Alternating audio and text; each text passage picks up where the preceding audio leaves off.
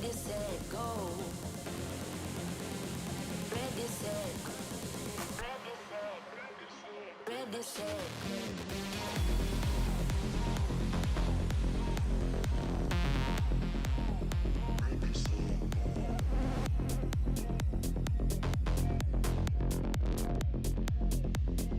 Ready, set,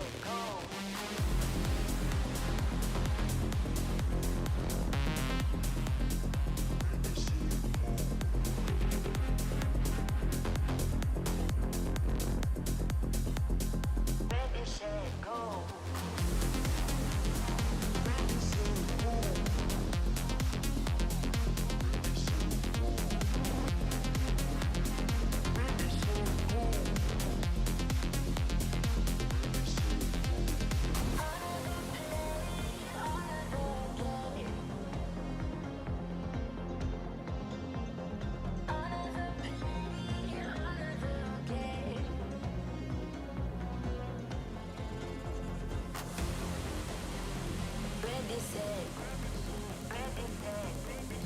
Ready, set, go.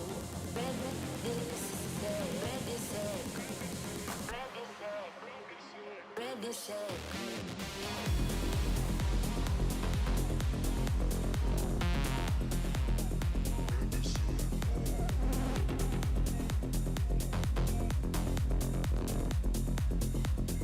Ready, set, go.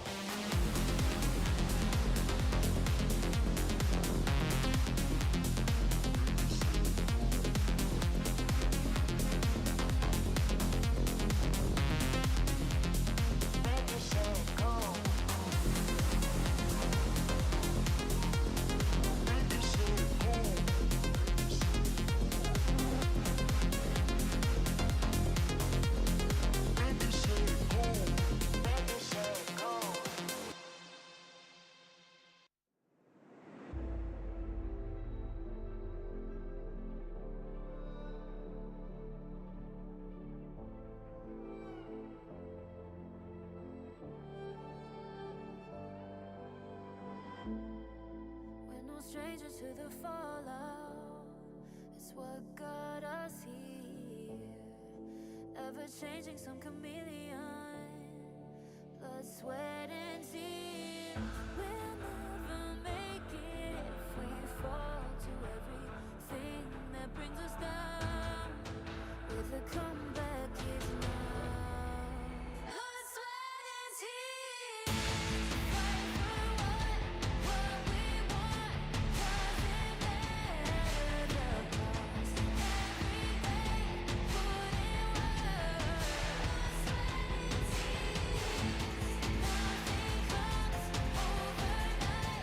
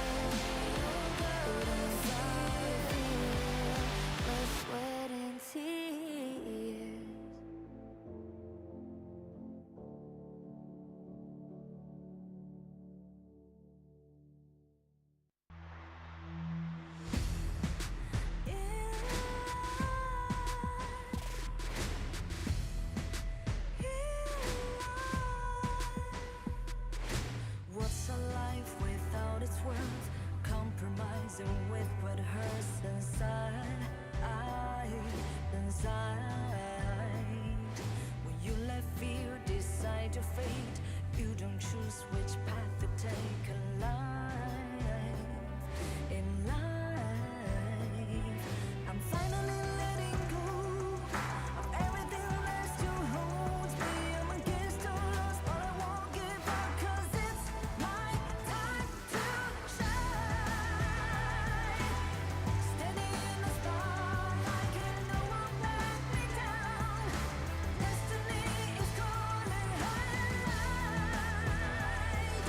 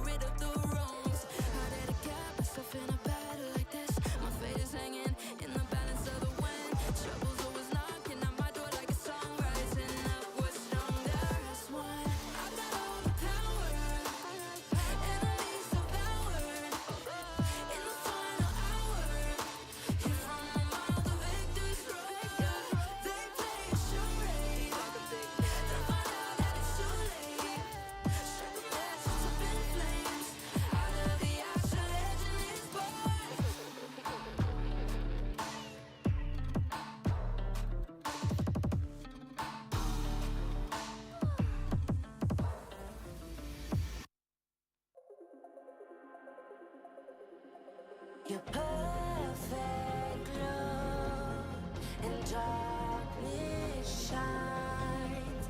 Don't get lost in the madness of the night. Ready, set, ready, set, ready, set, go. Ready, set, ready, set, ready, set. Ready, set, go.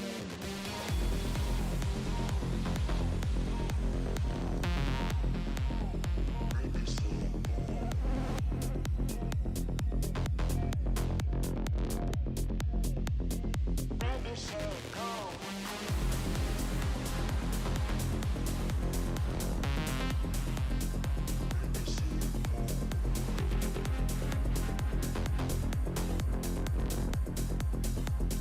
Ready, set, go.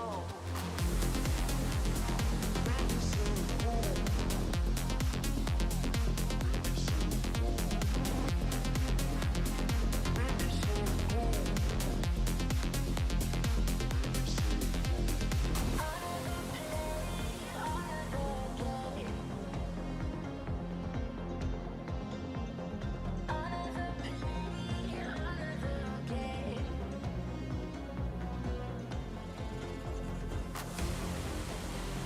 Ready, set, ready, set, ready, set, go.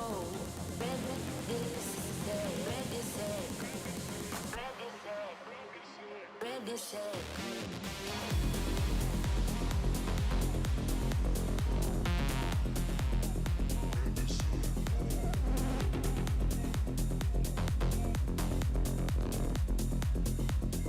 Ready, set, go. Ready, set, go.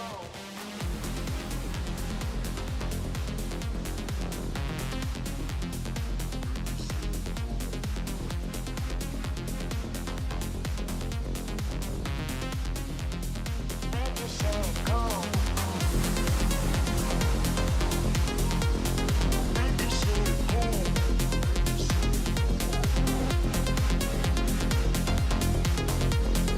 Ready, set, go.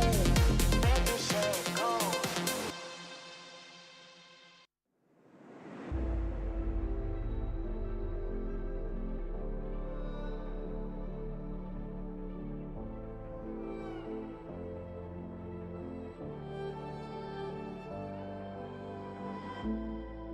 We're no strangers to the fallout.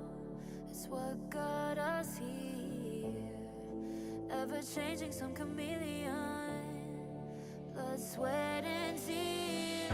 We'll never make it if we fall to everything that brings us down. With a comeback is now. Blood, sweat, and tears. Fight for what we want. Doesn't matter the cost. Every day, put in work. Blood, sweat, and tears. Nothing comes overnight.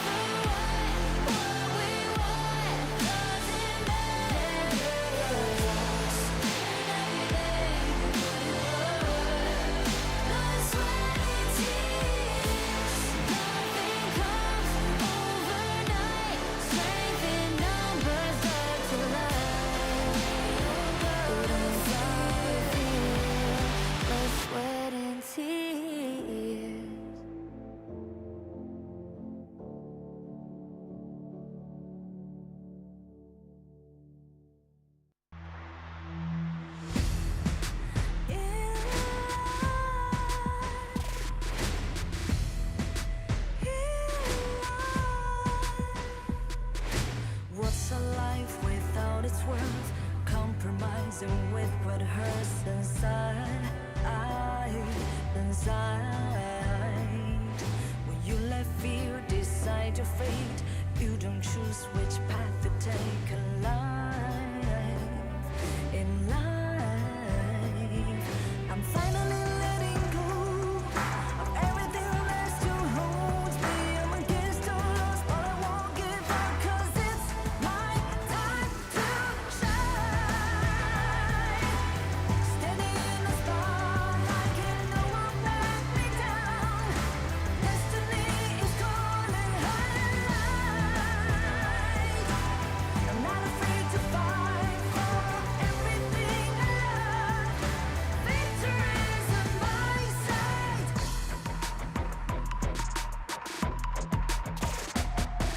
The more we lose, the more we gain. The more that nothing stays the same. In time, can't love ever, can't forget. What you see is what you get. Sometimes,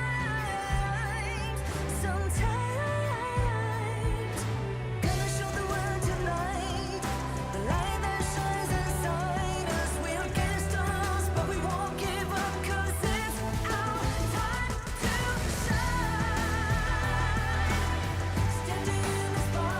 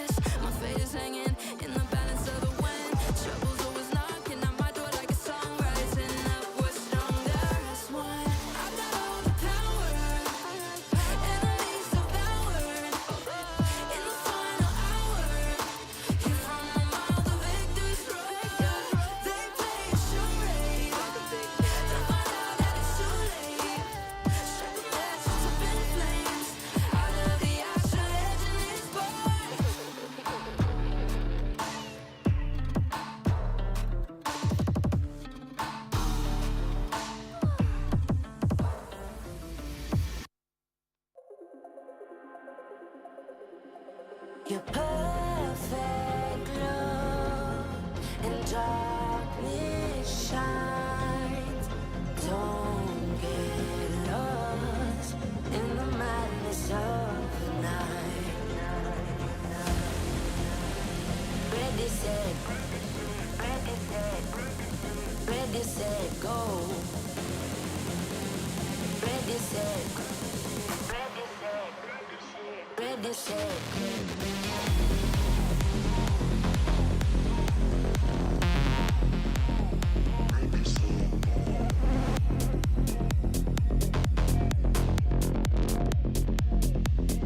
Ready, set, go.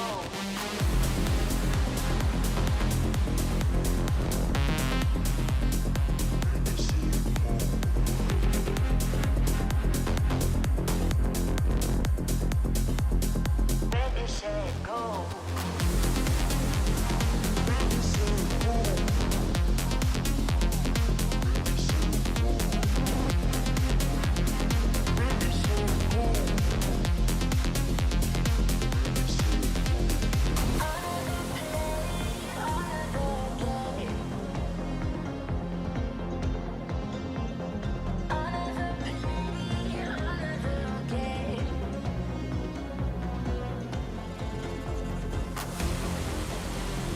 Ready, set, ready, set, ready, set, go.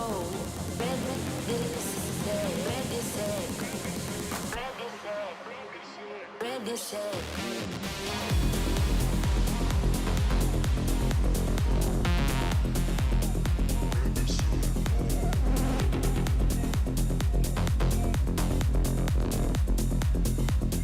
Ready, set, go. Ready,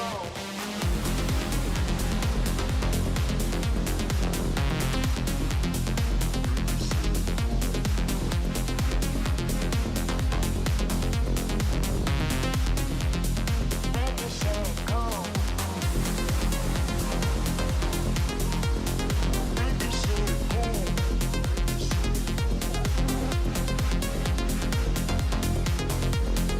Ready, set, go.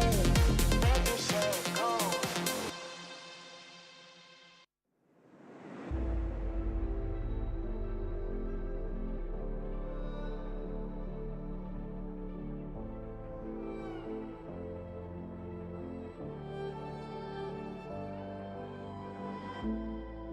We're no strangers to the fallout. It's what got us here.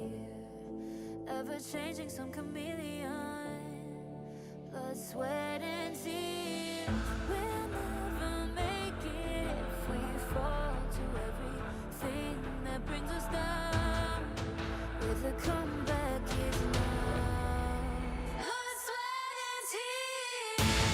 Fight for what we want. Doesn't matter the cost. Everyday, put in work. Blood, sweat, and tears. Nothing comes overnight. Strength in numbers, start to line. We don't bow to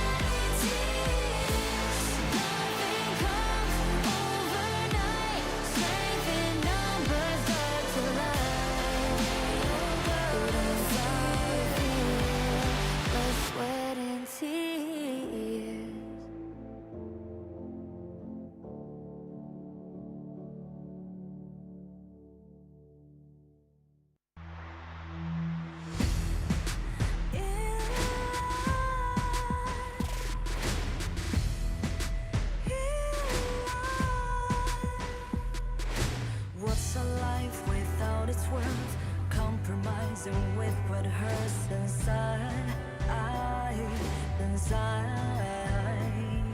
When you let fear decide your fate, you don't choose which path to take in life.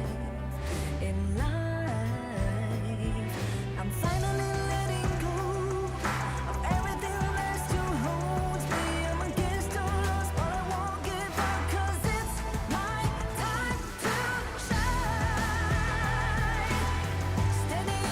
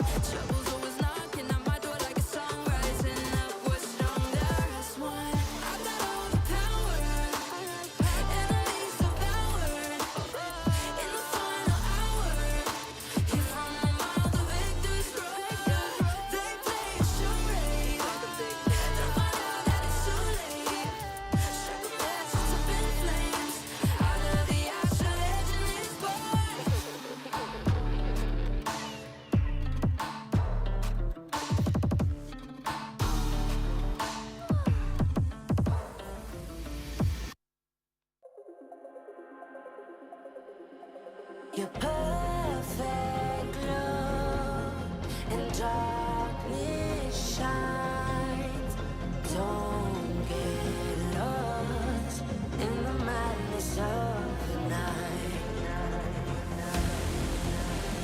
Ready, set, ready, set, ready, set, go. Ready, set, ready, set, ready, set.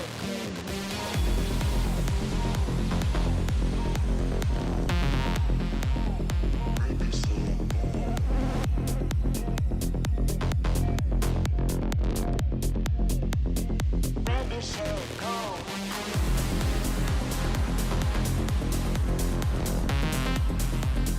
Ready, set, go.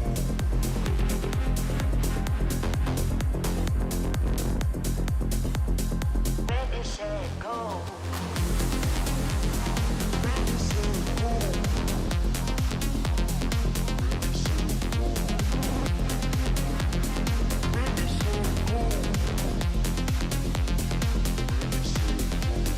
Another play, another game. Another play, another game.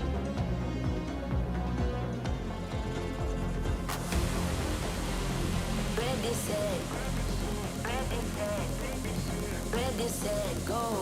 Ready, set, ready, set, ready, set, ready, set.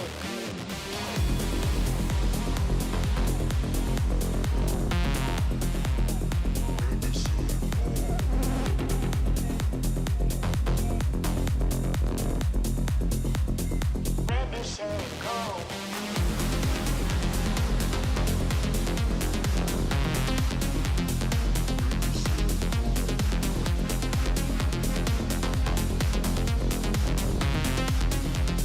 Ready, set, go.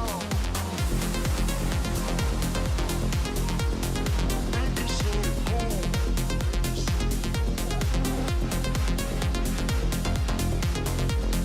Ready, set, go. Ready, set, go.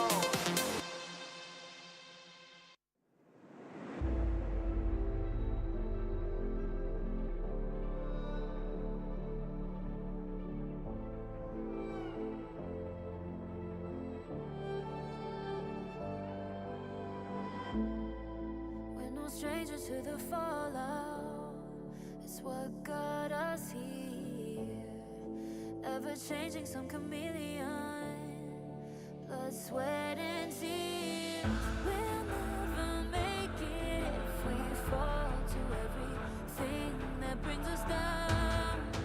With a comeback is now. Blood, sweat, and tears. Fight for what we want. Doesn't matter the cost. Every day, put in work. Blood, sweat, and tears. Nothing comes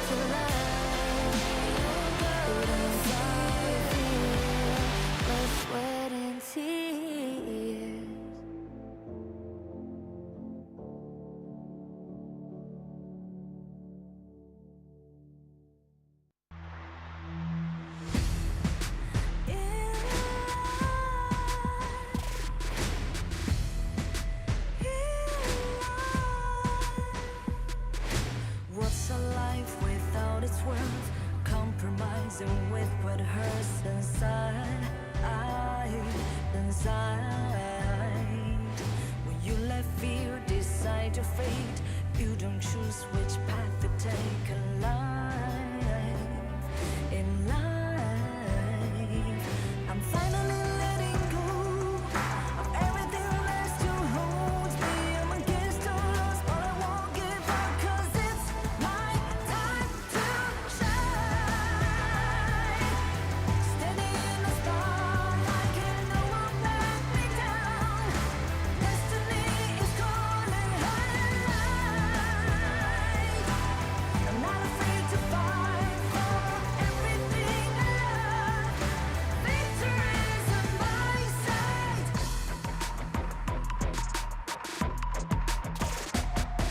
The more we lose, the more we gain. The more that nothing stays the same in time. In time. Can't love ever, can't forget. What you see is what you get sometimes. Sometimes. Gonna show the world tonight the light that shines inside us. We're against all odds, but we won't give up, 'cause it's our time to shine.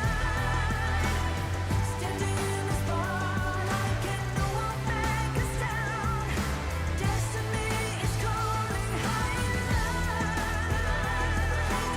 We're not afraid to fight for everything we love. Victory's on our side. Takiki takiki takitao. Takiki takiki takitao. Takiki takiki takitao.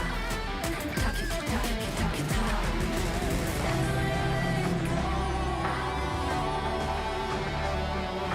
Everything lost to hold,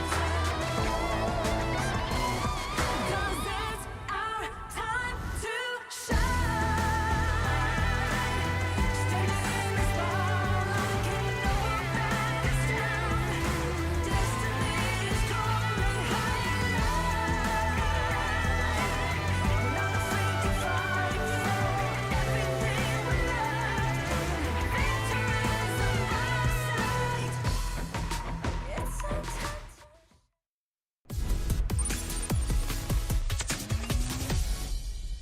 Game on! Everything begins! Welcome to the 2023 KIC version introduction. KIC 2023 brings together multiple representative teams from different countries and regions to compete on the same stage. In order to provide a more diverse gaming experience and ensure fairness to the tournament while considering the players from various countries and regions, we have specially created the KIC 2023 tournament version. This KIC will use the standard Heroes Gorge 5v5 battlefield. By participating in operation and team fights, competing for resources, improving your level and equipment, destroying the enemy's crystal, and ultimately achieving victory in the match. In addition to hero confrontations, there are various monsters scattered on the battlefield that provide powerful buffs when killed. Among them, the Overlord and the Tyrant, which spawn at the 4-minute mark, are crucial resources that both sides must contest. Killing the Overlord assists the team's progress, while defeating the Tyrant significantly increases the chance of winning team fights. The Overlord and the Tyrant evolve at the 10-minute mark, making them tougher to kill, but the rewards are higher. When the match reaches 20 minutes, the Tempest Dragon will descend onto the battlefield, and a successful kill will grant the team the power to potentially end the match. While contesting resources, it's also crucial to pay attention to the impacts of special mechanics. The jungle sprite's protection and tower protection mechanisms in the area before the 4-minute mark are particularly important. Don't blindly attack and give the opposing team a chance to defend and counterattack. Moreover, utilizing teleportation mechanisms effectively can create situations where you have a numerical advantage, laying the foundation for winning the match. As for the hero pool, this KIC features a total of 94 distinct heroes, which includes 72 heroes from Honor of Kings and 22 heroes from Arena of Valor. There are popular heroes from Honor of Kings like Mei and Jing, as well as representative heroes from Arena of Valor like Butterfly and Zip. In upcoming episodes, we'll continue to introduce more, so please stay tuned. On other aspects, Arcana and Common Skill can be customized before the match starts to enhance hero attributes and diversify gameplay. Equipment, on the other hand, needs to be purchased in-game to strengthen the hero's abilities and help the team secure victory in the match. That's the special edition of the Hero Moments version introduction for this issue. Let's look forward to the performances of various heroes on the KIC battlefield this time.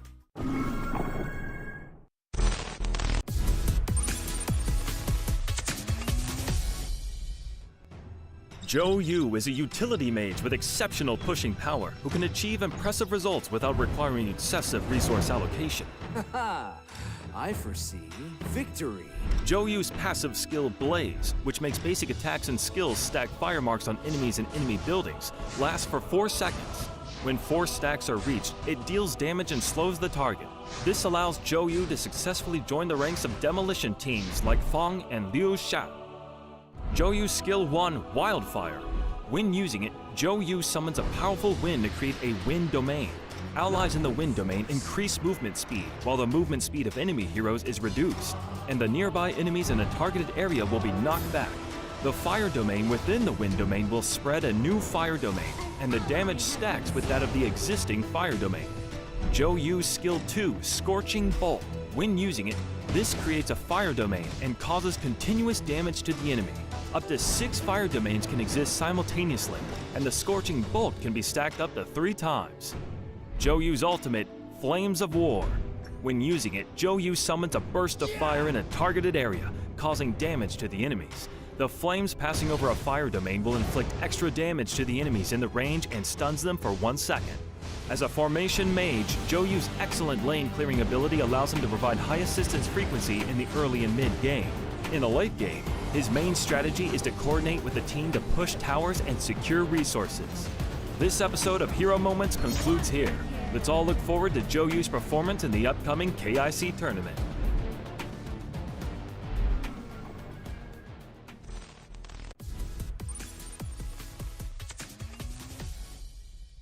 A side lane fighter known as the Immortal Warlord, with high recovering abilities and shields that provide continuous sustainability and dueling prowess, is Byron. Better to be foolish than a coward. Byron's passive skill, Fearless Chariot, allows for weapon charging when basic attacks and non-unhit skills hit enemies. When the weapon charge reaches or exceeds 30, it enhances the skill effects and enables basic attacks to provide extra health recovery. Being adept at utilizing minion waves and monsters to quickly charge up is an essential skill.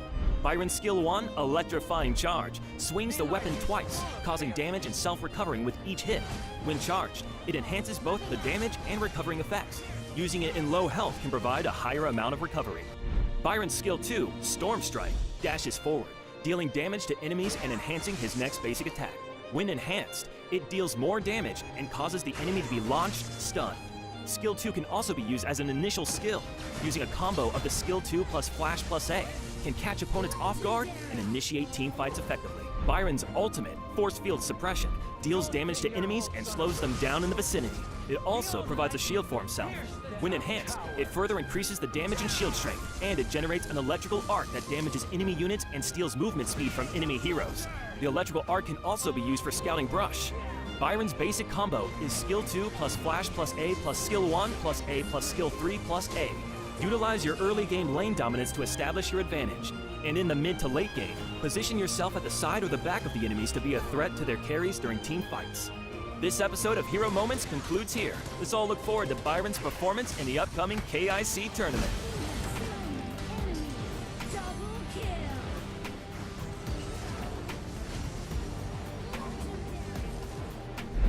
Giving up means failure.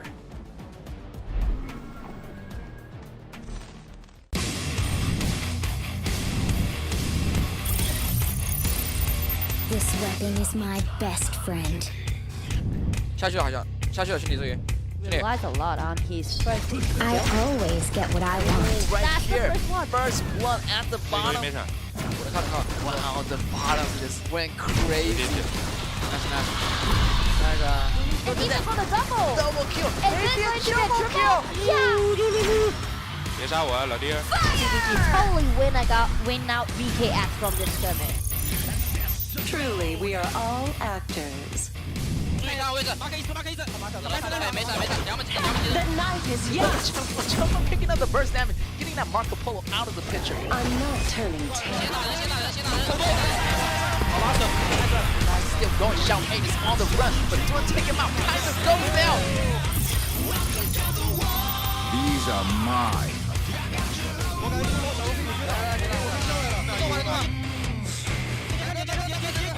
You play cock. Strike again. For the kill, the damage isn't enough. Company went down one more time. Look at Jin. At the very back, shut down another life.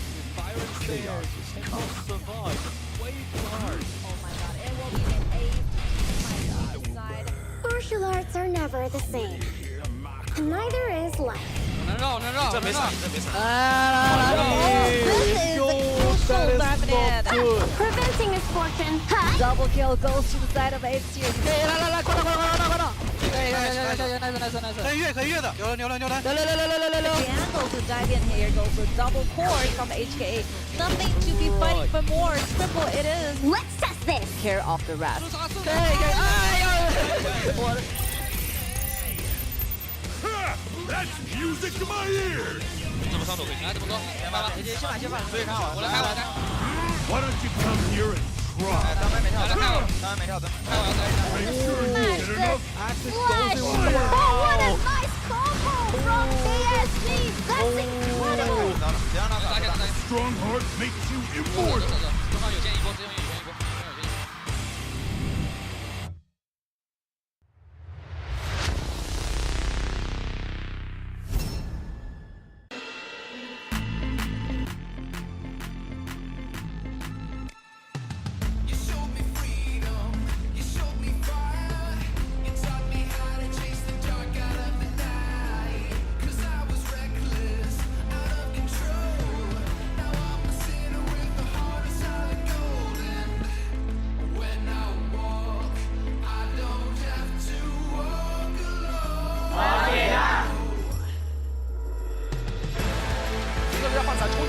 然后再给一发夜空梦翻出来了，20个先近身，double kill。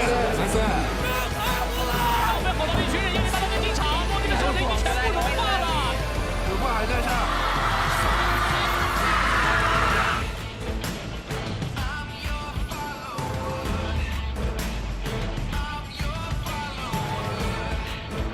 把那个位置别放到了大螺丝。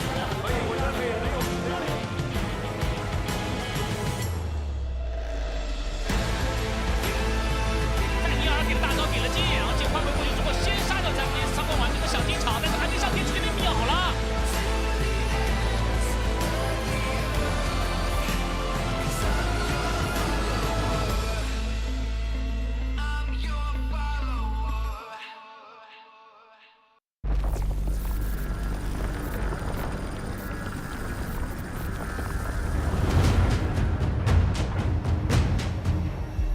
At least now it seems like it's time to come face to face with your fear. I'ma come out swinging when they open the gate. Go ahead, call passion, I'm calling it rage. I'm taking what's mine like I already own it. Watch but don't blink, going here's to the moment. Here's to the moment. The surrender. Here's to the madness that's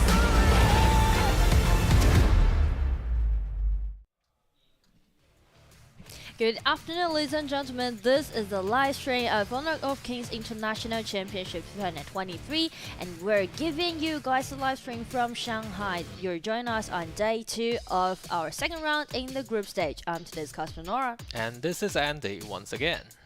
And today is going to be Group B's match day, the deciding day for Group B. Yep, absolutely. And also for today, we do have quite a lot of matches that is waiting ahead of you. And also, like as Nora just mentioned, a really deciding day.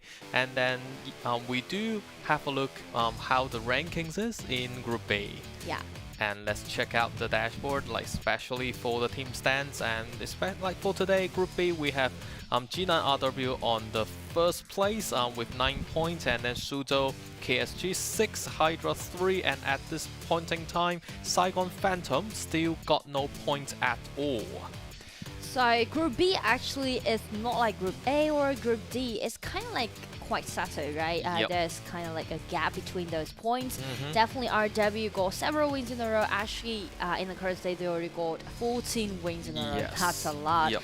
And Suzhou KSG also being at the second place. So these two teams actually had a huge possibility to make it to the knockout stage. Yep, and then just as Nora said, you know, RW, they do have a huge momentum there ahead of them, and then it is very much possible to see they have like a straight win today. But today we do see a unlikely possibility between Suzhou. I mean, like between Suzhou KSG and also Hydra, because you know, you see, if Hydra somehow got a win over KSG, then you know the balance will be unbalanced anymore. I mean, like, I would highlight because today we will also have 6 best of 2 matchups in total. Yep. And we will bring you guys for the first part of the matchup. And the first game will be Saigon Phantom play against Hydra. Yep. And now we can see Saigon Phantom's team members are all coming onto the stage. And obviously we can see they do have a relaxed sense of a atmosphere there. This will be the very last day for their journey in 2023 KIC. Yeah, I mean, they definitely can just enjoy the stage and just did their best. Yep, and then we see the team Hydra coming into the stage led by their captain Syndicate. So we have an older brother leading like 4 of the younger brothers coming onto the stage and then enjoying the game as well. Hydra is actually at the 3rd place, and they gained that 3 points, gained that 2-0 against Saigon Phantom back in the first round in group stage.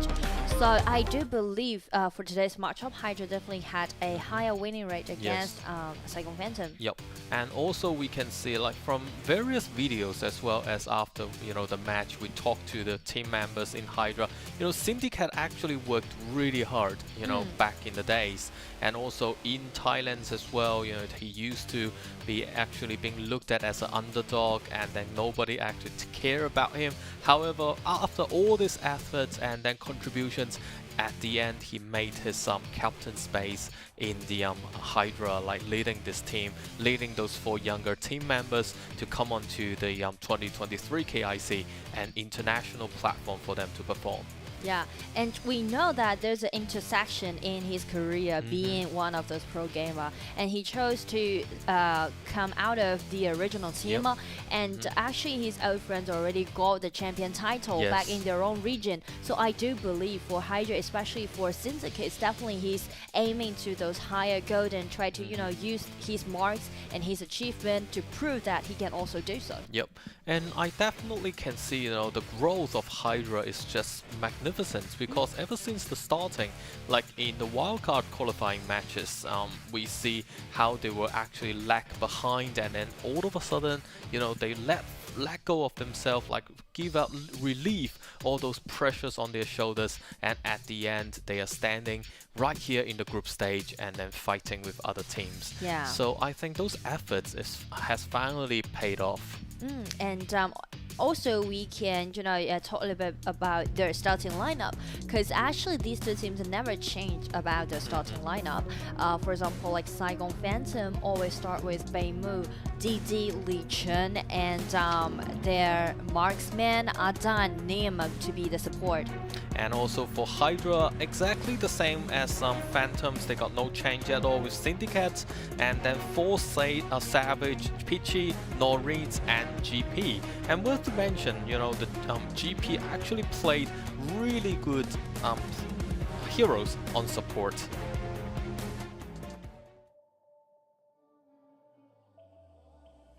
Tôi rất mong được gặp lại A Trổ. Các thao tác liên pha của anh ấy rất tốt và tôi đã học được rất nhiều. 直接上来一个大招打到了4个，伤害完全拉满，不给任何的机会。 Hôm nay tất cả chúng tôi đã đều trút bỏ gánh nặng và đưa ra đội hình tốt nhất của mình và nỗ lực hết mình. Chúng tôi hy vọng sẽ để lại khoảnh khắc nổi bật của mình ở KIC. RW 侠到现在已经14小局连胜了，每个人发挥的都很出色。特别是陈峰的莉莉安很失意。济南 RW 侠给的压力太足了，我觉得尤其是这个莉莉安打得很主动。上次输给了你们，但在上路我也没有让你轻易走掉。又 A 上去一击得打满伤害，一波单杀。今天再见，希望不要让我们赢得太轻松。 ก่อนที่จะแข่งกับทีมเวียดนามเราได้ปรับเปลี่ยนแนวคิดของเราก็เลยเล่นได้ดีกว่าเมื่อก่อน让我们恭喜泰国 HD แม้ทีมเราจะถูกดูถูกมาโดยตลอดแต่เราได้พิสูจน์ตัวเองอีกครั้งต่อไปนี้เราก็ต้องแข่งกับทีม KPL ที่เข้มแข็งเราจะต่อสู้ไปให้ถึงวาระสุดท้าย 今年外卡队伍的操作都很亮眼，泰国队公孙离的几波压制力都挺强的。直接进场砸大招，砸到了2个人，这波直接砸进去，公孙离上去补了伤害，把一个先给带走，而来灵王在身后的位置被公孙离给带走。很荣幸与你们交手。加油！接下来的故事该由我们谱写了。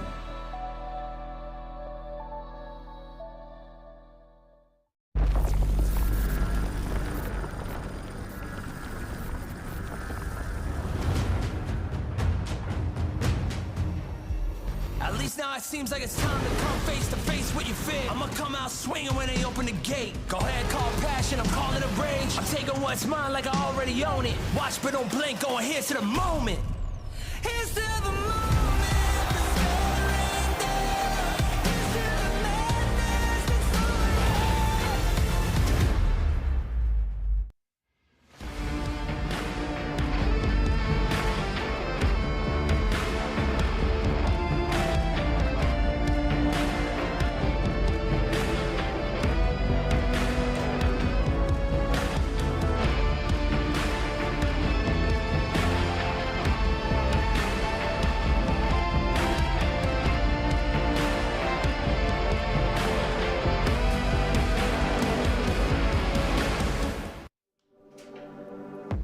Right, ladies and gentlemen, welcome to the second day on group stage Group B's matches between Saigon Phantom and also Hydra. These two teams actually fall behind a little bit at the ranking, and today will be their last match of the day, so I do hope that they can just enjoy the stage and just perform their best. Yep. And speaking to Hydra, they just directly secured their spot being into the group stage. Actually, they gained that spot by the wildcard qualify, and they've been the 5th place. So they've always been considered as one of the underdogs. Yep, exactly. And also like to say that I think there will be a higher possibility of winning rate for Hydra in this game because they have played through the wildcard qualifying and then till now, like as you just mentioned, being in an underdog and then eventually make their way into the group stage, which actually brought them a lot of experience already, especially when they're encountering those KPL teams. Yeah. So for SGP Saigon Phantoms, they came into the group stage directly as a seed team. So somehow, they're not warming up exactly, just for like a week, like from last week. So I think, for them, for Saigon Phantoms, they have to, take care of themselves within this game because Hydra definitely made themselves prepared enough to, counter them in this game. I mean, like, you mentioned a really interesting thing about Saigon Phantoms that they made their debut in the group stage, right? Yep. They didn't participate in the previous stage. Yes. So that also means no one actually want to leave out the Jinan KIC without any victory. Yes, indeed. Yeah, because they already lost 3 games in a row. So if I'm gonna name one that they might have the possibility to win against, this will be the game I'm talking about. Yep. Hopefully, Saigon Phantom can make their very first victory in today, because like for this game, it's very much the only game they still got a chance to make victories out of it, because later on they are going to go against RW and KSG, so that will be quite difficult. And let's dig into the very first game. We have Hydra chose the blue side and then Saigon Phantom on the red. So the ordinary picks is for the bands, and for Hydra, Zuka, and then Murad and Iggy. So Hydra definitely made their homeworks on Saigon Phantom because they do know Li Cheng is a really good utility mage user. Yeah, I mean, I can totally understand this Iggy ban, but what really surprised me is that it banned away Zuka and also Murad, but these 2 heroes haven't been used by DD so far. At all. So maybe, they play that in the scrims, I guess, to play against Hydra, so that might be one of those target bans. And Saigon Phantom also banned away this Liliana, and Hydra just prioritized their bottom lane, which will be the Slims. Yep. So as we know, in the group stage, we only have 1 AOV heroes can be chose from. So obviously, as Nora say, Hydra gave the priority to Norins to use this Slims because they do use Norins use Slims in a really mature way. Yeah. And then for Saigon Phantom, they got Lianpo and then Dun as well as Cathany. So basically, they are prioritizing in the lanes to be more tankier, so to provide a lot more protections to the marksmen. I feel like Hydra definitely did a lot of adjustments in the break-off, because they actually given this Norins the Slims. Yep. And this is the first time for him to play Slim in the group stage. I mean. Yes. Like before, if Caffeine and also Slims are open choice, they definitely will go for the Caffeine with another main. But this time you can see like Hydra actually just give this Caffeine over to Saigon Phantom. So I'm wondering if Hydra trying to prioritize more about their team fight, because the way that how they're gonna build their composition just give me that kind of feeling they are quite team fight oriented. And that's interestingly enough, like Saigon Phantom actually leave Zhang Fei to partner with Slims. So I'm not sure that it came from their their confidence or just a little slightly mistakes that they make, because they actually use Little Loot as the support player. However, in the counter pick for Hydra, they actually got Yixing to be picked out. So if Yixing can cage in Little Loot and then with the venomous stuff, then Little Loot might be in trouble. So the CC is what we're talking about when we're speaking to Hydra's composition. I mean, the big controllability matters a lot. Whether they can complete their combo or not will directly impact the result of the team fight. And also definitely Charlotte need to win the upper hand, and Charlotte, since this hero need time to farm up a little bit, so at least she need to have like 2 items, I would say. Then she's going to be able to participate into the team fight. So maybe the early game while you started with a quite peaceful opening, when it goes to the mid stage, it's going to be totally different. Yeah, we are looking at about 10 minutes like for this game, but the thing is that we do know Hydra, they are a really fast learning team, so I'm not sure whether they have learned some of the experience from KPL's teams or not, because if we look at yesterday's matches, some of the teams actually invading the jungles of the opponent's side really early in the game. That is really similar to some of the KPL playing style. Yeah, I mean, like also, when we mentioned about yesterday's performance, Thailand Esports also fall behind at the ranking, but at the last 2 games they actually did a rotation on top lane, and that actually helped them did quite good actually for the starting of the game. So I'm wondering, are these 2 teams also be well prepared to up against other teams, and is there any adjustment that they did during those break-offs? Yeah, I think they definitely did, and then we do know that for the both Thailand teams, they actually really talented teams as well, and then also for Saigon Phantoms, although yes they are still really young, on the stage. However, if we look at how they performed back in Vietnam, and also back in some of the gaming, like some of the competitions in the ASEAN regions, we do know both of the teams got the potential to be a future threat to some of the KPL teams. And I mean, actually Saigon Phantom can win the upper hand during the lanings, right? We are looking to the 10 minutes mark, we are looking to those Dragon Camp team fights, but we are talking about the early stage, and during the laning phase, actually Saigon Phantom can utilize their power picks during the laning, help them to win the upper hand.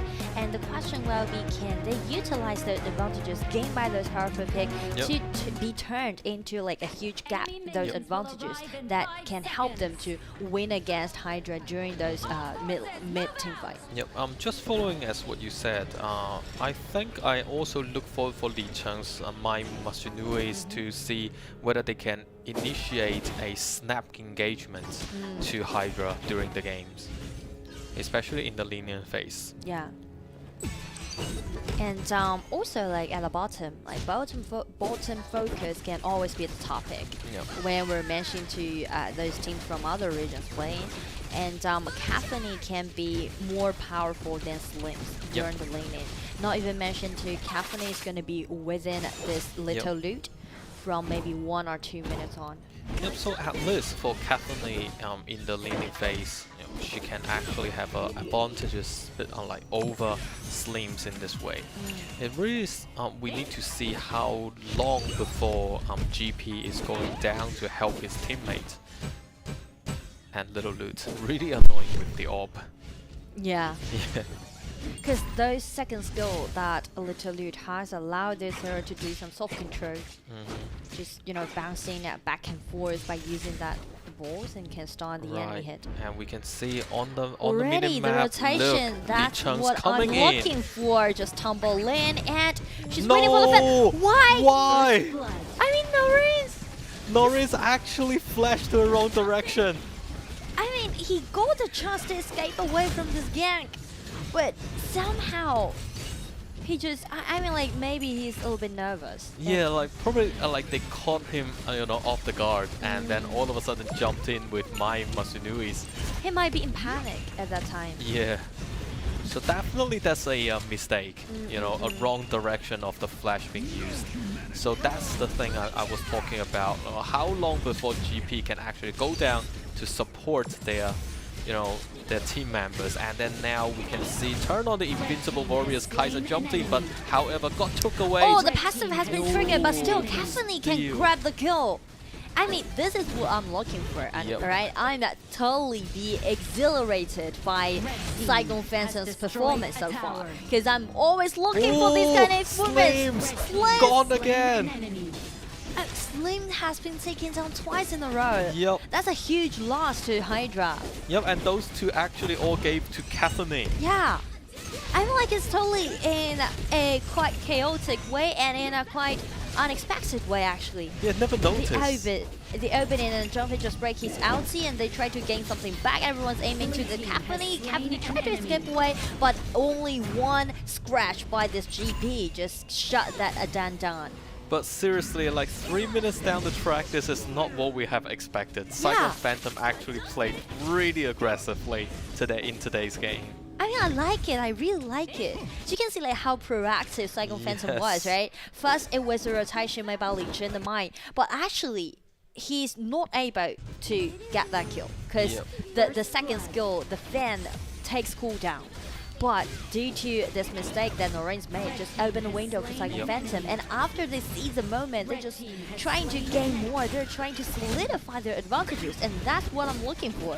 Yep, now back to life, we can see Mice jumping in once again, and then we can see Kathleen flashed over the wall! Oh my god! I mean, Kathleen just flashed over the wall and being super confident about getting that kill. You know, this is wrong. You know, it's what not happened right now? You know, not right for Slims at all. Norris is now in deep trouble. And we should know that Slims, this Noreen, is the only powerful hero allow Hydra to contest Saigon Phantom in the mid-game. And it seems like Hydra is totally lost in the game right now. Zhangfei just wastes his ultimate. Yeah, for nothing. Yeah, I mean, you know, definitely for nothing. Yeah, if you stun them, you can definitely jump in and then use the smite. But now Zhang Fei. What happened to Hydra today? Yeah. I don't know, it hasn't been 5 minutes, but Saigon Phantom already pushing into the tier 2 tower at the top. Yeah, technically speaking, if for Kathleen, if she really wants it, still can actually pose pressures on the second tier tower. And to be honest, in KIC so far, this is the first time I see the opposite support actually got the gold ahead to the marksman on their own faction. Yeah, exactly. Even with Talut got 2.4k. Well, now it really depends on how, you know, how Hydra can look for their rhythm back. I don't know, Now, I feel like Hydra's kind of lost. And we really need to say that Saigon Phantom, they are well prepared to up against Hydra this time. Syndicate! Oh, still not enough for mine. What about mine? And now the combo has been completed and double kill goes over to Syndicate, and he's even for another triple. Kai grabbed the kill, but still Hydra, Syndicate will stand out. He's gonna be the hero for Hydra and try to let him get back to track. Yep, that's what we talk about. The captains, you know, finally stood out as a hero. But now we can see like they are not giving out for Phantom, not giving up the red buff, but still got away by 4 Savage, Kaiser, and definitely Kaiser actually trying to look the better angle to cutting the backliners. I mean, this might be the pivot for Hydra, because before these kind of teams like these kind of skirmishes, actually Hydra got I would say only little opportunity to win this game. But Syndicate, by using his own mechanics and experience, he just gained it back. Yep, Syndicate really need to be careful now. Luckily got in cage, but only Dunes inside. Everyone's out there. Need to look up, you know, force themselves to retreat a little bit.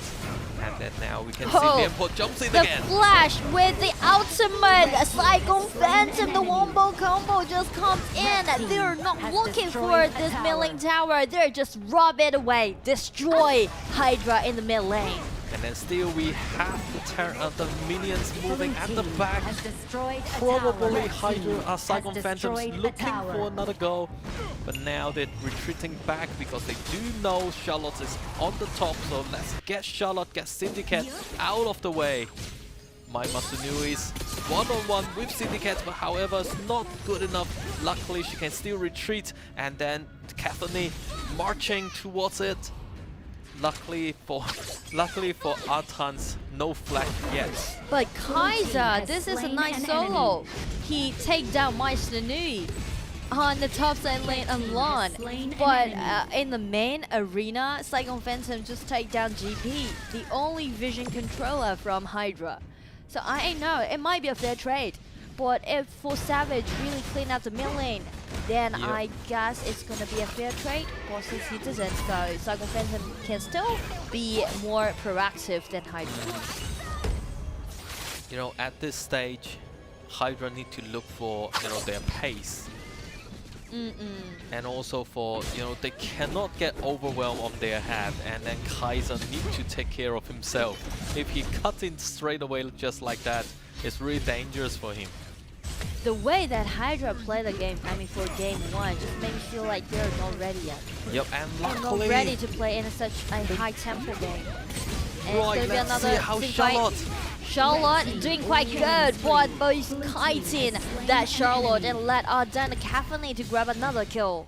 You see, for Peachy actually got the lockdown stat really well, but however, you know, for Zhang Fei, he doesn't have the ultimate yet. Otherwise, the CC change will be completed. I mean, like everything from Hydra is kind of disordered. Yup, very much decoupled. And then now we can see, you know, for Saigon Phantoms, all they want is the jungle. They're trying to cut Hydra off. You know, I really like the way how Saigon Phantom is doing right now. It's totally different. They just, because my first impression towards this team is quite, you know, a late play style game, late game play style team. But just watch how high tempo they are being played in game 1, and right now Saigon Phantom is being a little bit overcommitted.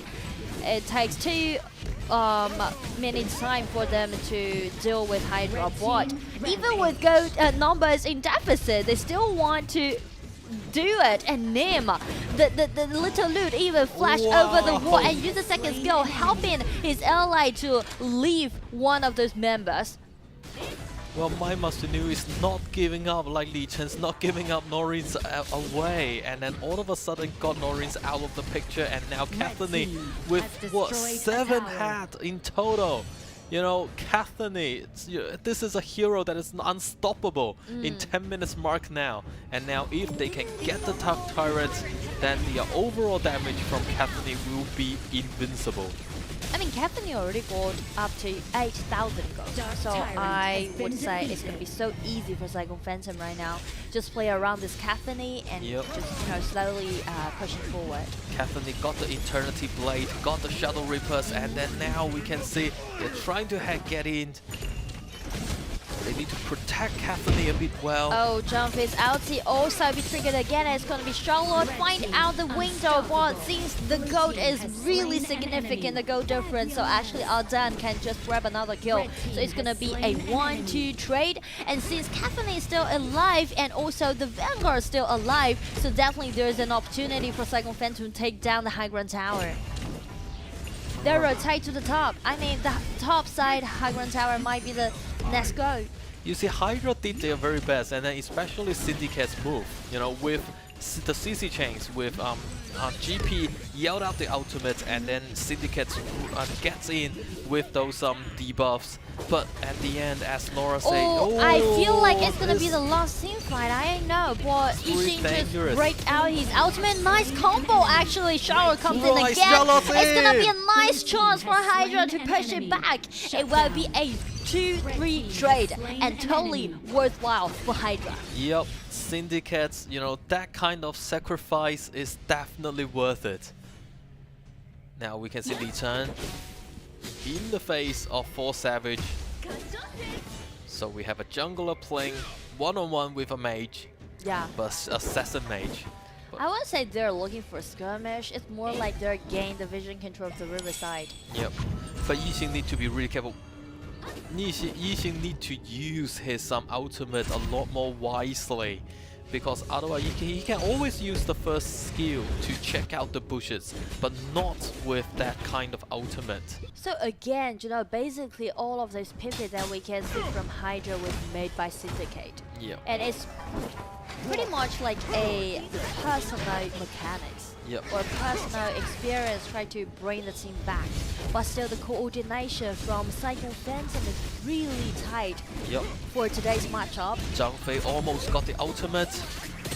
And Syndicate one hit on himself, try to get something from Saigon Phantom, but still it's not enough. Saigon Phantom, by gaining that Dark Overlord, Shadow Overlord, actually can let them to have all of those Vanguards spawning on 3 lanes. But Peachy was actually too hurried to use his ultimate. Yeah. He needs to wait another 1 minute for the ultimates to get ready. But now, I don't think Saigon is going to wait for it, and therefore stun 3 of them into the air. Charlotte already now pulled Charlotte's down, gone. and carefully find a really nice angle. You see, she's not playing like a typical marksman. Instead, Diana is standing on those assassin position. Yeah. I felt like Kathleen is the new Pei Qinghu. And then now we can see they're not giving up. They still want to push down the high ground turret on the clash lanes. I feel like Saigon Phantom trying to close out the game actually. They are trying to kite a little bit on Hydra, and the accessibility that they have, allowing them to constantly pushing forward. Kaiser will be the only one remaining from Hydra, but the Vanguard still alive there, and double kill goes over to Arden, and even goes for the Crystal. Game 1, congratulations to Saigon Phantom, gaining their first victory in KIC. Very first victory. Congratulations to Saigon Phantoms, and that was a well and magnificent play for the whole team.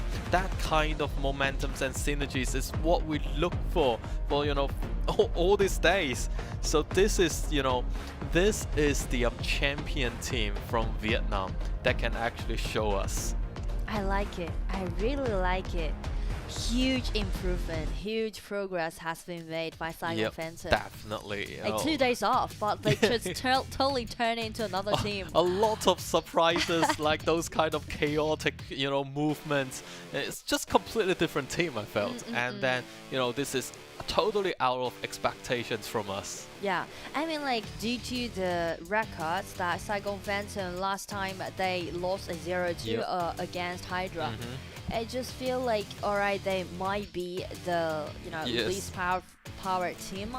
But just watch the game 1 performance. That's totally unexpected. Yep, especially like before 4 minutes, you know, Saigon Phantom already got their hands on the first towers in the farm lanes, and then with all those pressure posed by Kathleen, it's just unbearable for Hydra. Probably Hydra also caught off guard as well. You know, they've never been realizing how fast, you know, this team like Saigon Phantom can grow.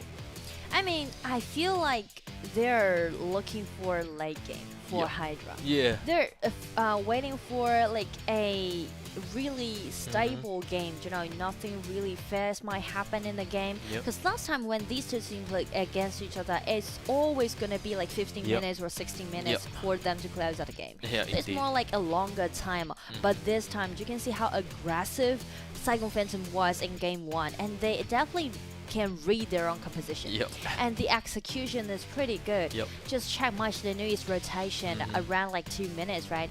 That again helped them to open the window. Yep. And then KIC2023 just being super proactive and just utilizing what we call the dominance during the laning and totally help Saigon Phantom to push the bottom lane thoroughly. Yep. And if we look at Hydra, especially for Loris, like KDA 154, and like 4 of that death actually costed before 5 minutes. Yeah. So, you know, for Slims, dropping the points like this is actually really dangerous for Hydra, like especially for the whole team. Just Nora mentioned, very much the only core that we can consider from Hydra is Norris with the Slims. This is the fact that what worries me a lot for Hydra, because it's more like the player states. It's nothing to do with their mechanics or nothing to do with their like composition, because I know that KIC2023 can win the upper hand during the laning, but that doesn't mean it's going to be uncontested. You can just use the Slims to play defensively, right? Because actually, you know, initially he escaped away from that gang done by Machinery, but the problem is because of his own mistake. He flashed to the wrong direction. Yep, he actually, I can see, because when we look at the replay, he was trying to flash to, next to the wall and then use second skill to jump over the wall. But at the end, he hit the wall and then drop back. So ladies and gentlemen, the MVP of this game, Anton from Saigon Phantom, brilliant KIC2023, 1433 on KDA, and then also the tower damage, 41.8 thousand. That kind of statistics is something we have never imagined before the game. I feel like he's a power bank for Saigon Phantom. And like 14 kills. I never seen that these kind of states when teams from other regions play against each other. Exactly. It might be the first time when it is like pretty much a one-side game for Saigon Phantom. This is like a landmark for all the wildcard teams. And look, seriously, for Saigon Phantom, let's look at the replay. Even though Kaiser's jumping in with the turn on the Invincible Warrior, still not enough to get him over, and then now still kill Yixing here. And then let's look at this place, this act, and then now we can see Slims hiding in the bush. You know, he should really go other than hiding there. And also some details from Mim, this little loot, right? His second skill, the accurate, and also this time he flashed over the wall. Use the second skill, try to chase Hydra people down. That's really impressive. Little loot with a flash chasing other enemies at the back. So, you know, let's congratulate Anton to get the MVP, and also for Saigon Phantoms, because it is very much their first victory. And then, ladies and gentlemen, I think the next game will be even better, you know, if we consider in this way. I'm really happy for Saigon Phantom, me too. because I know that they suffered a lot within their journey so far, because they lost 3 games in a row, and it's more like they are beaten by other teams. It's not like a lot of back and forth can be seen in the previous matchups. It's pretty like those one-side games, but this time they just overturned the whole situation, and it just made me feel like a lot of potential and the talent can be seen from those players. We were actually quite worried about their overall mindset and then the momentum and the synergies within the team, but obviously after this game we are not so worried about that anymore. And then like probably for today, if they overthrown and then make a revenge on Hydra. Oh, I always like those revenge stories, you know. That will be a lot more interesting in this, like for today's matches, especially, you know, ladies and gentlemen, this is the very first game of today and we already witnessed this kind of miracles. So ladies and gentlemen, please stay tuned, have a short break, and then we come back. See you later.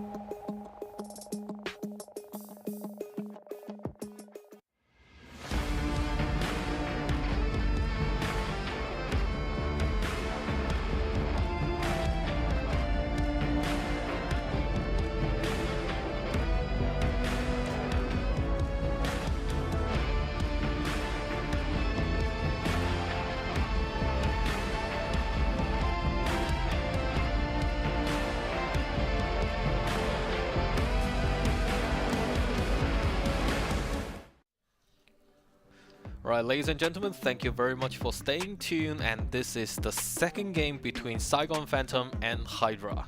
Such a wonderful play just then. Yeah, I mean, like last game is just really over to my first impression to Saigon Phantom, and that just forced Hydra to make the rotation on the support. Yep, so ladies and gentlemen, we have GP just then played as a support and roaming player, and then now we have Coco Nato to replace to be the substitute for GP. So I'm wondering what kind of new strategy may Hydra had. And again, back to the draft. We mentioned about Hydra never used that slims in group stage so far. And also they kind of just prefer more on this caffeine. Yep. But if they didn't pick that, I do believe this time Saigon Phantom will stay on the red side. They might just ban that caffeine away. Yes. Caffeine, Butterfly, these kind of hero. Or if Saigon Phantom are trying to win the upper hand during the draft, they can actually target ban on Syndicate. Yep. And apparently, I think the pressure all of a sudden switched to Saigon, to Hydra, because you know after this game they will face directly with another 2 KPL teams. Like Hydra is playing a back-to-back matches. Yeah. With next game will be with RW. Jinan Yeah, RW. I just can't imagine how painful it will be for them to play against RW in such a state. Exactly. You know, if they win this game, then probably their overall momentums can be a bit better. Yeah. However, if they lost this game and then immediately go into a game facing RW, you know, that will be really devastating. It's like hopeless for them. Because actually we know the second round of the group stage will have a higher intensity. So basically each game we will only go for like a 10-minute break. Yes. It's going to be really quick. Yep. And if you can't buck up a little bit, and you just keep these kind of states trying to play against RW, who already got 15 wins in a row. Yep. I just can't imagine how suffering it can be. So definitely it's going to be so important for Hydra, especially, you know, play some aggressive comp. Yep, and the thing is that we do see the miscommunications within the team for Hydra. Probably in this game, they can, you know, be more stable a little bit, and then we do know, you know, their defensive tactics is very much used to encounter some of the KPL teams. However, they are facing Saigon Phantom. It is actually a team that in their own regions, and then, you know, also we can see Saigon Phantom definitely looking for fight. So for this time, probably Hydra can look for a more aggressive way to play the game. And I feel like this is something that changed from Saigon Phantom. Because before, their composition also can, you know, be really aggressive, but the problem is they can't really execute in an aggressive way. I mean, in real game, that's the problem for Saigon Phantom. They're always gonna play in a slow and quite defensive style, but this time, just watch how they executed the composition in game 1. So definitely for game 2, I do believe they will just keep those momentum and just keep those aggressiveness. Yes. Taking out some assassins, maybe triple assassins. So for Hydra, definitely they want to keep those heroes away, like no Slims, Murad, and Liliana. And for Saigon Phantoms, Butterfly, Kathleen, and Zinao. So at this stage, we can see like somehow for Hydra, yes indeed, they would like to play in a more secure way. Triple assassins, that's what I'm talking about. Exactly, just as you mentioned. Zuka, and then Sangguan, and then Alien. Triple assassin. Look at fourth assassin. Yeah, and you can see like 4 heroes so far picked by Saigon Phantoms are always mobility. Yep. Extremely high mobility, and then really good at pokings as well. So, you know, the initiation, we can see the initiation momentums already from Saigon Phantoms, but like for Hydra, they a bit, I would like to say, you know, too defensive. Yeah, I totally agree with you. Yeah, like, you know, if Saigon Phantom, like 4 of the players are all going, like all starting the engagement, where can Pitchy poke? There is no place for her to poke. So at this stage, you know, it's quite dangerous for Hydra, but also would like to say for Souyue, I'm not sure how Norris is using this Souyue as a sniper. I do believe he used Souyue once. When they play against KSG. And then back in the days when they were playing KSG, his accuracy were actually quite high. But it's just due to the overall engagements posted by KSG, and eventually they lost it. So I would like to say it really depends on how Souyue can, you know, snipe Li Cheng and also Antan. So here's the topic, right?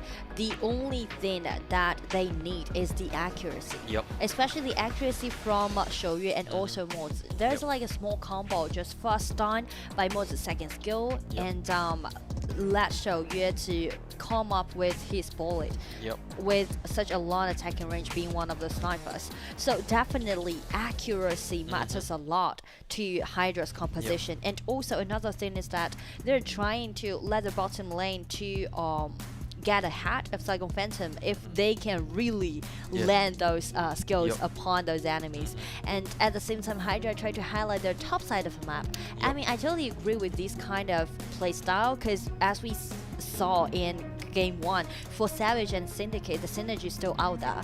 And they are definitely played quite good in the last game. But the problem is, Syndicate this time is playing these kind of tanks, right? So if really Hydra fall behind again, how they're gonna gain it back? Because there's no worries and there's little room left for Syndicate to showcase or do something. So everything, I mean, the money is put on for Savage's Jin, and he really need a lot of gold lead. And otherwise, you know, for Savage will be very much massaging the opposite side. You know? So that's the thing. And also, I think the accuracies from Norins is so crucial. If he can do the enough damage to Li Cheng, at least they can take these pokes away. The poking damage, those preset damage from Hydra, will be the key point for them, whether they can win out Saigon Phantom or not. And on the other side, for Game 2, Saigon Phantom still, as we mentioned, keep their aggressiveness, triple assassin, that's what we're talking about, right? Shangguan and also Olian and also Fun, and we really need to highlight Li Chen Shangguan. Last game when he's using that Smash Linui, wow, really outstanding performance.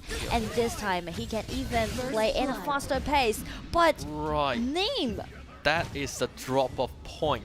Like Neem actually went in a bit too deep, and especially with Mozi's, this kind of, you know, CCs like the crown control effects is quite difficult for Zhang Fei at this moment to go in just by himself. I mean, like, aggressiveness can be a good thing to Saigon Phantom, but you can't just be overcommitted or overconfident. And good to see Coconuts. You know, I was about to say it's very much the first time for him to come up to the stage, but you know, at least it's really good. But now, you know, after DD got his hand on Coconuto and then got Peachy out of the way as well. And that's something I'm looking for from Li Cheng. Because this Shangguan again is gonna be the gang, and Norins definitely can feel it. And this time he tried to flash away to the safety. But the problem is there's two assassins aiming for him.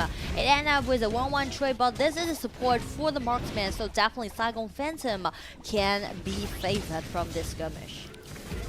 And now we can see Li Cheng is still not giving up and then going back to the fountains. And now, once again, Hydra is somehow in a bit of... I was not... I was trying to somehow keep quiet myself. I really want to see this ambush. It seems like you already been dragged into the board. Yes, definitely. Well, however, look at DD. Right out the ultimate, but Olian's aiming for this Jin. Jin escaped away, but as we mentioned, Lim will be one of the tank. He cannot be fortunate enough to get away from it. But for Savage, definitely mechanics she has, right, by using this Jin. But the problem is the damage out is not sufficient. And Syndicate just died for nothing. That is the problem. And just then, you know, for Syndicates, and like for Jing, for Savage, ambush there for so long. But at the end, there is no result. this is a bit of wasting time. So ladies and gentlemen, we do want to see how Hydra will actually look for a counter-attack on Saigon Phantom. I do like the pace for Hydra, I mean, compared to game 1. But it may feel like there's a little bit behind. You know, like the pace it's like is in a correct direction. But in a, I mean, run, how can I put it? Yeah, I think a little delay can be seen from those pace, you know. So it's very much like one step back. Yeah, I mean like one step behind. Yep. Like something should be done at around 2 minutes, but they execute it in at like around 3 minutes. Exactly. So basically, they have been following the rhythm of Saigon Phantom, but now we can see Jin goes in and then not letting Sangwan's getting into the air, but eventually Sangwan still got her out in the air and then got Zhang Fei's. And here comes Syndicate, the flash, nice one, and smash in, combined with skill 1, even play the tank, he still got the kill, and also Iggy's ultimate. Help Hydra totally win outside momentum. Jin comes over the wall again. It ended up with a 1-4 trade. Hydra totally outplays Saigon Phantom by this team fight. Yep, so that is definitely a comeback from Hydra they want to see. And then now with the Terrans being in their hand, once again, the balance tilt into the favor of Hydra now. And I really want to highlight for Savage, because it was him that forced out Lee Chun's ultimate. Yep. If it's not about that ambush in the bushes, definitely Saigon Phantom can win the upper hand, because they got more burst damage compared to Hydra's composition. Exactly. So for the next round, I think, especially for Hydra, they need to take care of this 60 seconds. And then once again, she's in the air, however, not much damage yet for Sangwan Wan'er. She only... the items from Sangwan Wan'er is not enough yet, but however, if she can grow peacefully for another 3 minutes, then the stories might be different. I mean, Saigon Phantom need to, calm down a bit from now on, because they just basically rely on Shangwan's rotation. Well, the problem is, after they lost a priority to do a lot of ganks preset of the team fight, then they should just keep focusing on those farming pace to let Zika have more going. And at the same fight, the ultimate from Nim.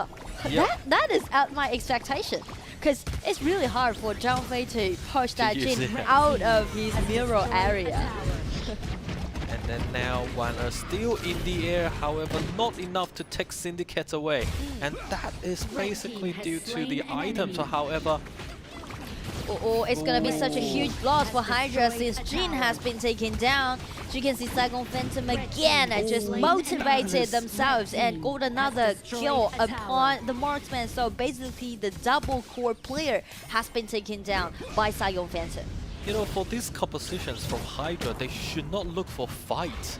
They should look for more of a defensive tactics. They need to wait for their items to be built up.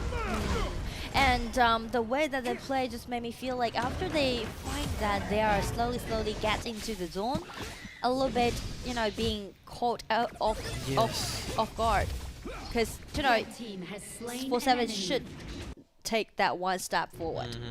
He just shouldn't do that. And also the 4-1 push, he shouldn't just show up his spot on the minimap so early.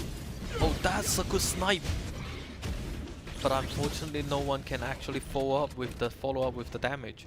Luckily for Sangwan now, because the item she built is the Insatiable Tomb, and that actually can help her to gain more of the HP recovery. So that means she can stay alive a bit longer, but just about the damage. Oh, Jin's going in! I like the snap engagement, but Fawn just used the flash and flash out of the mirror blade. He escaped away, and it's gonna be Saigon Phantom's time trying to push back. It's gonna be Shangwan, got the triple kill, and just brought the team back. Jin. And even the quadra kill goes over to the Shangwan. What a Incredible performance by Legion's assassin. That is not right because Jing actually hesitated a little bit. And I mean, only one mistake, but that will allow Saigon Phantom to get revenge on Hydra in a total way, because the Vanguards are still there. I mean, Liverpool comes in the skill 1 and take Ali and Dun. It's going to be the first time. And for Hydra, they're looking for more. Shangguan just dash into the air and trying to get more kills. But since he's been on Tarpo, he can't escape away from the surrounding. But after all, Saigon Phantom, they totally outplaced Hydra in game 2. Wow, those are magnificent, but for Savage not letting Liu Yanfang go. I like it. Everything just, totally out of control. Yeah, that is no one cares about execution anymore. Because you can see, No Rings, the sniper, just flash in and come out with a bullet. And for Savage, just use all of the skills that he can have, just use the skill set and grab the kill. No one cares about farming anymore. No one cares about guarding the fields anymore. It's all about team fight. Like, screw the operation, let's fight. Yeah! No one cares, whatever. Let's just go for fight. Right now, Ali is going in, got Mortar out of the way. Once again, Saigon Warriors in the air trying to get Jing out of the way, but still Force Savage managed to go. Now, still Syndicate really dangerous because everyone's ganging on him. I mean, everything's went chaotic. Totally. Totally chaotic. And this is actually the very first time for like a wildcard game. Yeah, I really like it. I really like it. And then Zuka still getting the blue buff away. Syndicate waiting there. Still not flash yet, but he got the ultimate already. However, because DD got the smite, still got the blue buff away for from Hydra. Wow. But the I have to say, accuracy of Norin's Soyu is actually really good, really promising. It's kind of like one of his comfortable games. And we were going to the 10-minute mark. It seems like both teams settled down a little bit, and they got the dragon that they want actually. Hydra need more damage down, so they go for the Dark Tyrant. As for Saigon Phantom, definitely the high ground tower will be the main goal for Saigon Phantom in the current stage. But Syndicate needs to be careful because he already used the ultimate. Then that's why it means about 35 seconds he cannot use the ultimate to provide any protection to engagement. Right, this game turns to be a really chaotic game. I like it, everything just being disordered, everything. And then someone just such a chaos again. It's gonna be another team fight. Li Chen comes in. Oh, but the ultimate, the damage down from Iggy is quite decent. I mean, why is someone chasing after a Mozi? This is not right. Blue team has slain an enemy. Nice killing. But still, the turret's number is still in favor. That was the second skill, isn't it? Yes. I mean, like Nim being taken down by No Ring. Yep. So it might be one of the snipe, right? Yep, one hit sniping. And then now Jing's waiting there. Jing's ambushing here, and right, this is the 1-3 burst. That's a little bit too much. No, I would say for Savage, he has been defeated by Feng Feng got the red buff. Why? For Savage? For what? Yeah, Jing's a bit... For Savage? Yeah, for Savage is a bit too for Savage. Yeah, for Savage, yeah. It's like way too confident in there. What his name is. I mean, this is totally for Savage. And now Alliance going in. Luckily, still got the poke from Iggy, but however, Mozi cannot get away. And there's Shangguan still into the air. Go! Dash in, another brush. Boy, still good. Not enough. Look at Rush over the wall. And just take Ali and Oh my god. You're looking at a sniper flashing into the battlefield. Yeah, screw the camping. I really like it. It's so interesting to see this game. Quite refreshing, Jinan. Oh my god. It's quite refreshing actually, because we've seen so many operations, operating games. games. Yeah, exactly. It's not Street Fighter at all. Yeah, but this time it's just straightforward. Right. Just being so obvious that we are gonna do it head to head. Yep. Everything, just pure mechanics. Exactly. Nothing more. Like, ladies and gentlemen, you are not witnessing a MOBA game. You're witnessing a MMORPG game. Everyone's trying to start a fight. That is so interesting. Seriously. And then we can see Jing still trying to get the blue buff, not giving away. For Savage, please stay calm. But luckily she got the, she did not get the blue buff. It still got stolen by DD. Yeah. Right now, DD going in, but obviously Saigon are still going onto it. A little bit worried about him right now, because actually it's gonna be the vision control game. Hydra, because they only got Olimpo to be their techs, and since no range is too dedicated into doing those skirmishes. So actually he didn't replace his first formation into those riverside, helping Hydra to, you know, just gain the vision control.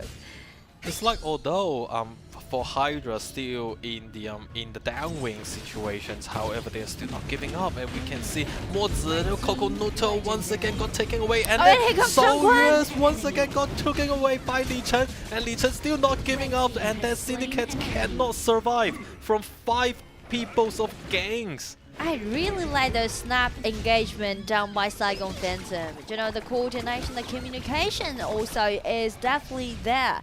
Everyone just being sent in groups, and for Savage, no more Savage anymore, please, because Iggy's gonna be really painful if he needs to clean up the minions. But luckily, by the ultimate, he cleaned the first lane. But what about the next one? Those super minions are already on their way, and Saigon Phantom is gonna be a clean revenge towards Hydra, because last time they were defeated by Hydra with the 0-2, but this time they will win against Hydra with another 2-0. Congratulations to Saigon Phantom. The last day of the group stage, they finally got the first victory. Yep, once again, we'd like to say Saigon Phantom, magnificent, outstanding, excellent plays for today. A lot of surprises actually showed us, you know, those chaotic pokings, and then especially with Sangwan Wan, all those kind of assassin type of performance. Unbelievable. Unbelievable. I really like it. You know, it made me feel like when they are doing the first round, they are not that adapted into the map. They are not that adapted to the game. But when we're talking about the second round, huge improvement can be seen from this team. They're really talented players. You know, somehow I really want to see if there is a rebirth match to bring Saigon Phantom back and then play some of the other teams. But also I would like to say, yes, indeed, they have, you know, performed greatly in front of Hydra and also got their revenge on them. But the thing is that for the next match, when they are against the KPL team, which is their very first KPL team against today is Suzhou KSG. We would like to see how they will execute their playing style towards a KPL's teams. And then unfortunately for Hydra, next game with Jinan RW. Really tough game. Yeah, because again, it's gonna be a back-to-back game for Hydra, and we can feel like they're not in their best mode. state. The mode is and also the mood is also a little bit low actually. Right. So I feel like it's gonna be a little tough for them to up against Jinan RW. But for Saigon Phantom, it just made me feel like after they know that they do not have any pressure anymore, right? No ranking pressures, no points pressures, all the things that they need to do is just fight for it. So it's kind of just bursts out the damage. Exactly, it's like let it go. It's like play in such a relaxing way. Like, you know, how they play is completely different with how they act before. And if we look at the statistics from the team just at the dashboard, you can see how much, you know, 10-04 on KDA from Li Chen Sangguan. You know, as just Nora just mentioned from last game, you don't see that kind of KDA, you know, that obvious in the advantageous situations in a wildcard teams. So, you know, the play from Saigon Phantom is definitely outstanding. I mean, to be honest, like the calligraphy that Li Chen did in game 2 is pretty much like a death note, you know. Yep. Writing the name down. Yes, exactly. That is a good explanation. And also we can see, you know, for Li Cheng, a really good assassin type of players and never afraid of anything. And also we can see for I would like to give some credits to Nim as well. Oh yeah. No matter with little loots from last game or even for Zhang Fei in this game, you know, he is really proactive in the game and just letting the energies out. So, you know, Saigon Phantom's victories definitely depends on a team victory, like a team spirit. So teamwork really important. And also would like to say probably Hydra indeed in the very first game not in the mood at the moment, and hopefully within about, you know, 8 to 10 minutes adjustments they can come back as what they used to be like. Yeah, I mean Hydra, they really need to, you know, find the feeling back in quite a short time, because again, since the second round is in higher intensity, they only got like 10-minute break, and then they're just gonna up against RW. Right, ladies and gentlemen, we have our MVP of this match, Li Cheng. The devastating calligrapher. Yep, and then, you know, damage percentage 44.1%. You know, wow! It is very much taking like almost half of the total damage. That's insane, because usually I would say maybe like 20% or 25% of the damage made out by those mage, and even because it's assassin, right? Assassin always do those lethal damage, so actually they won't have such a high damage percentage. Basically we will see it made by Iggy or Jin or and also Prison Frost. I think Liliana sometimes got like 30% of damage, but 44. Seriously. Right now, Shangguan are about to head into the battlefield. 1-2, and then goes into the air. Got Norris out of the way. He's really skillful, and also this is a quadra scene. Yep. Li Cheng's definitely not taking the hurries. Yeah, and he's pretty calm actually. Yeah, really calm. So once again, congratulations to Saigon Phantom. Hopefully they can prepare themselves better for the next game against Suzhou KSG. Saigon Phantom will take one game off, and they will play at the third game. They're gonna up against KSG. But as for Hydra, they will play back-to-back to RW. Yep, and then, you know, with the fourth game they will play Suzhou KSG as well. So for Hydra, basically, you know, the fourth game of today will be their very last match in the 2023 KIC. And obviously we would like to say for all the wildcard teams, you know, it is not the ending, it's very much the beginning of their journey, because it's still a long way to go for them to participate probably next year's KIC. And I just being a little bit worried about Hydra, because I know the game that we watched, the last game and the last game's Hydra is not the real one. Because I still remember when they played in the wildcard qualify, especially the late stage of the wildcard qualify, they did quite a good job, right? Everything just being well organized and everything seems to be so experienced, and I'm looking for the same thing when they play today, because we know it's gonna be their last matchup day, right? It's gonna be the last image you're gonna leave on the stage, and we always say so that the least word that I want to hear in KIC is that we could have. When I'm interviewing those players, so I really hope that Hydra can buck up a little bit, and after a short break we will be back to see them play against RW. See you later.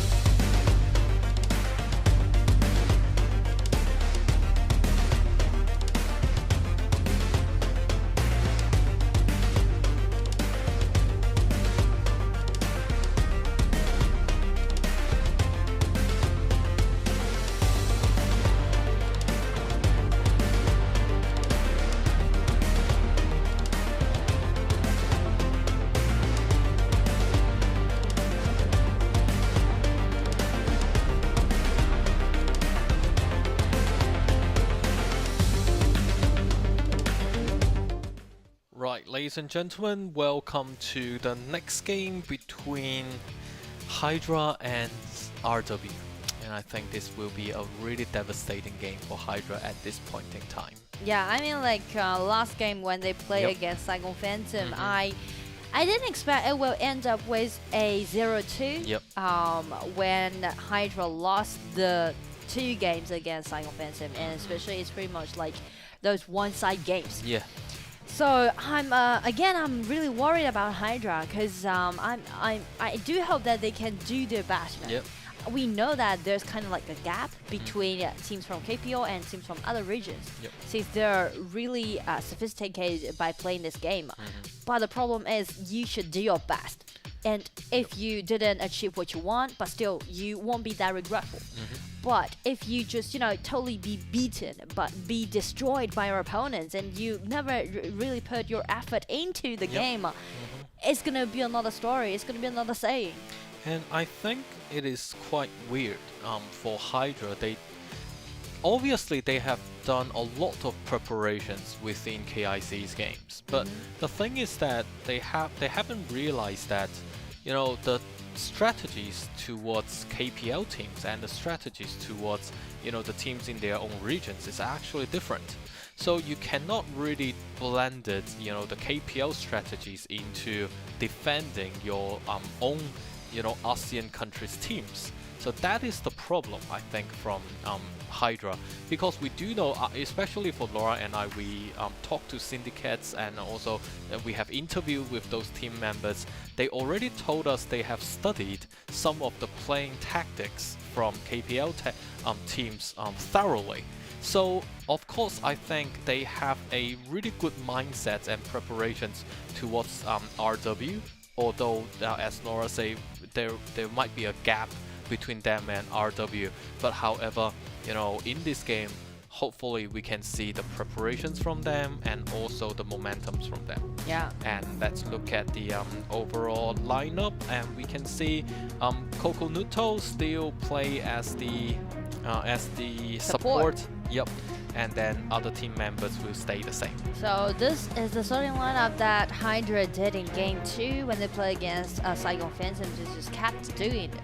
And I know, just see if they really buck couple or not. But when we're looking at RW starting lineup, we can see they also keep the same starting lineup, which helped them got 14 wins in a row. Yes. 14 consecutive wins. I said this before, that even when I'm doing my own ranking, I never got like 14 wins in a row. Exactly. The synergies in RW is basically amazing.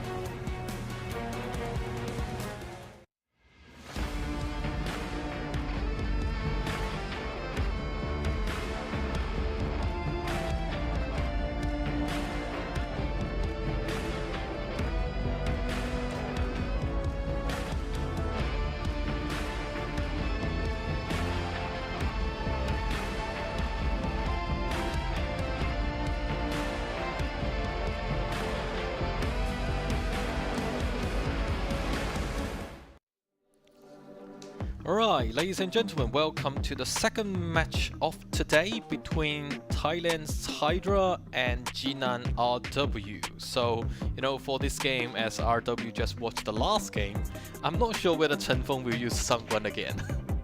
Or Liliana.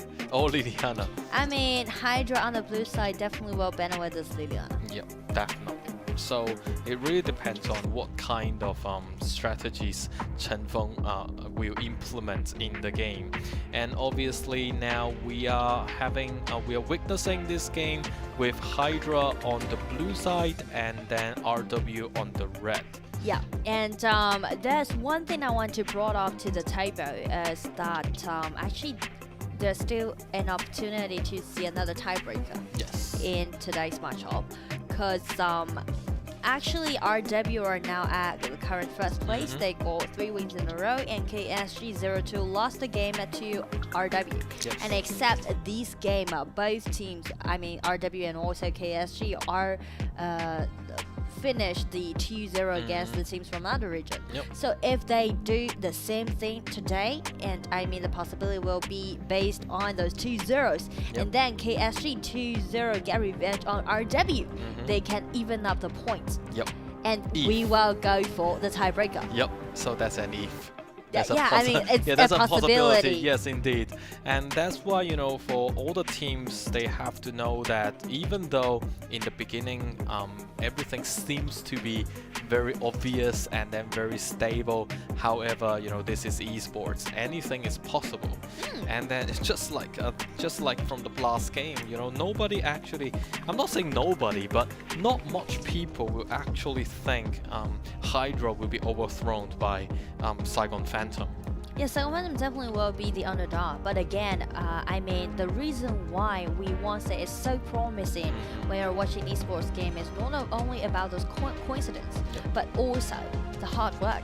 Definitely, Saigon Phantom is so dedicated into the game. They did a lot of homework towards Hydra, and I do hope the same thing that we can see from Hydra this game when they play against RW. Yep, and we can see Coach TNP from Hydra. He is definitely relaxed a little bit because he know that, you know, the most intense game has already finished with Saigon Phantom, and then for this game they can just let it go and then to play, you know, as good as possible in this game.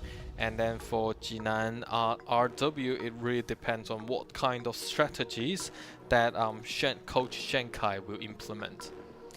And I would say it's gonna be quite a good time for RW to try something different. Yep.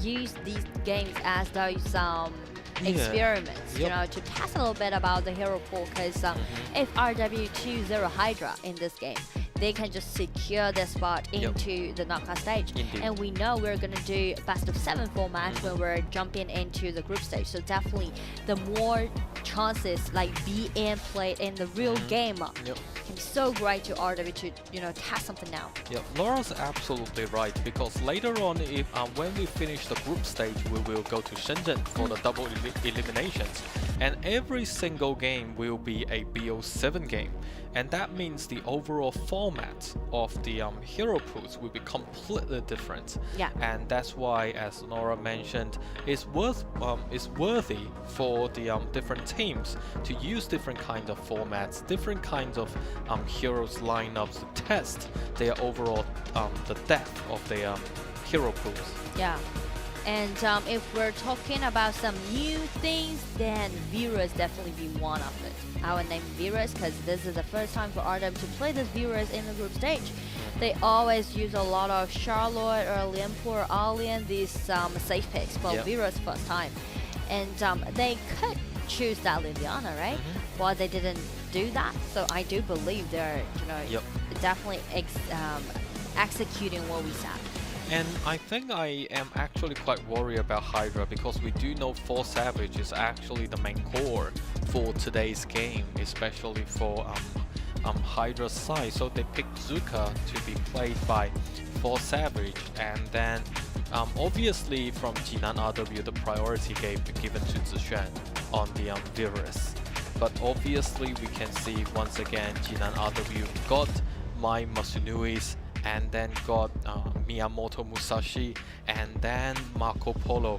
Once again, if you look at them with this whole lineup, very much the extreme aggressive type of invasions towards Hydra.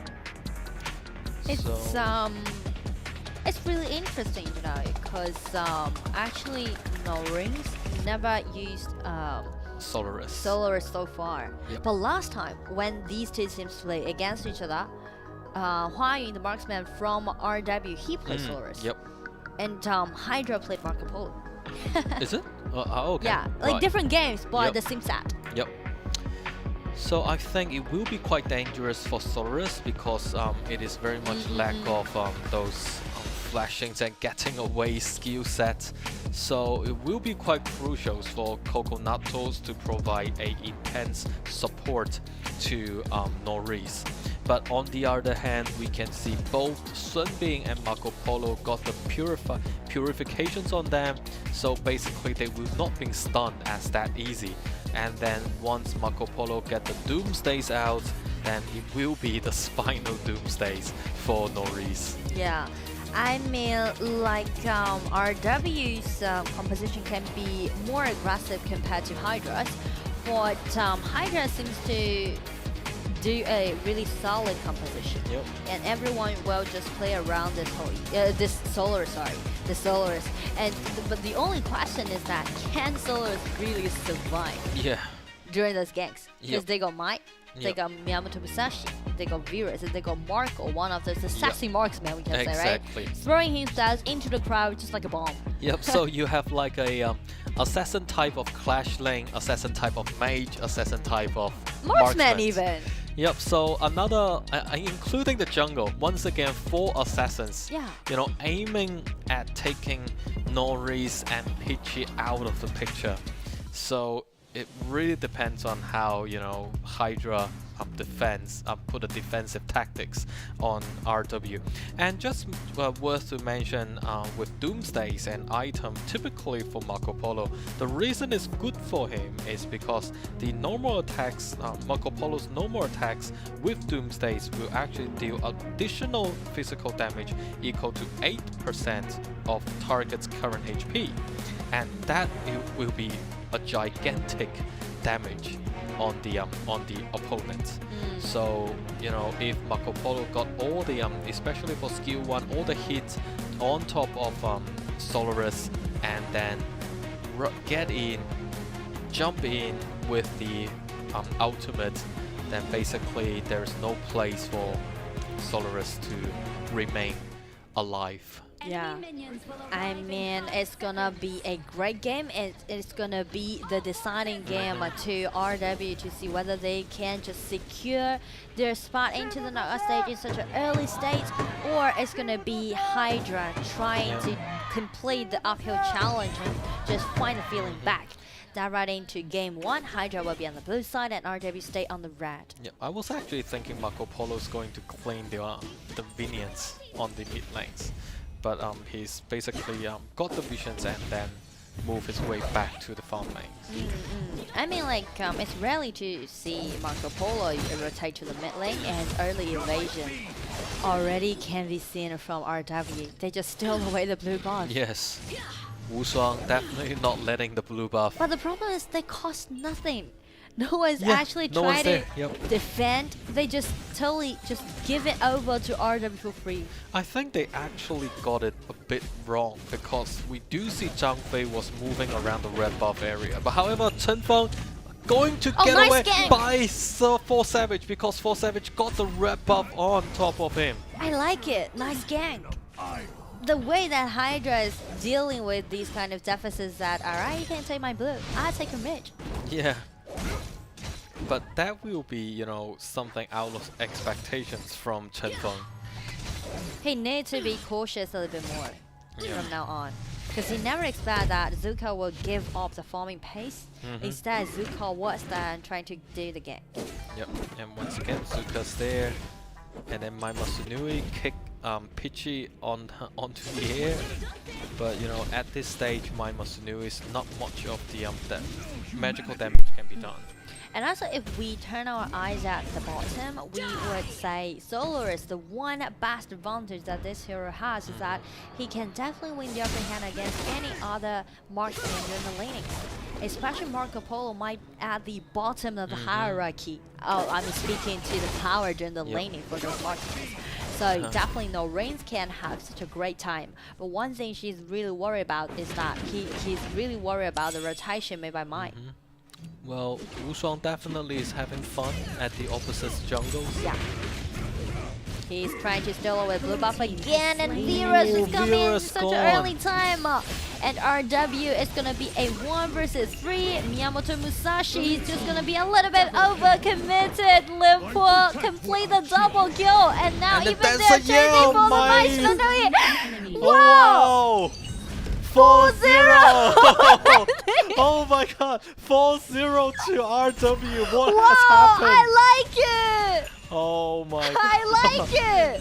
Can you Christ, imagine? what's happening Can you there? imagine Hydra's one now getting 4 kills and RW is one actually suffering from the disadvantage? What is happening here? What day is it today? Yeah, I mean, yeah, everything it's went such a chaotic. magic day. Yeah. And then Vera's gone away, and then Wu Shuang still wants to get the blue buff, however, overcommitted. Yeah, definitely overconfident, definitely. Yep, and he actually like underestimated, you know, how fast they can, like both teams can support each other. And we can see Zhang Fei, especially with the final ultimate, right on the face of Mai Masanui. And I mean, like, everything is just being disconnected by others. Everything. And then now we can definitely see they're looking for revenge, but no, Syndicate say no, I'm coming in. And then steal from Chen Feng. Chen Feng is actually in the downwing situation now. Yeah, it's all been locked up in the mid. Yeah. It cannot have the opportunity to rotate, right? So actually no one's aiming at Noreen. Noreen's farming quite well. And wow, I'm out of words. Yep, I have to say, What happened? Hydra already won their respect. And then look once again, Sonorous got the hit. Nice ultimate, and everyone's aiming at the Vera. It's gonna be the 4-0 starting. I mean, I'm wondering, Jinan. Yeah. Like, I mean, Saigon Phantom just 2-0 Hydra. Hydra got a 5-0 opening, and right now it's gonna be a trade, right? It's gonna be a 1-1 trade. They made some consolation effort. So is that mean Saigon Phantom will be the most OP team right now? Yep. And then also we can see Marco Polo. Indeed, he got his way, you know, out of the turret. However, if we have a trade here. The Clash Lane Tower is gone as well, and we can see apparently Viewers and Mai Masanui's all got 2 deaths. Wow, Marco Polo, I mean, he needs to stand out right now. He needs to stand out. Yeah, I think Huayuan's like full of question mark at this stage. Yeah, he was like, what's wrong with you guys? Yeah. I'm doing quite good at the bottom lane. Yeah, but like, what happened on the top side of the map? Yeah, it's like looking at the killing information. Are we on the red side? Yeah. Oh, almost! That was really close. Really close. And then for Soros Soros really dangerous. Find a spot. It's gonna be no ring. Suffered again. Yep. 2 kills for trade, but both on the rings. Yeah, I mean, like, talking about operation, RW is still quite well. Oh, definitely, because they are much more experienced compared to Hydra. This is still Hydra did quite a good job for the opening. Like 5-0 like in the opening. And then definitely this is the thing that we mentioned about with Marco Polo, such a good, you know, growth under the farm lanes, especially with the Doom Days out already. The overall damage will be quite enormous. And it's gonna be another gang before Olympus Flash. I mean, you know, fairly speaking, is that actually when we're comparing these two combos, RW, while you fall behind in the early stage, all of these early invasions that they did is basically because they are trying to play more aggressive, and they just being a little bit overcommitted. I would say they are caught off guard by yes, Hydra. Definitely. Yeah, and after they realize the suffering, and they just to be much more proactive but in a solid way. And it's gonna be another team fight happening in the middle tower. It's gonna be Marco Polo just spinning in. Got the double kill. Yeah, that is way too dangerous kind of move. And then also Zhang Fei was not there to provide protections to Norris. Like Kokonuto, you need to be a lot more careful with your marksman. It's really hard for heroes like Zhang Fei or Lianpo to push back those insta engagements. Because there's a delay for him to break his ultimate. And why he breaks his ultimate in this time? It's gonna be a waste. Exactly. I mean, no one's protect Hoi anymore. There's no measure from Hydra can push those invasions back. Yeah, those second skill of the shield will not be enough to protect Norris. They are a little bit lost right now. Yep. And Jinan RW just, you know, put themselves together. Just after they find out they fall behind, and the was like, all right, we're getting serious right now. Yeah, but obviously we can see Hydra. The reason for Hydra getting lost is because they're losing visions. They don't know where RW is. Yeah. And we can see My Masunui's and also... Oh, it's gonna be a gang. Yep. You can see they are pushing the tier 2 tower on the top side, and then the gang are happening on the bottom side. It's gonna be a 1 versus 4. Miyamoto Musashi tried to buy some time, waiting for his ally, but it's too much for Miyamoto Musashi to do this 1-4 trade.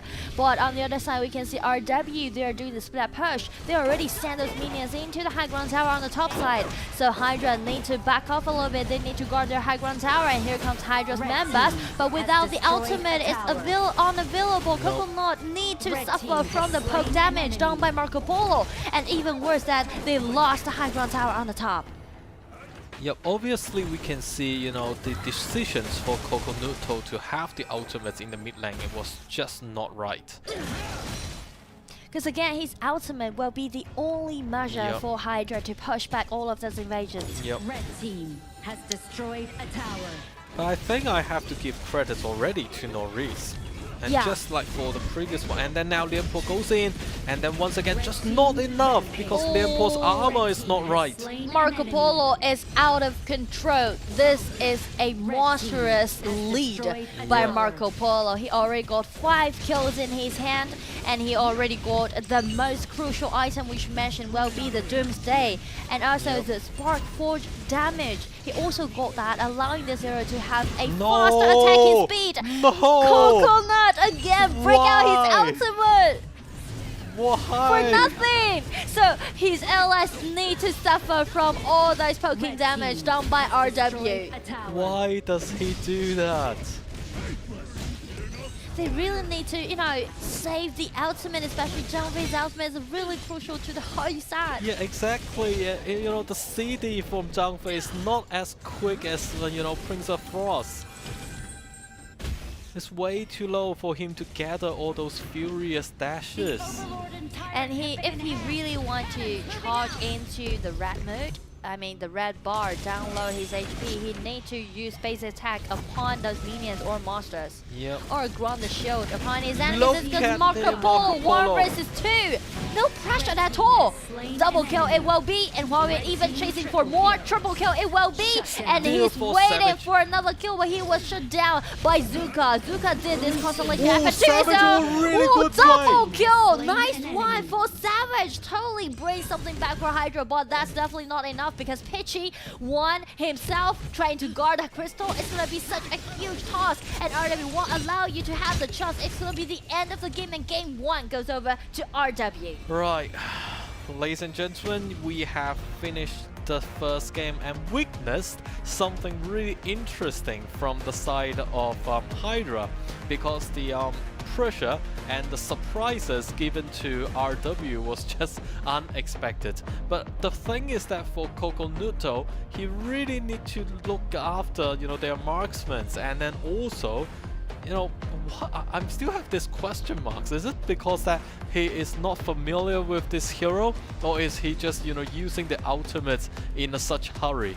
Yeah, I mean, like, maybe they are really eager to do the ganks to initiate, you know, because they know. It made me feel like before the game kick off, they always put them into a lower position. Like, we might not have the chance to play against RW, but after they gave me more and more kills, it's kind of just build up the confidence. And once you see the hope of the game, you definitely want to have more, you know. It's the eagerness that pushed them, drive them. Yeah, that before 5 minutes. Yeah. You know, that is something, you know, completely out of expectations. And those are the, but you know, somehow they got overconfidence, and also they have to know Zhang Fei's ultimate, it cannot clear the minions as effective as some of the other, you know, mage such as Princess Frost, Iggy's, and even though for Yixin can actually clean the minions a lot faster than Zhang Fei. Zhang Fei's ultimates, ladies and gentlemen, if you're watching this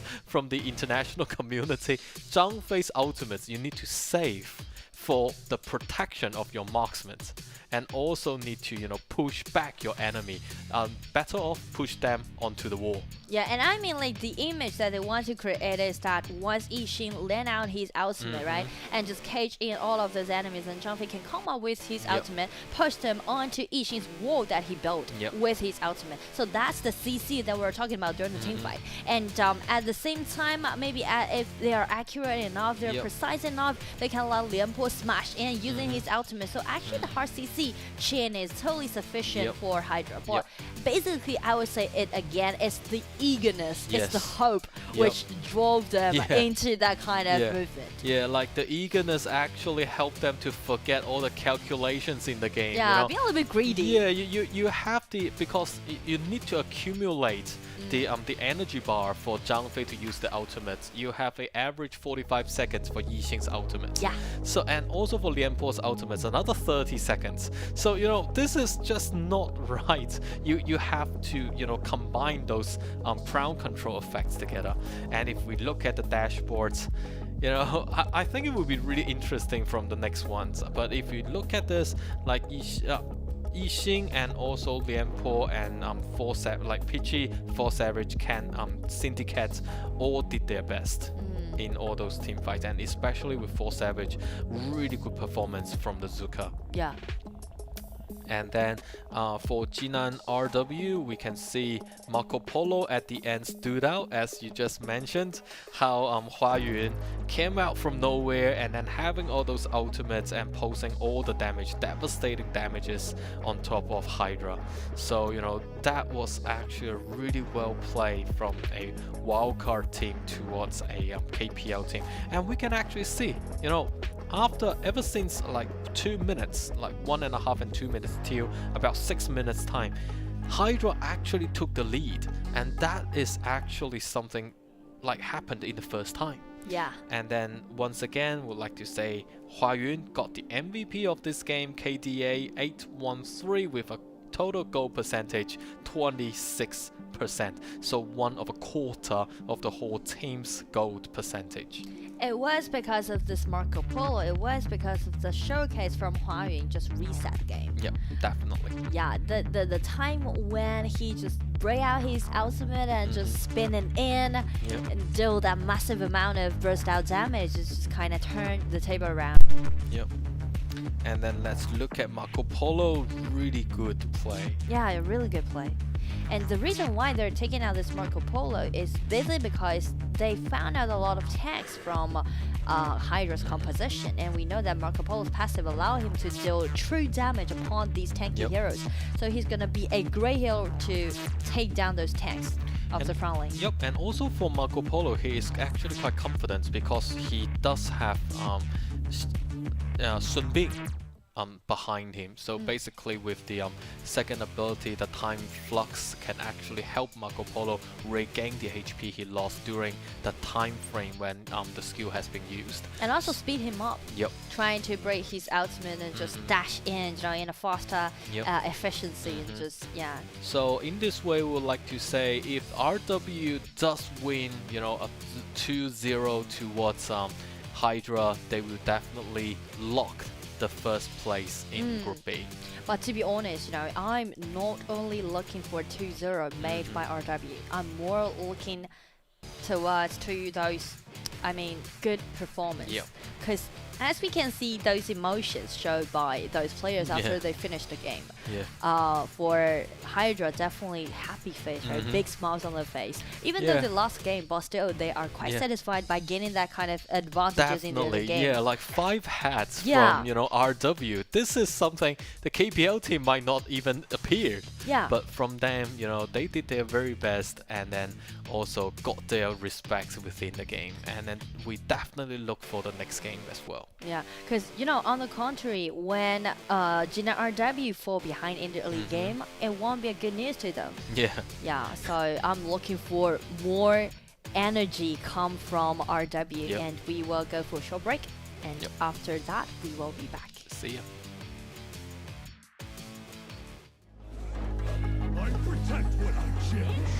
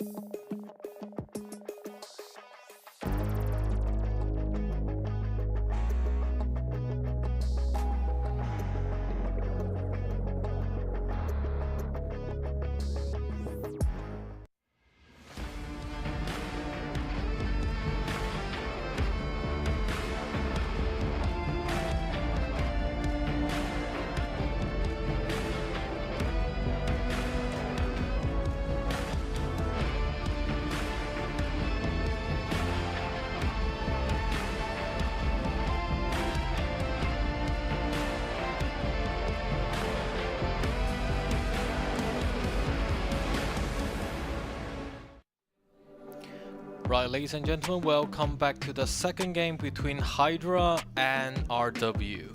The first game was brilliant. The first game, I would say, it's out of my expectation. Yeah. It's definitely unexpected, and we can see Jinan RW are not that content with their previous game. Yep. Because they are a bit overconfident, because we know that the composition that they selected actually didn't allow them to play so proactive in the game, right? Because Mai do not have enough gold, and so does Virus, and so does Miyamoto Musashi. And it's uncontested for them to constantly doing the skirmishes with Saigon Phantom on the top side of the map. So definitely this time, I would say, if they really want to stick into this kind of aggressive playstyle, maybe they will go for some early game power picks instead of those, you know, these item-dependent heroes. Exactly, and I think for Coach Shanghai also surprised by Hydra, you know, from just then. So for this particular game, I think RW won't let, you know, Hydra to be getting all those kills that easy anymore. And we mentioned about the tiebreaker, right? And also we highlight the game RW play against KSG. And we know that last time RW 2-0 KSG. KSG is definitely ready for getting those revenge on RW. And that, and also the possibility about going for the tiebreaker just based on the game that well ended with 2-0 when they play against teams from the other region. So still, it's gonna be a really important game to RW. They shouldn't underestimate their opponents. So for RW at this stage, like we can see the fans saying that, you know, not just seeing each other in Shenzhen but also in Chengdu. So all the fans are looking forward to see RW to play at the final in Chengdu. As we know, the final championships matches will be held in Chengdu this year. Right, and then for Hydra, they need to be really careful now because RW won't be playing that easily on them in this game.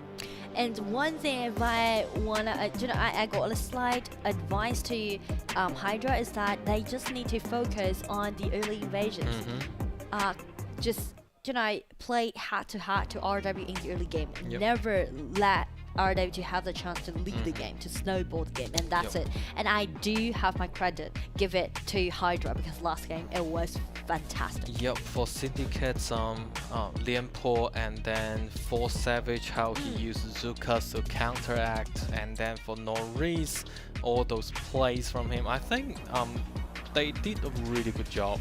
But for Kokonuto, I have to say, I'm not criticizing him, but you know, as the first time coming onto the stage, he needs to be a lot more calmer than he performed, because obviously he was a bit too hurried.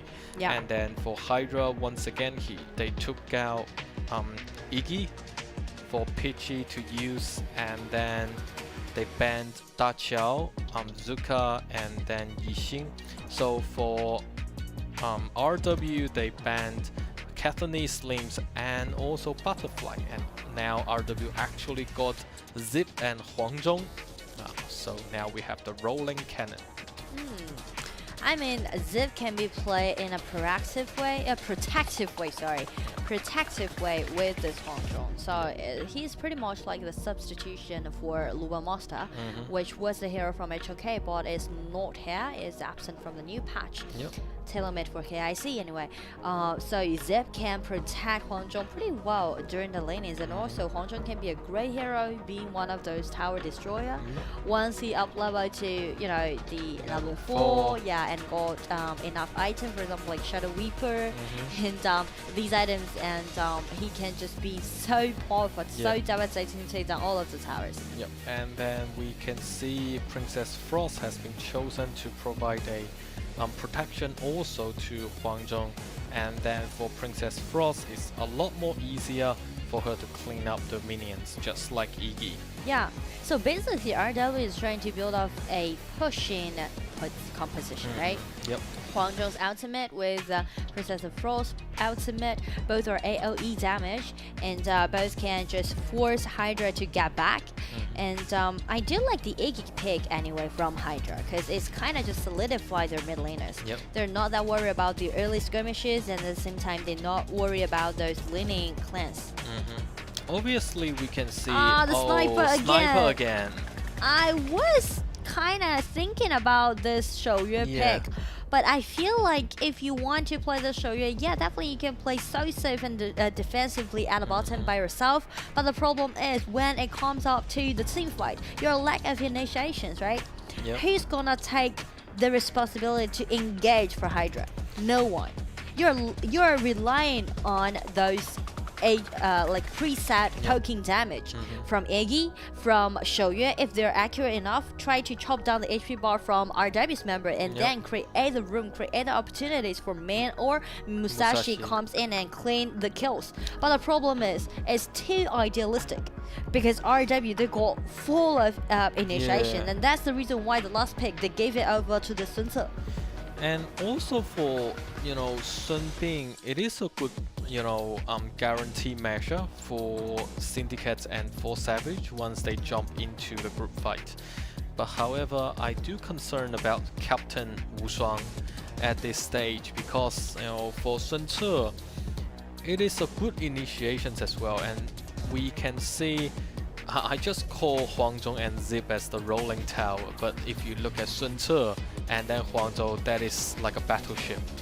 So it really depends on how Sun Ce can, leverage his own abilities. So a lot of engagement can be seen from RW's composition, and some thing that Hydra need to do in game is that first they need to make sure the accuracy is that for Iggy and also for Shouyue, helping them to build up the advantage when they're doing their own lanes.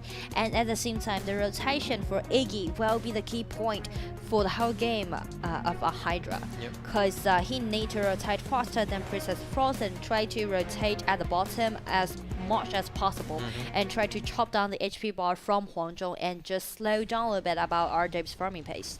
Yep, and then we can definitely dig into this game and then check out how the both teams will play each other. We have Hydra on the blue side and then Jinan RW on the red. That was actually a good bullet. Yeah. Oh, another nice one. Accuracy, that's what I'm talking about. Yep, Chen Feng never estimated that. I mean, first thing, they already got the accuracy, and secondly, you can see Iggy definitely got the rotation priority. So they are gaining for those neutral objectives, right? They're still in a way some picks from RW. That was a really nice and smooth opening, but that's not enough, because still they are lack of initiation. So they really need to use those small advantages and make it to a huge gap.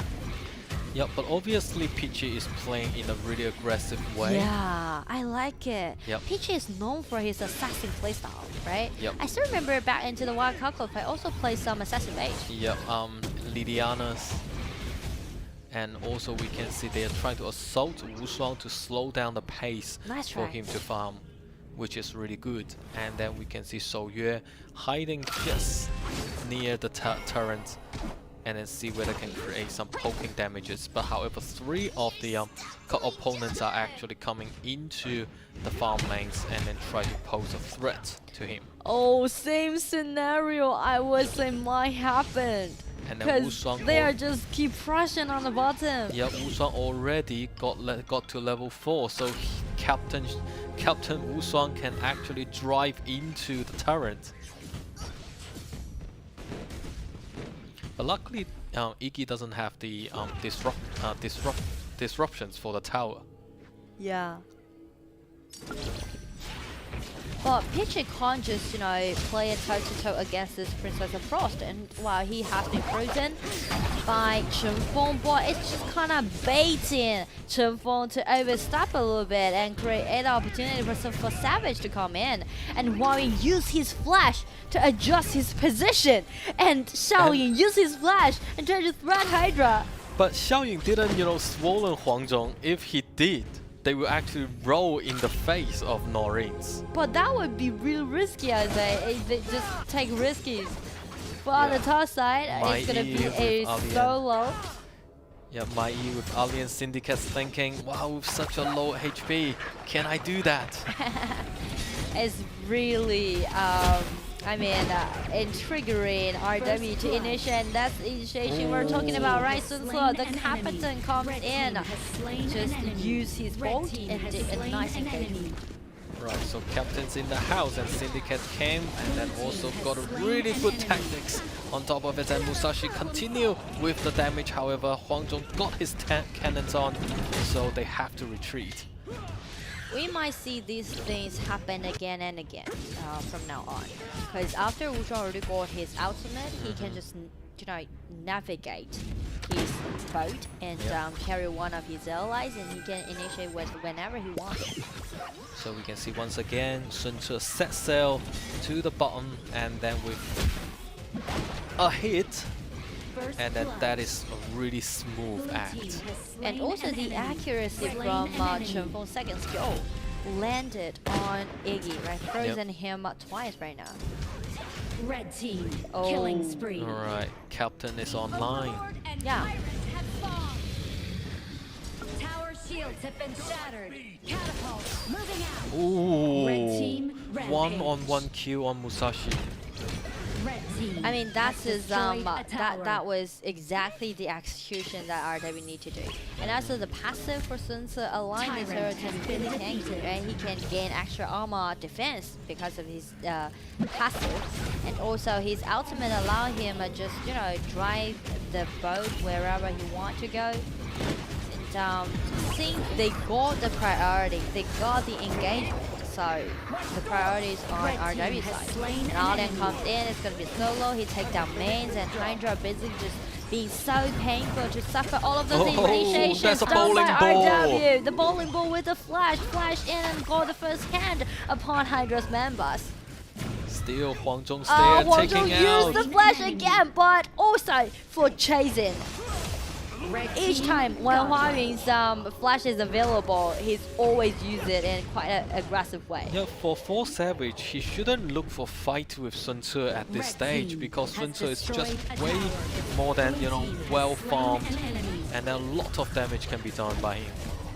And I would say right now Hydra want to contest RW. It's pretty much like they had no way but just forced to give an answer to RW, because it's always gonna be RW looking for trouble. They're the troublemaker right now. And then once again, Sun Tzu's here. Let's go hit him. No. Oh, nice driving skill. Yep. He got the license about driving the boat. Captain license. Yeah.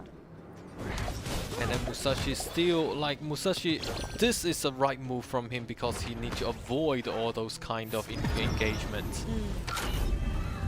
So basically from now on, Hydra trying to disengage. But the problem is that, RW leave the opportunity for Hydra to really, trying to be disengaged and, not looking for trouble. Right. RW is definitely the troublemaker right now. And then now Captain's here again. Captain's on his way and get in the car.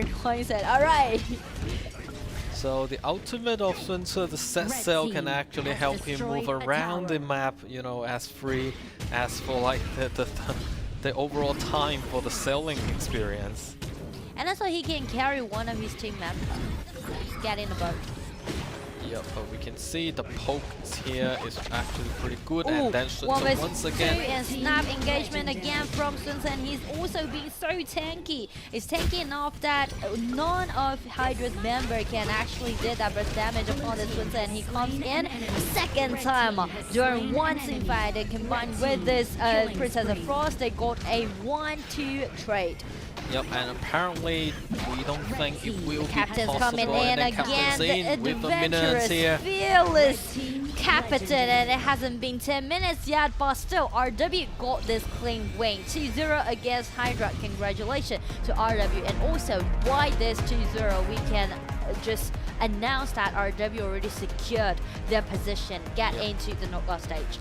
Exactly, and here we would like to say that for Hydra, we definitely see they have changed their momentums in the second game, and then obviously, you know, for the previous matches they just performed, they the confidence actually gradually building back on top of them. So I think for the next game when they are playing Suzhou KSG, it will have a better chance of winning. Yes. Yeah, I mean, like, it seems like they warm up a little bit right now. Yeah, they definitely had a better states compared to last game. Yeah, finally they woke up. Yeah. They're awake. Yep. So now congratulations to RW, and then looking for the next game for RW and Saigon Phantom. That will be the game after next. Yeah, I mean the next game will be Saigon Phantom against Suzhou KSG, and it's gonna be the first game that KSG is gonna play for today. And Saigon Phantom, wow, just look at their game 1, right? Yeah. Again, excellent performance. So I do hope that Saigon Phantom can bring something new, bring something different, even though they're up against Suzhou KSG. But who said that the underdog can never have a chance? Yep, just like in as you mentioned in the first game, you know how Saigon Phantom got all those brilliant movements, you know, wonderful plays on top of Hydra, and then took Hydra out of, you know, nowhere. Yeah. And it's like caught off the guard. Yeah, so definitely you should never underestimate like your opponents. Never ever. Yeah, never. So for the next game, I think for especially for Saigon Phantoms, they have to consider what kind of tactics they should play with Suzhou KSG. And then if we look back from the last game between RW and Hydra, definitely a lot of credits need to give to Syndicates, for Savage as well as Norins, and definitely for Peachy as well, because obviously we can see Peachy is slowly building up all those items and then creating a really good magical damage towards those poking attacks. However, you know, the time is not just on their side. Yeah, it's I mean, we already can predict that for Game 2's draw, since again, like Hydra's composition is lack of initiation, and we know that RW can be super proactive once they got the lead. So they're pretty much like just snowball the game till the end. Exactly. And also we need to highlight the existence of the captain, right, the Sun Tzu, and you can see like the way how he's navigating is pretty skillful. Yes, skillful and smooth, and we can see, you know, when they pick out this kind of drop, it's very much, you know, to demonstrate their operational styles. And if we look at the dashboard, and we can see, you know, these are the difference. Like Sun Tzu once again, you know, for Wusong playing in the jungle 802 as the KDA. So this jungler will be invincible, you know, after very much the 5th kill. Yeah. So for Hydra, actually played, I think, better than last game with Zhang Fei, but obviously it is a soft type of the supportive hero is not tough enough. They're not tough enough for the composition, I mean. And again, like lack of initiation. Yep. But if you look at Iggy and also Syndicates, they're actually holding, you know, more than 50% of the total damage. So we can definitely see Peachy did his very best to, you know, build up the items, to accumulate the gold, and also to put all those magical damage out. And for the second game of the day between RW and Hydra, we can definitely see RW took the lead all the way till the end. Yeah, just like another one-side game, and they just snowball the game till the end. It's like 1,000 gold difference has been made per minute, and the MVP this time goes over to the captain, Wusheng the Sun Tzu. Yep, Captain Sun, crown controls 10 seconds, so basically kept the enemies launch into the air for 10 seconds in total. So basically, you know, for this is the crown control that we are looking for, and also, you know, this is how devastating for those members on the opponent's side. And let's see. And I feel like RW may use this kind of composition when they're doing best of 7. Yep. Sun Tzu can be really useful to play as a jungler, because we know that due to this one limit AoE hero new format, and also we're doing best of 7 and all be played with the global ban pick. Yep. So you really need to save your cars, save your heroes, and Sunse can be a really nice substitution for those like blue collar junglers. So just as you mentioned about a couple games ago, it is a good way for them to actually train themselves a little bit, get their hand warmer on some of the heroes. So once it goes down to BO7, it will be a lot more familiar for them. Yeah. And also, as you can see, like every single engagement was actually done by the Sunse. He just lead the pace, and then he just accelerated the pace. Yep. And see, like the overall damage from Sunse is very much unstoppable at this point in time. And then we have the after-match interview with Chen Feng. Ladies and gentlemen, let's enjoy. Alright, thank you guys. Welcome back to the interview area. I'm Tianyun, and joined by me will be Chen Feng from RW. Please say hi to the audiences. Hello, name is Chen Feng.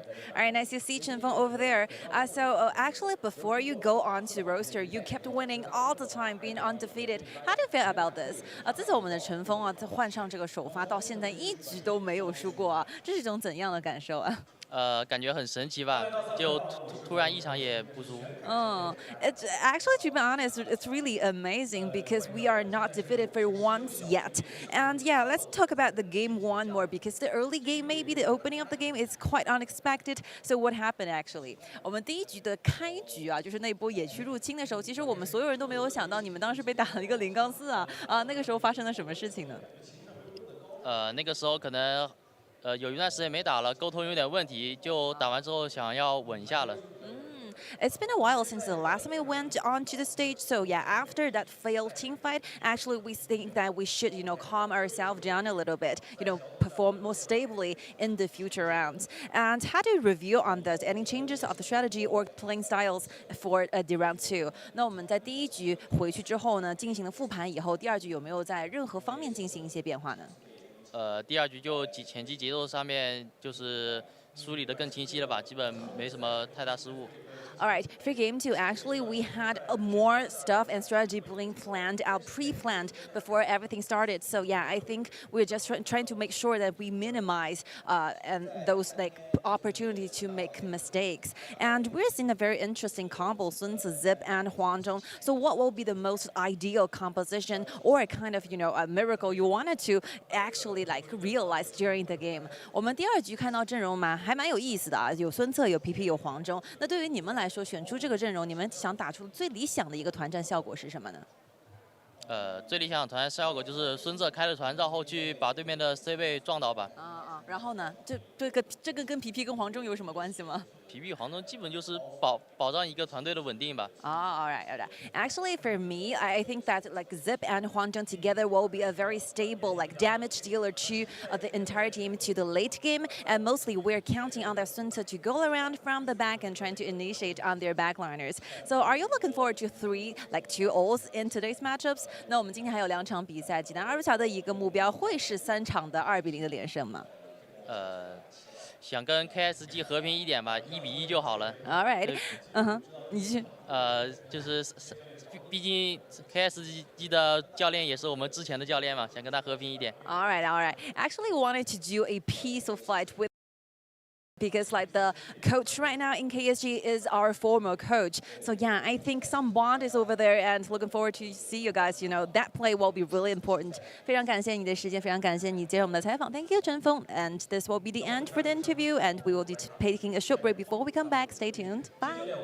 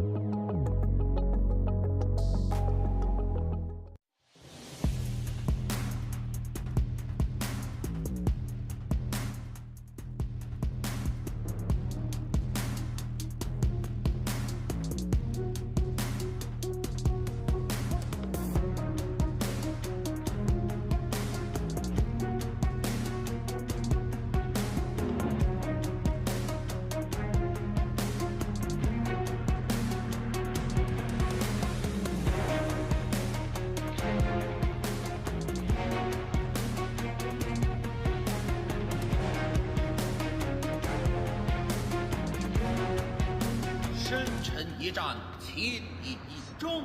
大将呼声交似，长谈无心。真的就差一局啊！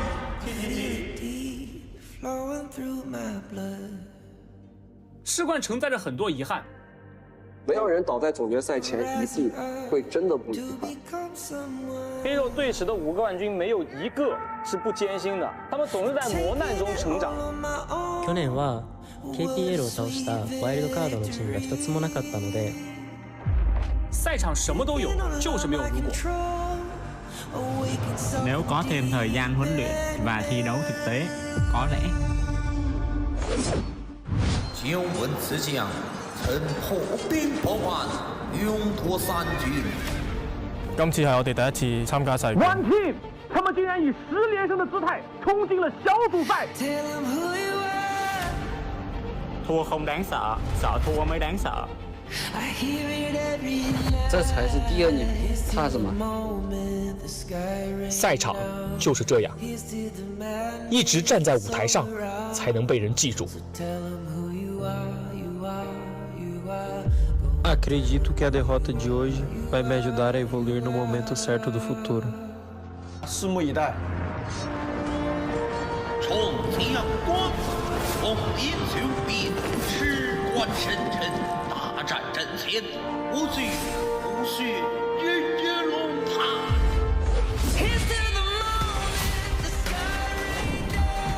翻山越岭，只为这次考验。ได้เวลาลุยกันแล้ว。不留遗憾就好了。全力以赴，只为这次改变。恭喜他们晋级世冠正赛，为可能，尽所能。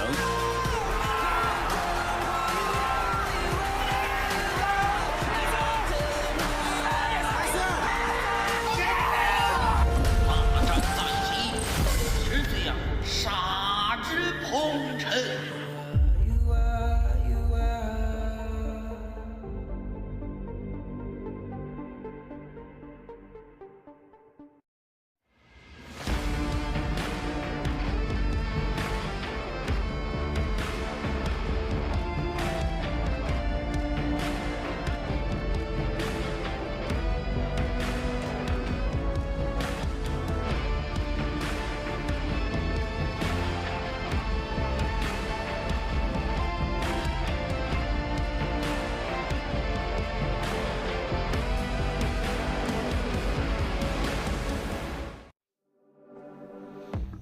Alright, welcome back ladies and gentlemen to the third match of today between Saigon Phantom and Suzhou KSG, and we just received some information here. Saigon Phantom actually makes some substitutions, so apparently we have Nim being replaced by Time and then Bemo replaced by Majin Buu. So both of the players were actually coming onto the stage for the very first time, their debut within the KIC2023.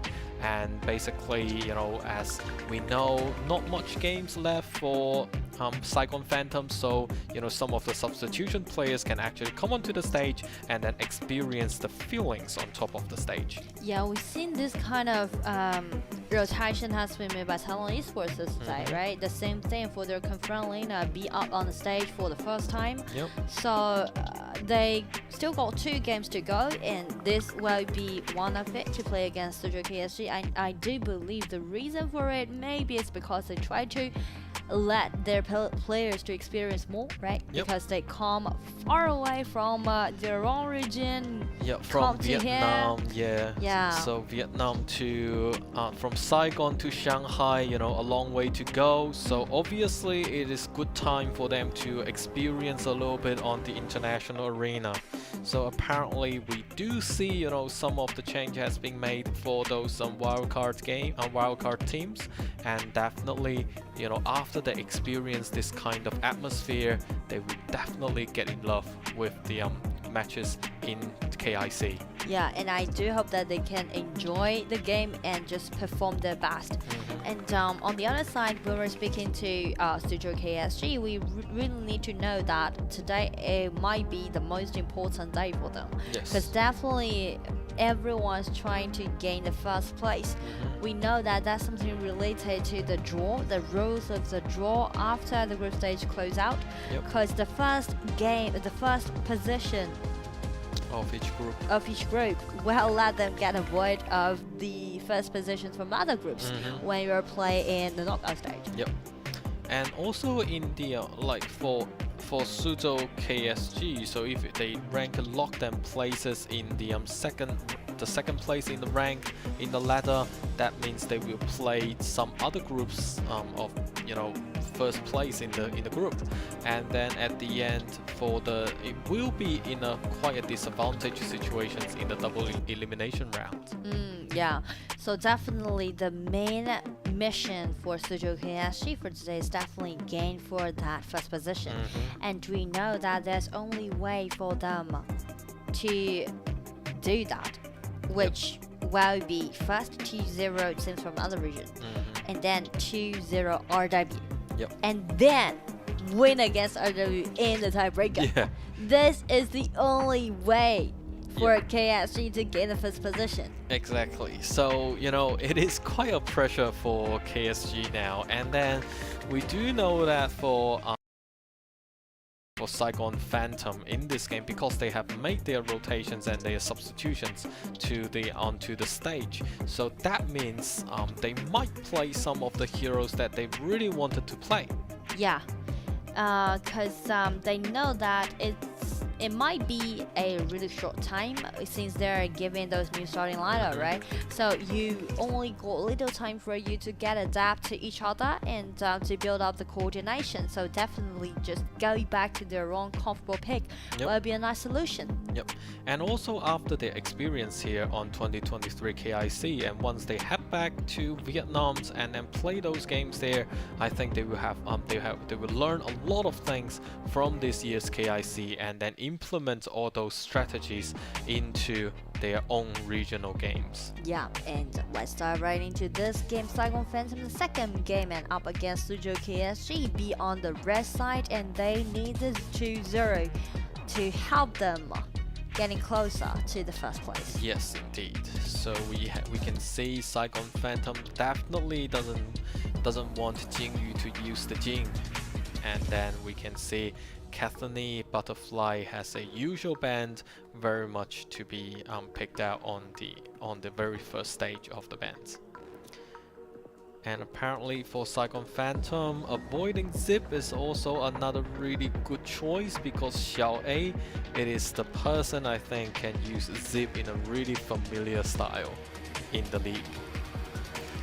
So now Liliana being banned as well. Obviously, KSG has witnessed how Liliana can be played by Li Chen previously. So apparently, in a more secure and safe way, Saigon Phantom picked out Iki.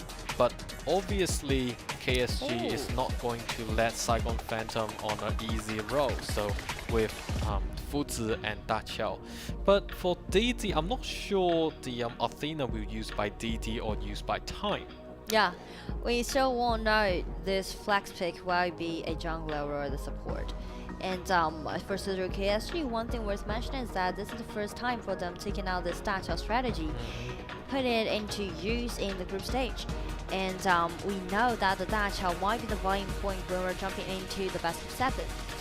And if Suzhou KSG, they did the 2-0 against Hydra, and then they can just be like RW. Just be announced that they can get into the knockout stage. So it's kind of like they're used this game trying to test out this Da Qiao tactics, see if it can work or not. And now apparently, because Saigon Phantoms, they are not sure what jungling heroes Jingyu will use, then Zuka will be another band. And apparently we can see for Zhou Yu to be picked out is a good way to clean out the minions, and also Zhou Yu is a hero that can actually lay quite a lot of magical damages on the floor. like to lay out all those fires on the lanes. And you know, I'm looking something new from from Jinyu, because the AOV hero hasn't been used yet, right? Murad is available. Yep. And Aoi is available. Sinestro is available. But if Found has been taken out, I would say Sinestro will not be that available. And if they want to go back to those normal pick, maybe like Yuko Tachibana can always be a great jungler, just adapting to the style tactics. So it really depends on, good guess.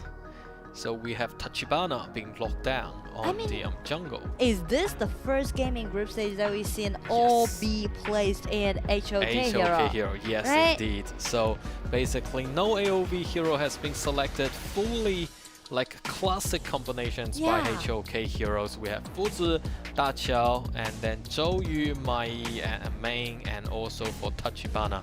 But however, on contrary, for Saigon Phantoms, we can definitely see Nakoruru will be played as a jungler. The very first time we see Nakoruru in KIC2023, and then we can definitely see Athena will be played as a support hero.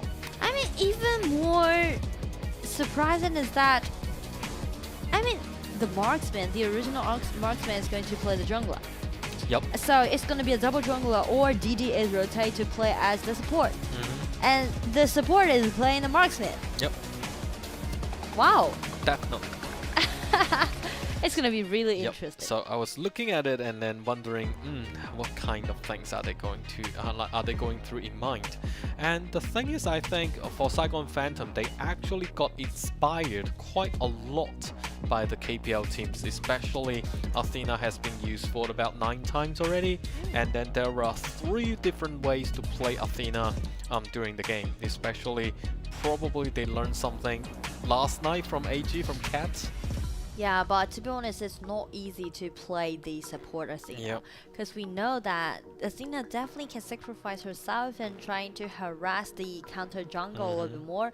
But the problem is you need to be careful about your position, and also you need to use your smite in a wise way and try to gain away those neutral objectives from the counter junglers, or you will just die for nothing. Or just feed your counter jungle even in a quicker way. Yep. So it really depends on how this Athena will, play, and especially as Laura mentioned, the way that you use, the timing you use the smite will be really crucial. Otherwise, you will basically handing out the gold, handing out the experience, and also handing out the buffs. And my expectation on KSG will be the first game is pretty much like a test to see whether this team is in their best state or not. Because I still remember the first game when RW played against Hydra, right? As they mentioned in the interview by Chunfeng, that they are not quite warmed up. They are not that familiar with the stage since they haven't played for like 2 days or 3 days, right? So they are not that in the zone. And the same thing might happen to KSG as well, right? So the game 1 is pretty much like in just test out a bit. Like a trial for KSG. And they know that, again, the most highlighting matchup will be the one KSG play against RW, right? And KSG need to give them momentum because they need to 2-0 RW and then gain a priority, gain a possibility to play the tiebreaker, and then it will be the final deciding matchup to see who's going to be the first place. Yes, absolutely. And then it is really good to see how Coach Gaobe from Saigon Phantom will actually give the directions to the team. And now we can definitely see, KSG realize what is happening with Saigon Phantoms, and they will definitely put much of a, like a defense on their own jungle area. Yeah, they know it. Right, Athena's going into the jungle area to assault Tachibana. Oh, it's a setup. You can see actually Xingyu didn't really pay his attention on that red buff. Actually, he was hiding his vision into the bush. Also, that's a trap. And then definitely we can see DD somehow lost his way, like what it's going to do, and then now once again, like for the very first minutes, 2-head has already been countered by KSG. So actually, it just go totally the different way. Yep. Of what Saigon Phantom they imagined. Totally different way. Yep. KSG just counter jungle. They did the invasion and they just grab away all of these neutral monsters. Yep. Even with an extra 3 kills. You see, once a lot of teams picked out Athena, and then once your opponents got Athena out of the game, then you will know what's happening. And then Nakoruru, because the lack of gold is really difficult for them, but at this, for DD actually switch Yichu for the trade. Yeah, I mean it's totally understandable for DD to do some trade, but the problem is Ardan has been taken down twice in a row. Can you imagine a Nakoruru without any blue buff, without any neutral monsters?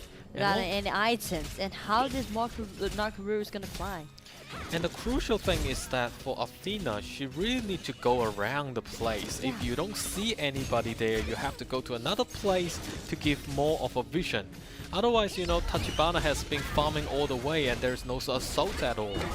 And if you look at Nakoruru basically being separated, however, Time already got the turrets away, and then now trying to post some of the damage to Fuzi, but just not enough at the moment. Oh, and check Jin's positioning, carrying the double buff and try to make some decent ganks. Xiaozu's also played quite good. He's played defensively and tried to contest Time at this lady soon. I mean, first thing first, it's not easy to manipulate this way of playing Athena. It's not easy at all. I mean, he's just gonna sacrifice herself for nothing, right? Just feed the opponents, even in a quicker efficiency. Exactly. It's like when Athena rebirth on top of those neutral creatures, they should really assault the creatures, to let Tachibana have a slower pace to farm. Otherwise, that is really much meaningless for her to go into the jungle area. And see whether Athena can get it. Oh, but this is a mistake. The red buff has been dragged out. So not only the red buff, but also the kills goes over to Jinyu. Yep. So Yukio is just gonna be unstoppable from now on. Yep. The gold lead, the kills lead, and not even matching to his power in the early stage. Basically, you can't do anything at this moment because your jungle has been cleared out by Suzhou KSG. Another solo, another kill. Saigon Phantom just collapsed after they lost the first member. Red team, the first 20 seconds. Has destroyed a tower. So, yeah. Tyrant has been defeated. Right, and then we have Get just next to us, but we don't have the screen for him at this moment. But still, like coming into the game, we can see Athena finally, assaulted a little bit. However, Mai got taken, Mulan got taken away by Mai. And then now Tachibana waiting in the grass, in the bush, and then all of a sudden came out, and then there's no place Lady Sun can go, and then Tachibana still wants to show off. However, Untan with the Nakoruru got Tachibana out of the way. I mean, nice gank by Jinyu, nice ambush, and after Untan did that trade, actually he gains a lot of things back because it's such a big thing for you to take down the Yukio, right? He worth a lot. And everyone's chasing after Athena again. Athena, there's no way to go, and that will be taken away. So all of a sudden, everyone's will once again going onto different lanes to clean up the minions to gain some advantages. And you can see KSG, they just stick to their own plan, right? Everyone just doing their own business. For example, Xiaozhou being so stable. Actually, he's been so stable. He never overstepped a little bit. and he's just buying time for his allies coming in and using the teleportation from Daxiao and even got another kill. It's gonna be a 0-2 trade, and right now they're invading into the red buff side, trying to get away the red buff, and here comes the main with the second ability jumping in and with the skill 2 and the skill 1 complete a set, and it's gonna be a 0-4 trade. Yep.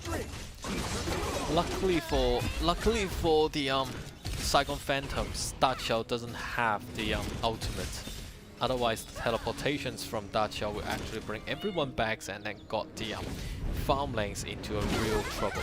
But still, it's gonna be the way for Daxiao to be played, right? Already, you can see the gap of the kills, 22. 22. But the problem is, you know, it's totally acceptable if Athena just being killed so 15 times or 16 times, it's totally acceptable. But the truth is, Athena has been killed 8 times, and the rest of 6 times were on Nakaruru. I mean, your true core player has been taken out 6 times in a row. Which is not correct. Yeah, it's not correct. It's totally, they are destroyed by KSG. I wouldn't say it's an outplay game for KSG. It's pretty much like they are not really they're not getting the point about how they're gonna play the Athena support. And then you actually have a mage chasing after a jungler. Yeah. Can you imagine that? That is just something not right, and then Artian's like, no. He's waiting for his cooldown, waiting for his ultimate, but that's gonna be too late. It's just everything went wrong. I mean, everything went wrong. It's like after 20 seconds, everything went wrong.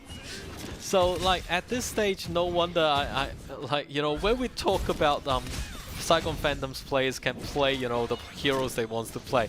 It's not at this kind of types, you know. I mean, I know that the reason why they're taking it out because they see that the Athena support really worked for other teams. For example, AG used that yesterday when they played against Wolves, and it really worked. But the problem is that it's not that easy for you to just copy the composition, right? It's gonna be a 1 versus 5. It's gonna be too much for Saigon Phantom.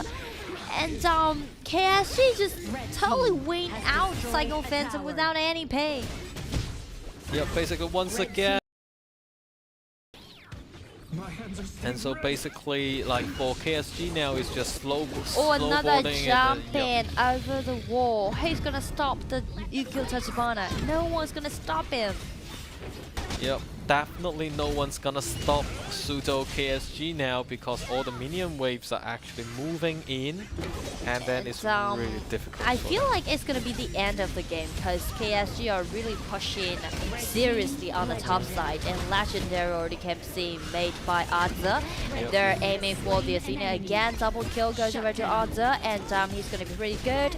Bunzi just flashed in and bound one of those enemies from the other side, and Saigon Phantom 4 members fell down. Egu was the only one, but it's over for him. Hard for him to clean up the minions. So it's gonna be the end of the game.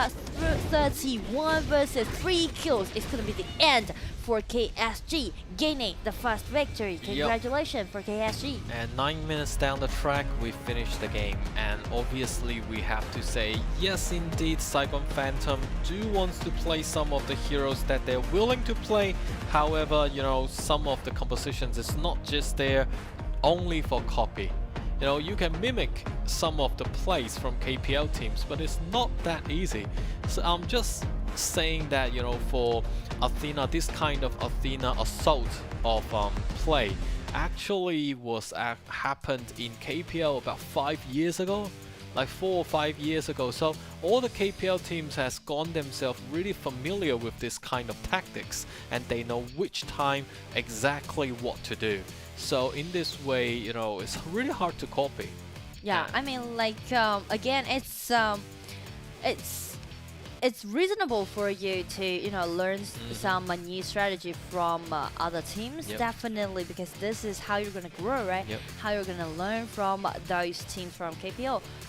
But the problem is that it's not just it's not that easy. Yep. What you see is only in a facial way Yes. when they really show it on stage. But the true thing, the core of this composition is that you need to let your Athena to harass your counter jungle, Yep. and at the same time you need to make sure that your own assassins is going to farm quicker than the other side Yes. jungler. So that's a key point, right? Athena is only the bait, only being the hostile Yep. to the other side.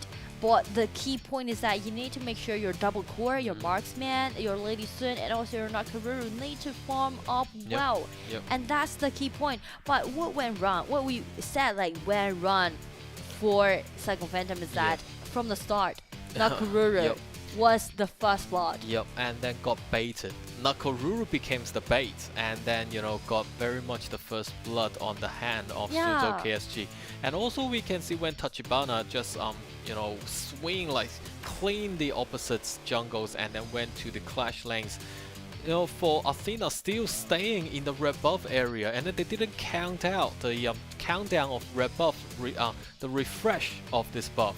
And then she actually literally stood there for about 30 seconds, wasting all those times providing visions. So ladies and gentlemen, if you really want to play this kind of tactics, please remember you are assaulting the opposite jungle. You are not just simply stood there giving out visions. Otherwise, you will be very much like less than a 2, I would like to say. You're wasting all those synergies there. Yeah, so I don't even know how I'm gonna because there's nothing not many things need to be analyzed because it's more like a one-side game. But still, I know that Saigon Phantom, they're trying something out, and I really encourage them to do that. And it just made me feel like maybe Game 2, they will do the same thing, like bring out something new. And if I need to name one, maybe like some Sinestro pick, Aoi pick, Kiri pick, Bright pick. Yeah, definitely they're not gonna have the butterfly, but they can actually pick up the Bright. Yeah. Yep. So Bright will be another very interesting hero to play because not many teams will choose Bright to play in KIC. Yeah. And then if we look at the dashboards, as Nora said, not much we can analyze. It is very much a clear intentions from Saigon Phantom what they want to do, but obviously they picked the wrong enemy. They picked the wrong opponents. If they use this kind of tactics to play Hydra, probably they will work because Hydra might not be familiar with that. However, you are playing a KPL team which has been in this region, like in the league for all these years. They have full understanding of what you are trying to do. Yeah. And again, I really encourage that Saigon Phantom can, be brave enough to try so. And I wouldn't say, despite KSG win this game 1, but still, I would say it's gonna be a psychological test to the mindset of KSG's members. Because if you win the game in such way, maybe somehow you will lower your guard when you play against Saigon Phantom in game 2. So that might be the opportunity for Saigon Phantom to catch, right? It really depends on what kind of tactics and strategies Saigon Phantom will put out, because they eventually they switch, make a substitutions for 2 players. Yeah, 2 players. That's a lot. Yes, and that it is really rare to see a team to switch 2 players onto the field. And let's focus on our MVP within the game, Mai Azur. Yeah. So with a gold per minute, 768, no wonder Mai can, post all this kind of damages. You can see those deciding team fight, especially the last one. Main just comes in and just grabs several kills and just close out the game. Yep. So we can see she's actually waiting there, baiting Mulan. It's a pure solo mechanics, right? Yep. Pure mechanics can be seen from those solos. And also I want to highlight Xiaozhou, right? His Fuzi just plays so good at the bottom lane. He's the one to contest a marksman from Saigon Phantom, but he held on. And the last deciding team fight, as we mentioned, Main comes in and use the skill set combo skill 2 with skill 1 and just kick those enemies back. Yep. And we can also see the correct positions for Da Qiao's teleportation is also really good. Like all the timings for the teleportation is just right on the spot, and then Mai Yi, even though she was on the clash lane, she can all of a sudden teleport it to the right place and initiate the engagement. So this is the good thing about having a brilliant support player with you. Yeah.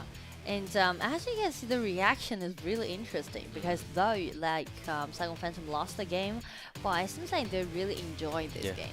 And also they know that they're trying something out. And as for KSG, you can see they're kind of confused. You see, G's reaction was like, what? Yeah, what's happening? What happened? Just like, because they know that they definitely, they made some setup, try to contest Saigon Phantom since they're rotating this Athena to be played as a support, but somehow it just didn't go the way that KSG expect to see. Sorry.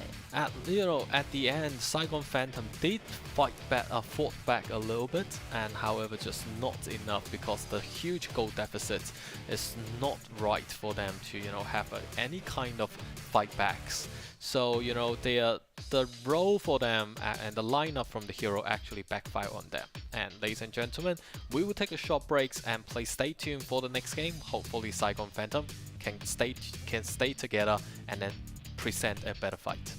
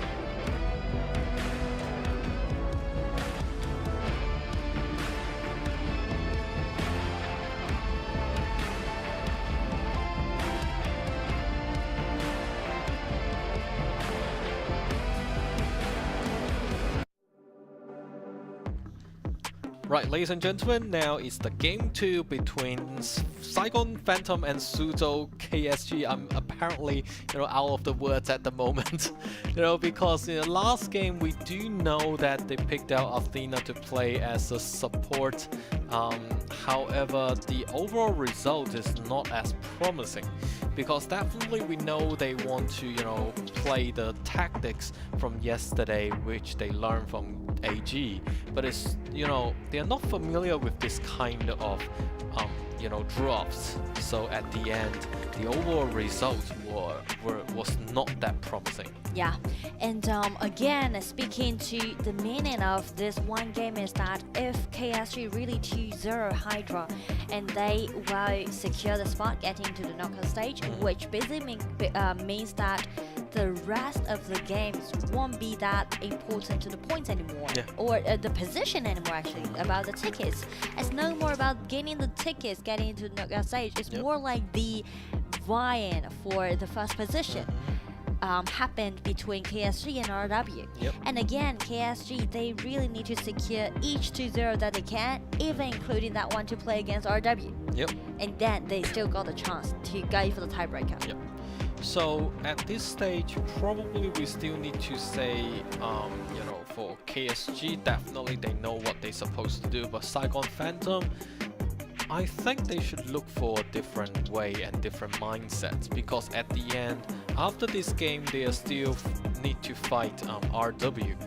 So I think, in an optimistic ways, I actually believe the way they play is like a warm-up. After all, they want to play RW. Oh, Jinan, it just enlightened me about one thing. Because we know we're playing best of 2, right? Is it possible that Saigon Phantom is trying to play some psychological trick?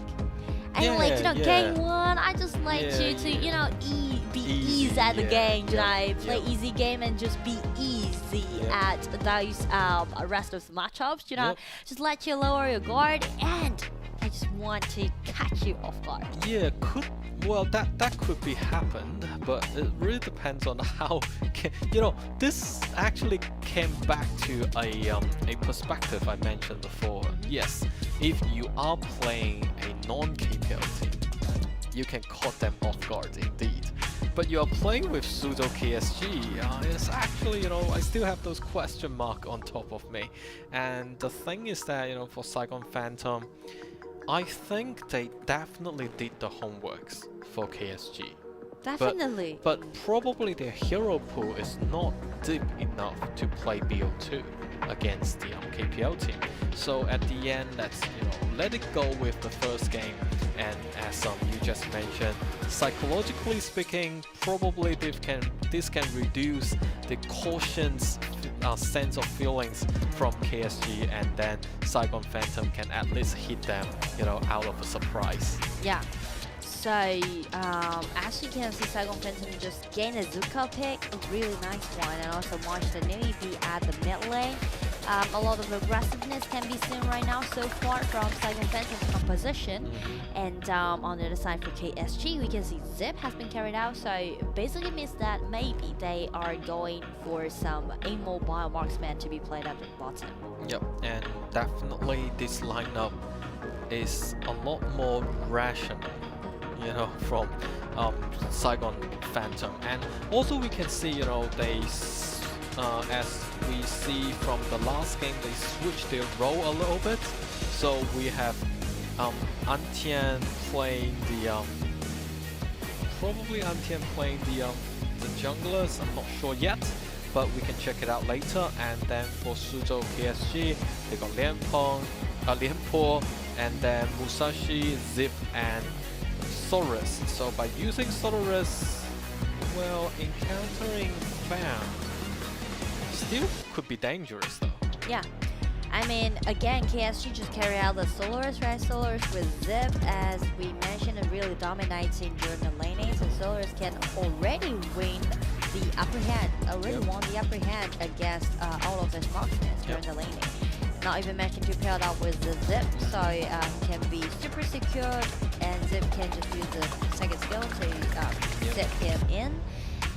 And it's pretty well-rounded for KSG's composition. The key point is just playing around the Xiaozhou and just let him to destroy all of those towers.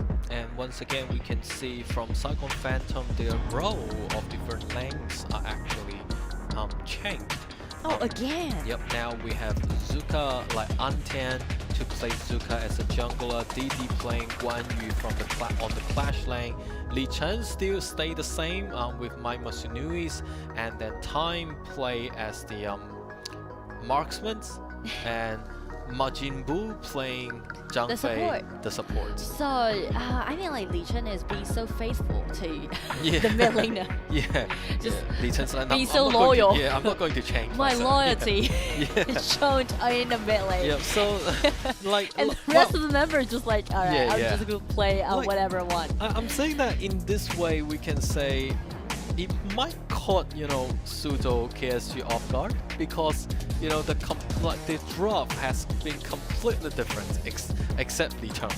So it really depends on how DD will play this Guan Yu to, you know, running around the map and then to give more of vision, and also as Hou Yi from Xiaojiu, it is very much a standing still shooter and like a marksman, and it will face quite a lot of challenges posed by either Zuka, Guan Yu, Mai, and even Fan. Yeah. Because the passive that Solar has allows it to like live the longer time he stands on the same position, like the higher damage he can deal, right? Yep. Upon his enemy. So definitely it's going to be a great hero during the solos at the bottom lane. And also I'm wondering why Saigon Phantom again did this kind of rotation. Yeah.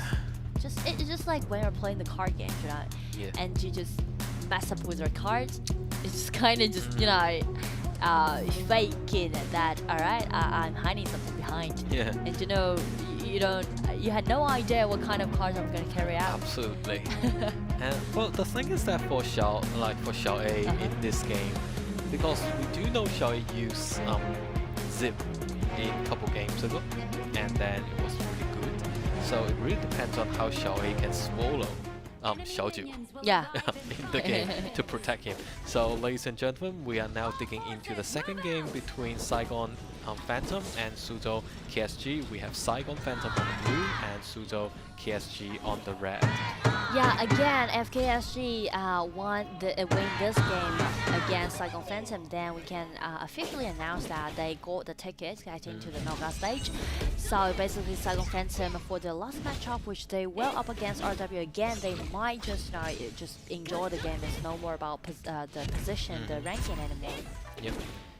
And we can definitely see Guan Yu's play and also helping with the vision. Otherwise, however, I don't think they realize Zip is there. The invasion again can be seen from KSG. Again, they just do the same trick, but this time it's going to be set up for Saigon Phantom. They're waiting for those invasions happen, and it's a little bit trick for Ichi to play, just dodge those controllability from Saigon Phantom. But again, Saigon Phantom, the Li Chen, the faithful back, mage, yes. just keep chasing on KSG's members, and they did quite a decent job. Oh, that was really close, but others survived from this chaotic skirmish. Yep, so basically 4-on-1 still able to survive, and then they realize Yixing's there trying to get back home.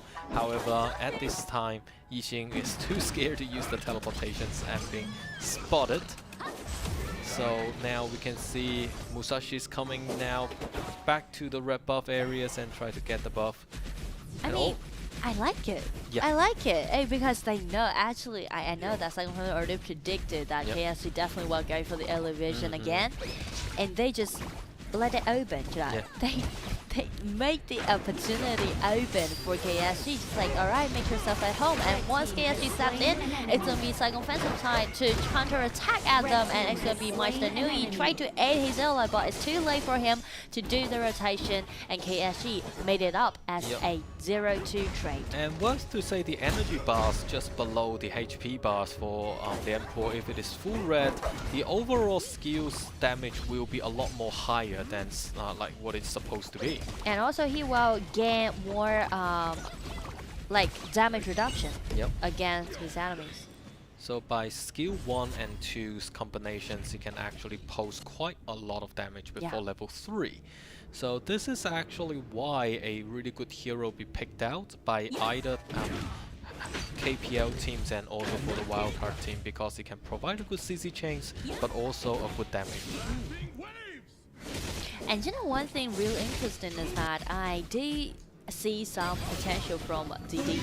Because you remember, right, he played the support and now he's playing the control laner, and he also played the junglers in the previous matchups, right? Rotating to 3 different positions already. Yeah, obviously in this game until now 3 minutes, well, I think Saigon Phantom is actually having, you know, quite a good rhythm. Yeah. Compared with last game. And I would highlight one member that would be the faithful mage, the Lena. You know, that's the best thing, to be loyal to your own position, because you have a deeper understanding towards this position. And the 2-2 skirmish at the bottom lane, KSG definitely won the upper hand. Lee Chen tried to come in, grab another kill, but without that flash, he's not available to approach the Xiaozhou. And also the thing is that Majin Buu actually used the ultimate way beforehand. So at that way, you know, it's really hard to stun Xiaozhou. And then Xiaozhou got his burning arrows on top of Zhang Fei, but luckily Zhang Fei still managed to get away. However, the Tyrant is out. Now they're trying to get a fair trade for got the Tyrant, and then obviously Zuka for Antian on top of the Overlord area, and got the Overlord defeated by him.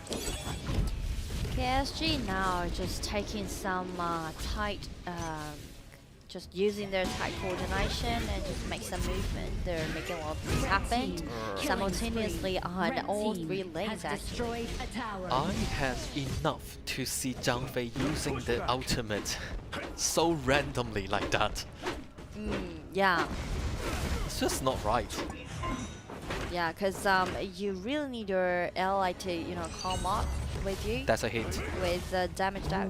Almost. If that is a hit, then Zuka will be gone. So now let's look at the replay. How everything started. Zuka jumped in with Musashi. Musashi got the ultimate and then got hit. It was a really nice gank actually. Red team has slain an enemy. And Musashi comes in again, directly aiming at the mine from Saigon Phantom. And they're chasing down this Zhang Fei, so it ended up with a 0-3 trade. Right, and even more is that once now again. you can see, can you imagine as a Lianpo chasing that marksman from Saigon Phantom down? And then immediately was swollen by Zip, and then all the protection has fully been implemented. It's really interesting because I can see like Aza flash over the wall and try to escape away from the tier 2 tower. So after he swallowed Aza up, Aza just directly coming out. It's like, leave me alone. Right. Rhythm back again, and then it's quite difficult for Saigon Phantoms to do anything because the gold deficit is slowly being dragged larger and larger.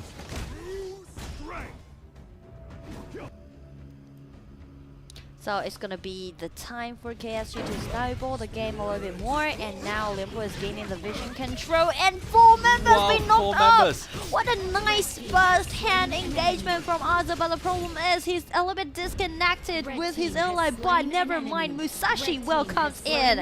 Jinyu is Aza's best friend. Yep, and when Musashi is going through all those damages, the burning arrow actually hit Zhang Fei as well. Yeah. So it's quite devastating for Zhang Fei, and then now we can see well played by DD to get Musashi out of the way. Really nice performance actually. It's not easy for you constantly use his base attack from Guan Yuan and get it into the charge mate.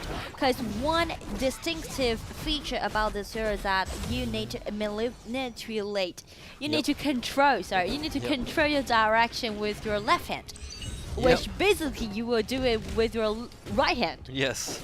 So, you know, it's quite difficult for some of the younger, like new players in the game. Like me, I never tonight. I can play Guan Yu, right? never master this hero. So tricky. Yeah, and then you need Guan Yu to constantly running, and then stepping, running, and that's how you play this hero. Yeah. Worth to mention, Guan Yu actually has a skin with a motorbike. Yeah. Yeah. And then we can see Zuka one-on-one with Musashi, but no, Musashi is not letting him getting away, and then got one kill.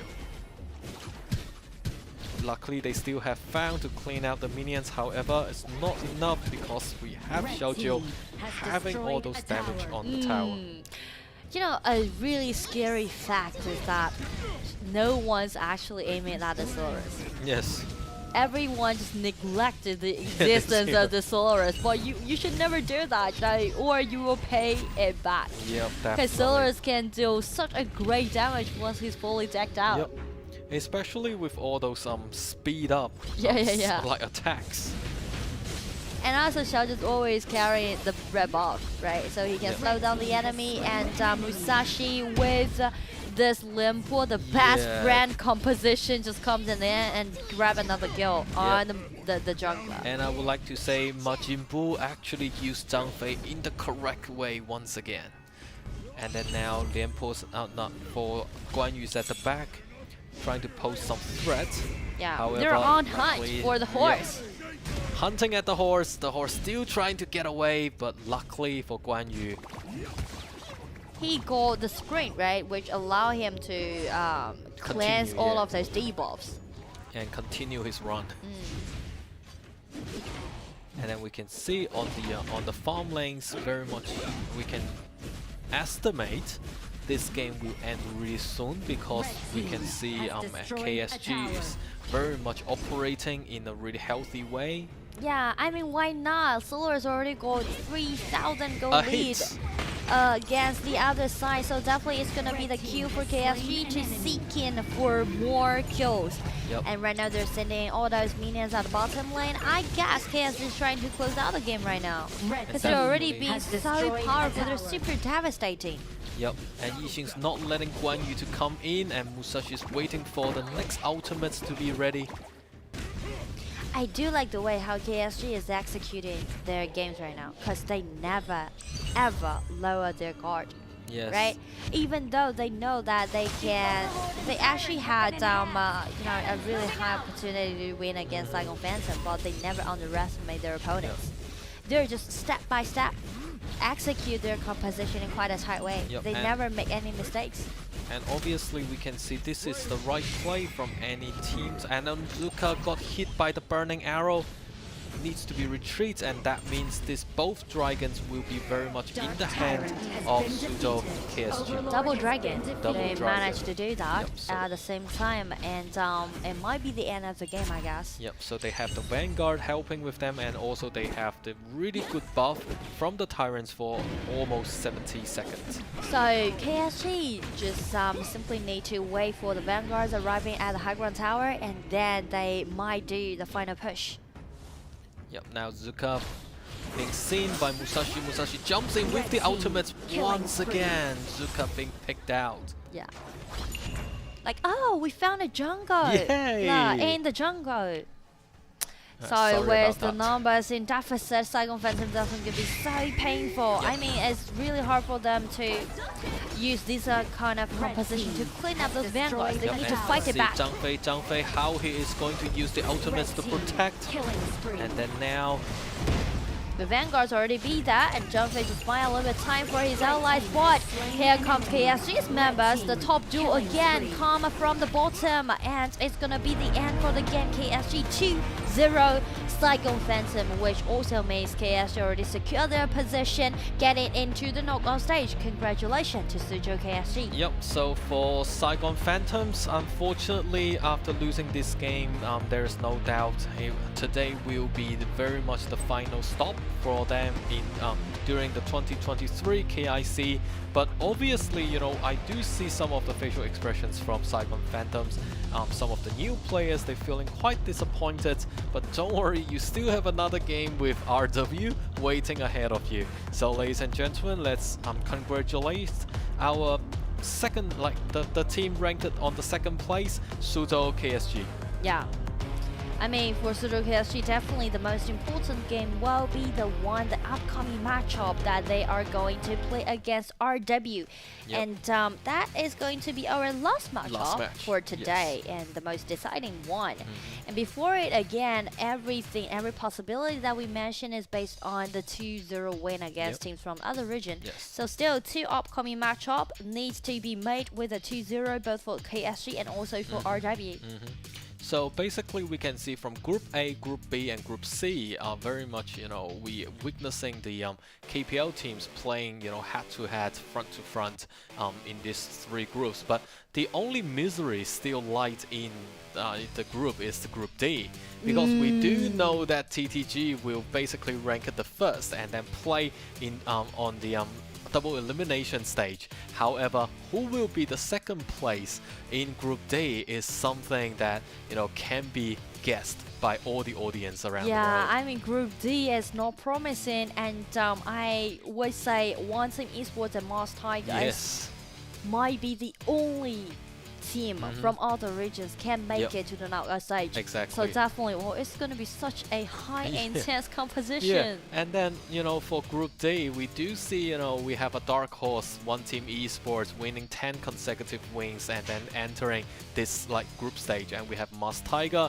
the second place, the silver champions from KW and also from last year's KIC. They have brilliant performance as well. Yeah. So Group D will be the misery, and then we look forward for Group D as well. And if we come back to our games just then, from the team, from the dashboard, we can see, Saigon Phantom actually managed to operate a little bit. But, compared with the maturities, it's just not as good as KSG. I mean, they test a lot different compositions, which is really good for them because a lot of potential can be seen, right? If you never try it, how you're gonna know that it's gonna work in the future? So definitely it's gonna be a good choice for Saigon Phantom, but still they need to solidify it a little bit, polish it more. And for Suzhou KSG, congratulations for this 2-0 win again. And I do like the synergy between Aze and Jinyu. Yes. Because several team fights were actually initiated by Aze, but he's gonna a little bit disconnected with his allies. Yeah, and then all of them during the middle of a team fight, you got Xiaojiu's burning arrows directly into it, and then Aze's like, yes, finally the arrows here. Yeah, and also Jinyu, right? Yeah. Definitely welcome and the right moment come on time. Exactly. So that's the synergies within KSG, and that's why I think we still will see a really good fight between Suzhou KSG and RW. And ladies and gentlemen, the MVP of this game once again goes to Aze with the Lianpo. So the damage taken per death, 35%, and that you can imagine how much damage he has taken during all the engagements. And I still remember that beautiful team fight, beautiful engagement by his ultimate, right? He smashed in the third time when he smashed on the ground, and 4 members from Saigon Phantom was knocked out by his ultimate. Yep. And here we can see, for Guan Yu, as we mentioned, he really need to continue his movements. But however, with Lianpo just right, on the way. Oh, this one. Yep, this one. It just 1, 2, and then 3. Yeah. Do not hustle with me, or I will break out my ultimate. And he's waiting for Jinyu, and Jinyu just comes on time. Exactly, that's a hit. Yeah. Yep. So you see, that is some really good synergies. But also, I think we have the after post match interview, and ladies and gentlemen, please enjoy. All right, thank you guys. Welcome back. And we are now at the interview area. Joined by me will be the jungler from KSG, Jinyu. So please say hi to the audiences. Hello, I'm Jinyu. Nice to see you. Nice to see you as well. This is Jinyu's very first time to the interview area in our English channel. So yeah, definitely very lucky and very happy to see you over there.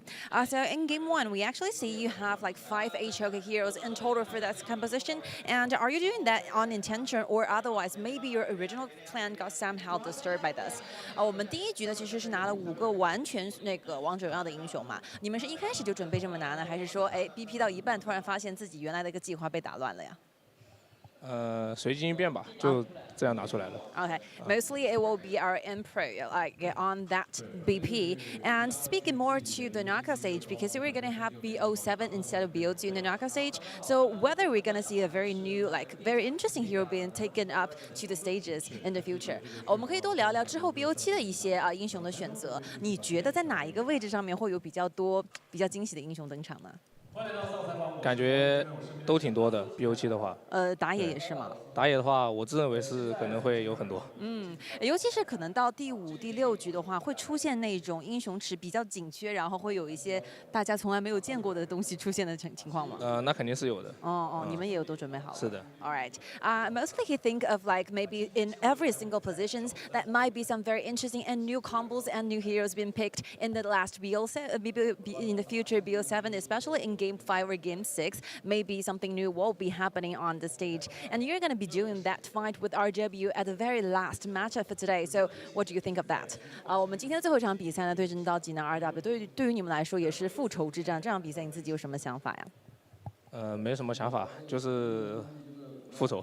就是复仇。对， All right. 就是把他们拿下。Nothing that complicated. All we want is to take them down with a 2-0. Thank you so much for your time. 非常感谢金宇接受我们采访。That will be all, and we will be taking a short break. Before we come back, stay tuned.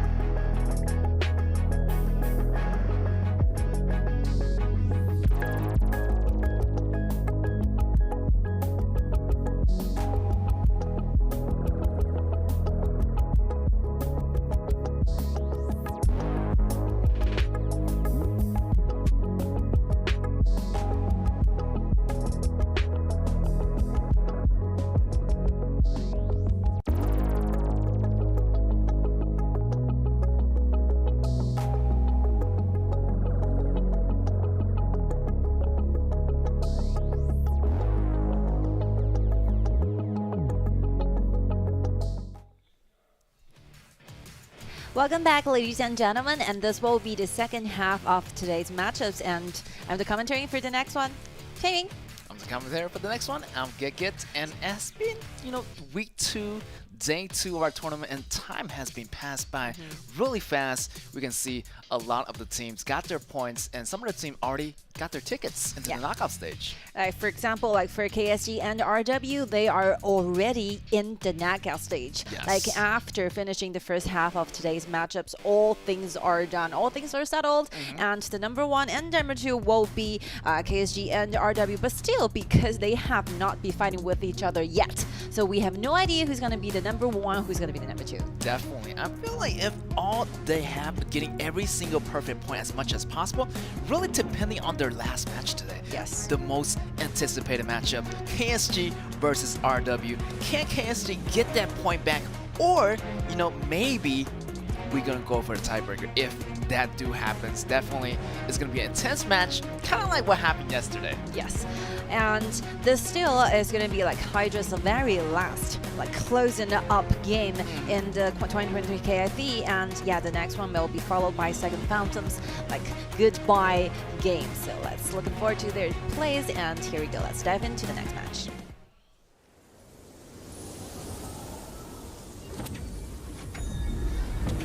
I feel it deep flowing through my blood. Rising up to become someone. Taking it all on my own. What a sweet victory. Taking all of my control. Awaken something deep in me. Like flames, burning inside. Take a hold of the pursuit of the prize of a total. No way to survive, all that's fine, it's locked beside. When this is the time, enter the ring. All those mental chemicals doing their thing. I got flashes of battles inside of my dreams. I was made for this moment. At least now it seems like it's time to come face to face with your fear. Been battling reasons for all of the years, and I learned how to fight them with style and grace no one's ever encountered. You say it's amazing, I'ma come out swinging when they open the gate. Go ahead, call passion, I'm calling it rage. I'm taking what's mine like I already own it. Watch but don't blink, going here to the moment.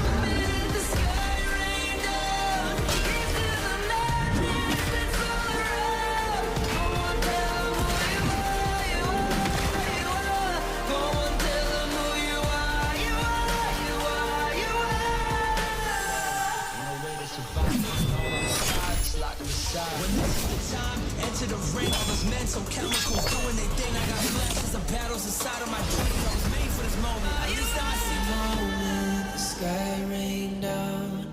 Here's to the madness that's all around. So tell them who you are, you are, you are. You are, you are. Here's to the moment. The sky rained down. Here's to the madness that's all around. Go and tell them who you are, you are, you are. Go and tell them who you are, you are, you are.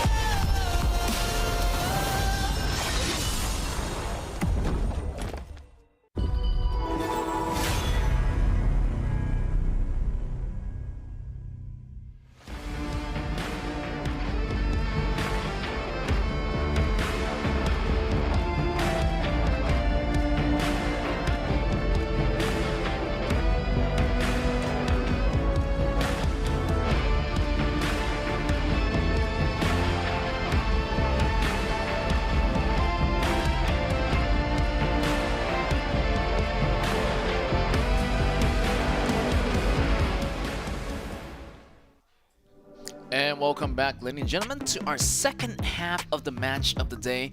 Our next match is going to be KSG versus Hydra, and already they play back-to-back, so they got the 2-0 from Saigon Phantom. I'm thinking, definitely if they keep going with this winning streak for KSG, they can actually take the 2-0 from the last match today and go for a tiebreaker to find out who is going to be the real number 1 in this Group B. I have no idea. Like for me, KSG have been rested for like at least 4 days, so probably gonna say I have enough time to rest and trying to like perform the best for today's matchups. But you have to take into consideration, like RW is showing they are doing extremely well today. Like the first half we're seeing RW had that matchup with Hydra, right? Like fully prepared, even though minor mistakes, you know, in their early game, maybe in the round 1, but then suddenly just got it all solved within 1 minute or 2 minutes. So you can see like how stable they are as an entire team. So still, for me, I think RW maybe hold a higher, slightly higher chances to be the winner going against KSG on the very last one. Yeah, definitely. RW has been on a roll. I mean, look at that, 16. How many times? Yeah, 16 wins, battles. Yeah, Yes. small battles. Definitely, they're on a fire right now. And, you know, they had some slight problem in those matches before, but still, they fix it really fast. Yes. That's what I mentioned, you know. Timmy said they're super stable and they're super calm. And anytime there's a problem, they solve it right away. So definitely the coaches and the team already know about this. Any problem, they can solve it right away. So yeah, there's definitely no problem for them as they get prepared for the last match. But, you know, also they're going to go against Saigon Phantom before that last match going to be going against KSC. So there's a lot of time here for RW to really adapt themselves to fight back KSG and show them who is the real champion in this group. Because it's been a while for the group stages, even though like KPL teams have still maintained with a 100% winning rate going against the wildcard teams, but you can see the difference here because you can see like their very first week, every single invasion, it's so easy for those KPL teams to go into their jungle, taking the blue away, taking the red away, and everything is gone just like by 1 second. But still, you can see starting from the very beginning of the second week, like those invasions are getting harder and harder every single time. Since the game goes by, those wildcard like teams have been prepared, you know, to be invaded in the early rounds. So they have like better formation, they have better arrangements when it comes to how to actually protect their own jungles. So you can see like they're gradually growing up, you know, learning from the mistakes, learning from the future experiences. Yeah, definitely, you know, on week 1, you can see that a lot of stuff has been happening and they were able to guard their towers, weren't able to guard the buff. Now they learned a pattern. They learned a pattern from the KPL team and now can anticipate and predict what the enemy is going to do. That's a huge learning. And definitely, when they come back next year, you know, for that 2024 KIC, they're going to be so much better than this year. And they're going to look back to 2023 like, hey, I pretty much was a newbie back then, but now I gained so much. New version of myself. And that's going to be renewing themselves in the next battle and gaining more knowledge every single time when they come back to the battlefield. You know, the major difference between KPL and wildcard teams will be like, even though you can see something really big happen for KPL teams, even though they are losing, for example, that one with RW, they are having a 0 versus 4, right? So they're losing for 4 like kills against the opponent, but still, after losing in that very particular team fights, they just find a way to go through and turn this entire thing over once again in the following like 2 minutes. So you can see like how carefully, how like very detailed, what will be the calculation, what will be the arrangement for them. They have a very good like problem solving skills in the actual game. Yeah, definitely. I feel like RW is going to be the role model with every single team. Definitely, they're going to look up to RW and how can they solve all these problems under such a tight circumstance. Yes. Definitely, these wildcard teams are just learning from the KPL team, and definitely also the other KPL team are probably going to be looking at RW right now.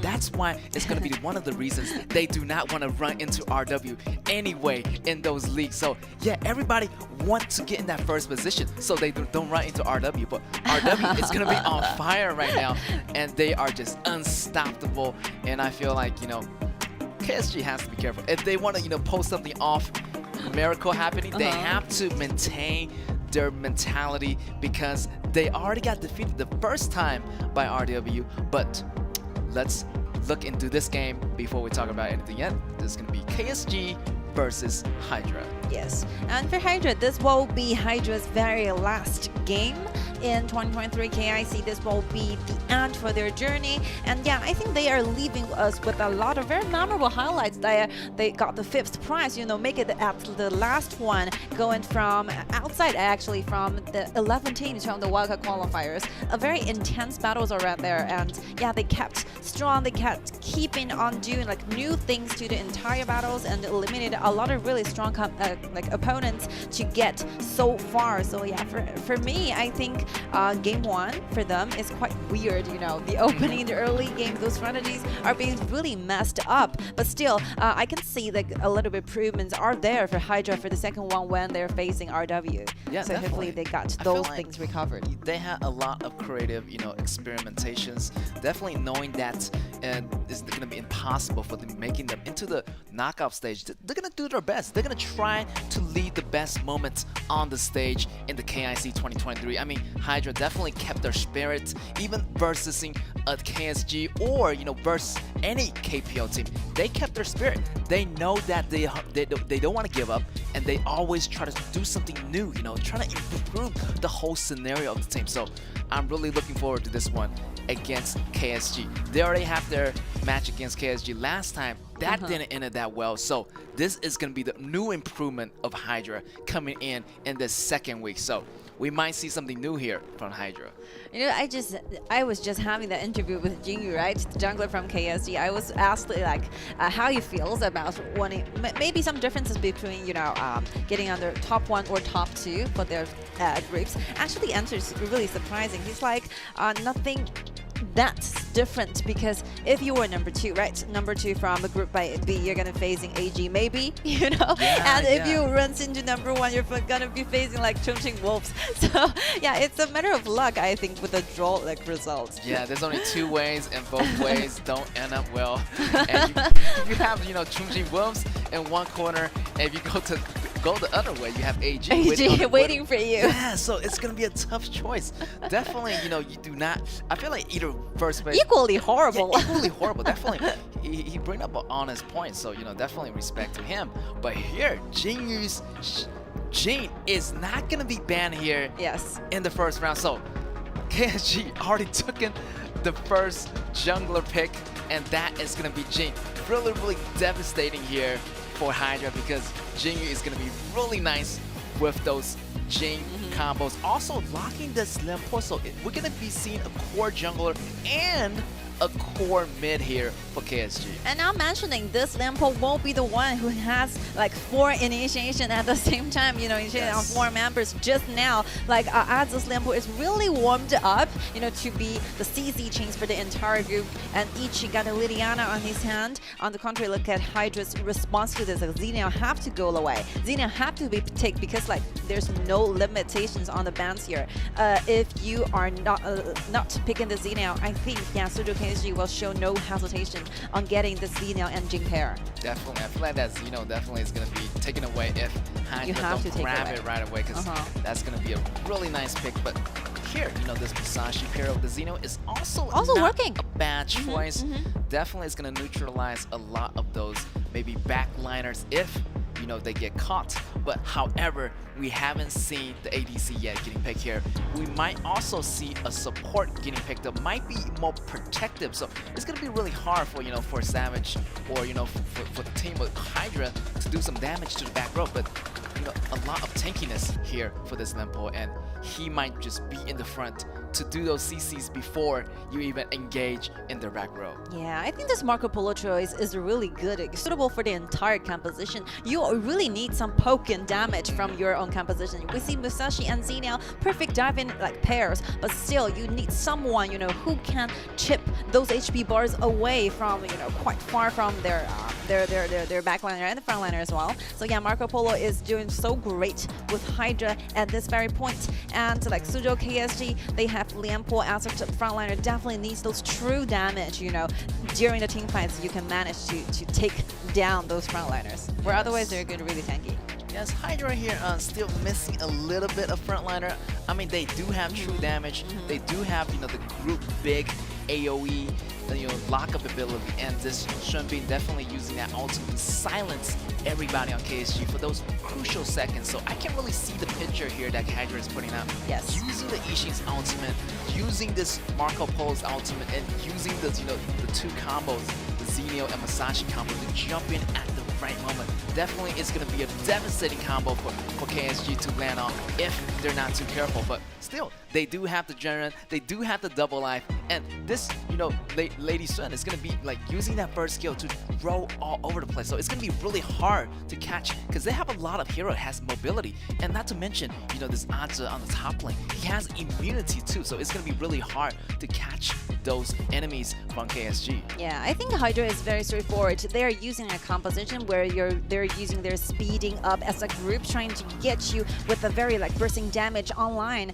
Initially, I think with the engagements, but still, look at Suzhou KSG. They have a lot of things to fight back. They have the double life by Jinan, they have the ultimate, and not to mention they have Hydra. This CC chains, those he can choose to dive in or disengage all the time. You know, I think Hydra will be a really important factor from KSG at this very game, this round, because he's the one deciding like the entire team when to go in, when to go out, and Jinyu is simply waiting at the background, maybe coming from behind, wait for the right moment, wait for Noreen's, because Noreen's is like does not have a purify, right? You can easily get to this target. This Marco Polo will be under quite a pressure. Definitely, I feel like the laning phase is already going to be really a lot of pressure here for Marco Polo. Of course, he's going to be laning against, you know, Lady Sun, and Lady Sun's attack definitely hurts a lot, and he better buy some armors in those early game. Definitely those basic attack coming from Lady Sun, also those enhanced basic attack, and the piercing damage already from level 1. So you're gonna see a lot of pains on the bottom for Marco Polo. Definitely try to support him as much as possible, but also on this side of Hydra, they're using a soft support, so not really that tanky in the beginning, and that's why Shen Bin used that heal ability as a common skill. Definitely gonna back up some HPs, but still, towards that mid game, towards that late game, those damage is gonna hurt as soon as this Lady Shun's damage come up online. Yeah, I think Hydra, this composition, the advantages is really obvious. Like speaking of those like sudden like initiation and those team fights, you have Sun Bin, you have those healing and regenerations, you have Marco Polo with double dashes, which will mean that like your backliners will be more flexible than Lady Sun maybe. And here for Z now, you can choose to dive in together with Savage, you know, trying to create like this Musashi to be a like even more aggressive hero during the team fights. And yeah, the disadvantage is really obvious at the same time, because you can see they are not doing that well during the laning. Both Syndicate on the top and Marco Polo on the bottom will be given a quite hard time during the laning. So yeah, I think KSG knows this deeply in their mindset, so they're definitely going to do a better job during the laning phases. Definitely, laning phase is going to be really easy for Suzhou KSG. Definitely at the top and also at the bottom too. So yeah, KSG on the left on the blue versus Hydra on the right on the red, and let's jump into it. Feel like everything's pretty normal. Both junglers starting on their opposite sides. You know, this Musashi starting on the blue, Jinyu starting on the red. Look at how fast. That damage hurts so much. Halfway already chipped away for Marco Polo here. Yeah, very low. One more is missing. First blood already. First blood and not even 1 minute here. That is devastating for Hydra here, dropping the first blood and giving that cash flow injection to KSG already. Yeah, very nice move by Joe, because like he's standing like behind the minions, so Marco Polo's bullets cannot simply just go through the minions to achieve, you know, to reach for the Lady Sun. So Lady Sun managed to be really safe at the behind the waves, and that will be the reason why he get themselves with the first blood. And E3 follows with the second one, and they want more. The red buff is just there, right there waiting for them. That's right, they definitely want more. And right here, Peachy almost go down on for Savage, however, does get the red, but the damage is already done. Syndicate on the run here, and it's the red on Jinyu. Took him down. The support, Xiao A, gets the kill, and that is a great start. 2 minutes, not even 2 minutes, 3 kills in the pockets of KSG. Yeah, these are all the results, like coming from a great laning phases. We were talking about this initially in the first round of the wave. When the waves actually encountered one another, you can see 3 lanes. KSG have all the laning advantages. They clean the wave in 3 lanes faster than opponent did, and make it. They can just simply make every like attack, every invasion happening. What's happening down there? Yes, it feels like Lorenz, you know, is suffering a lot here, not buying any armor in the beginning. So definitely damage from that Lady Sun hurts a lot, and he got taken down twice already, and that's what happens, you know. the early phase definitely goes to KSG, and still KSG chasing it away, killing Strunby again. 3 kills already on this Lady Shun. This Lady Shun is gonna go crazy later on. I think Noreen somehow got inspired by just now you can see like Hua Yun using our Marco Polo. Look at this. Syndicate have to run away for his life, but still you can see it's so low in the HP, and Lady Shun kept running with a red buff on the side of Jingyu. Cannot simply just go away. That's right, the red will stick on to you, and the true damage, it really hurts too, and the red slow you down. There's no way that HD can get away. Syndicate went down just like that, and not a lot of thing can be done here by HD. We gotta look at the replays here of how Marco Polo got killed. You know, he has that 1/3 HP, but look at this shot by Lady Shun. Took him down in like 2 seconds. One dash in, the basic attack, then the second bomb too, and another basic attack. Pretty much finished this Lorenz off. Another solo killing spree already to Jingyu, because you were comparing level 7 versus level 6. Musashi can do nothing without Syndicate having the ultimate here, but Syndicate still in danger. Peachy have to use a flash to dack away more. Noreen's trying to deal more damage, but still he's been taken down for a lot of times, like 2 times in a row for this point, so the damage is not there yet. That's right, HD is so far behind that, you know, they don't have any damage in their kits right now. You know, even with the items differences right now, you can see that the gold difference is really significant. You know, a lot of golds here for this side of KSG. 14.1k versus like around 10k here for Hydra. Definitely, they're gonna take away a lot of resources away. As you know, Tingy mentions the laning phase already. KSG got the priority, so they can do a lot more. They can grab neutral objectives, they can grab dragons. So anything they can do right now, pretty much is gonna be advantage for KSG. Yeah, this is about, you know, how deep you understand it. But it's really about like gaming, like understanding. They know they will do well during the laning phases, and like just simply apply and perform the best. And after cleaning, after getting the priority on the 3 lanes, they can make rotation to the jungles, or otherwise trying to gank up with the like the bottom sides or the top sides.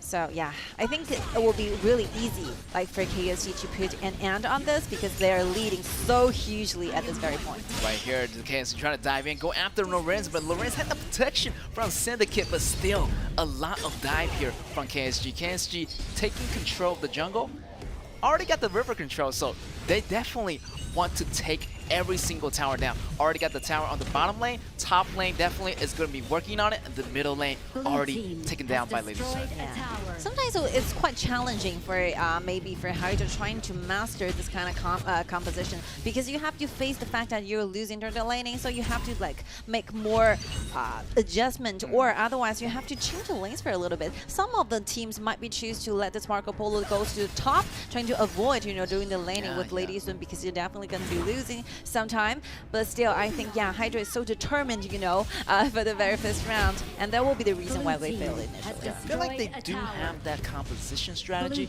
It's just that the way they imply it in the real game. Maybe, you know, do some certain strategy of switching the Marco Polo to a different lane, or, you know, using a different strategy. Maybe give up something and try to gain something in the beginning.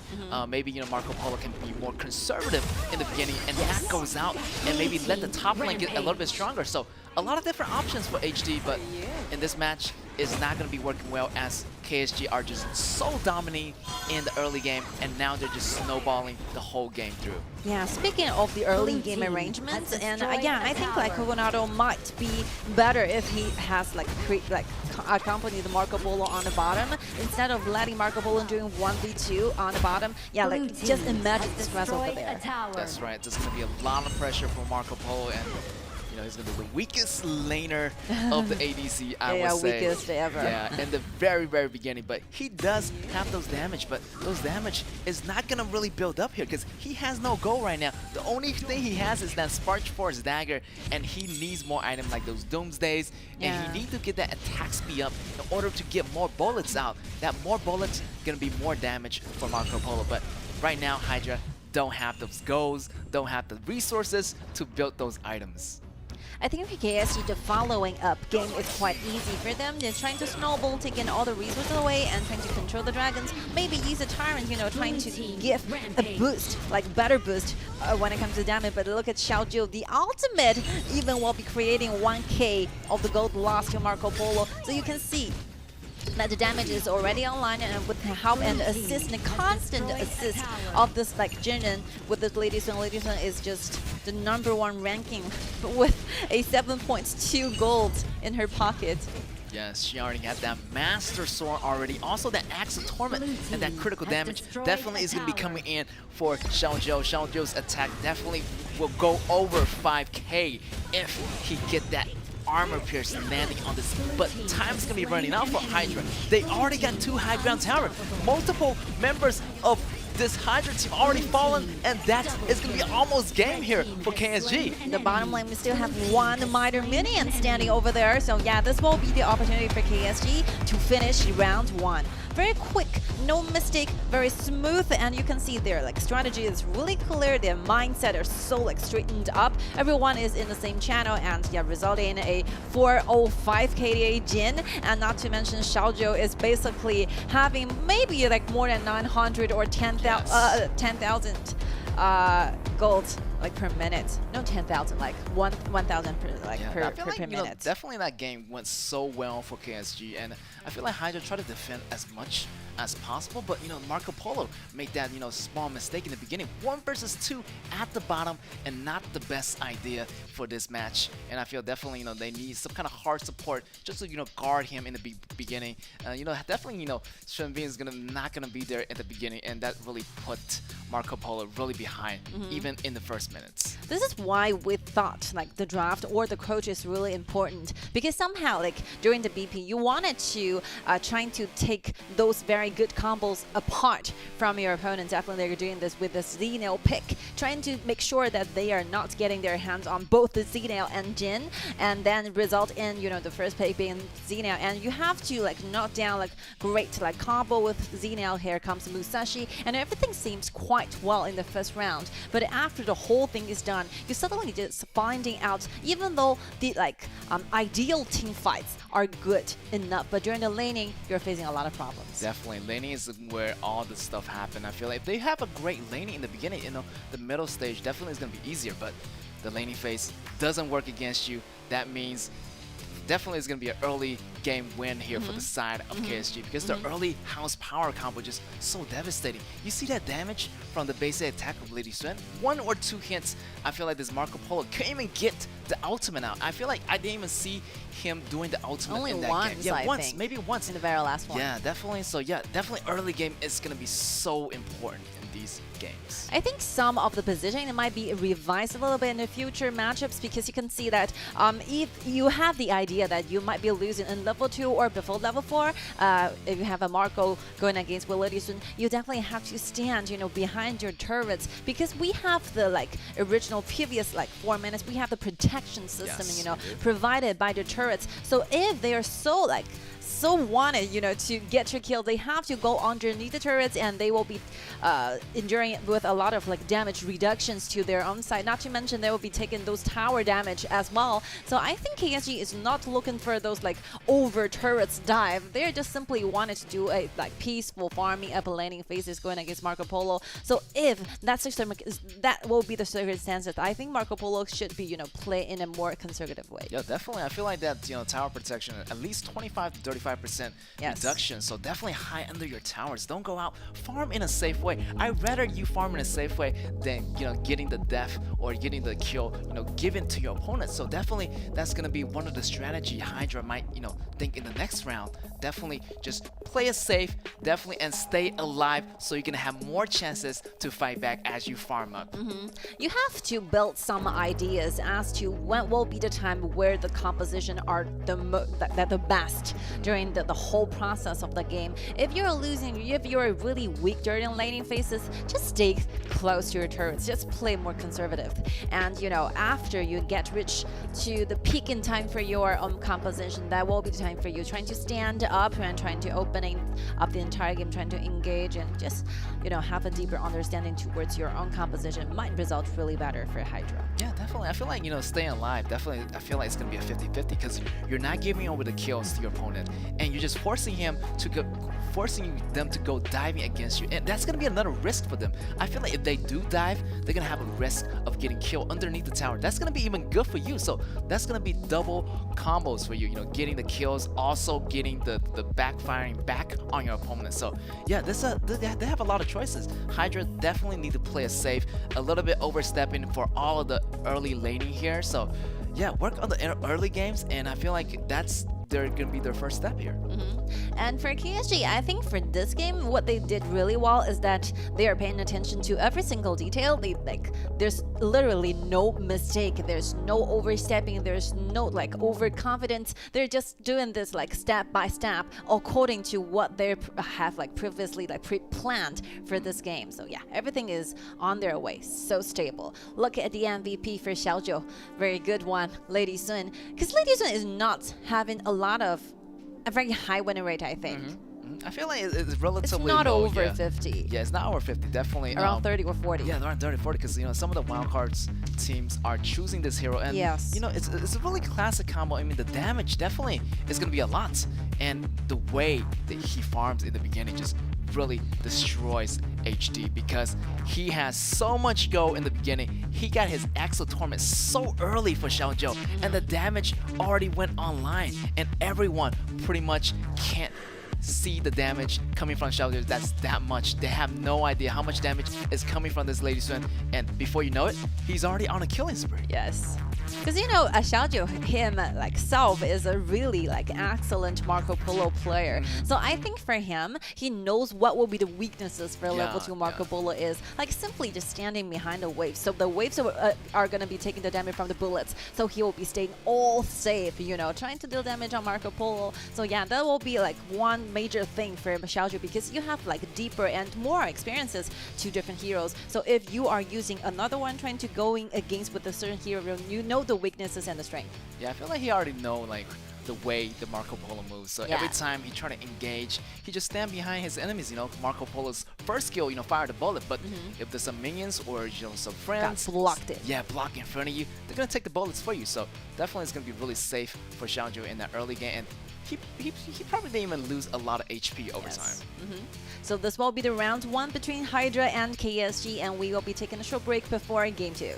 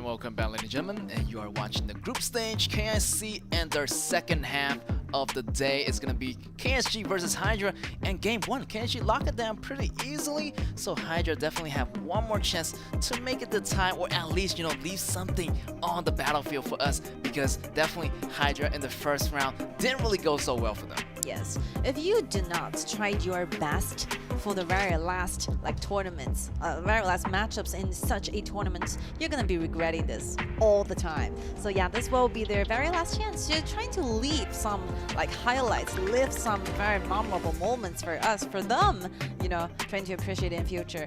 So definitely GP is goes back to the roster, and yeah, I think GP is a really good Lombard user.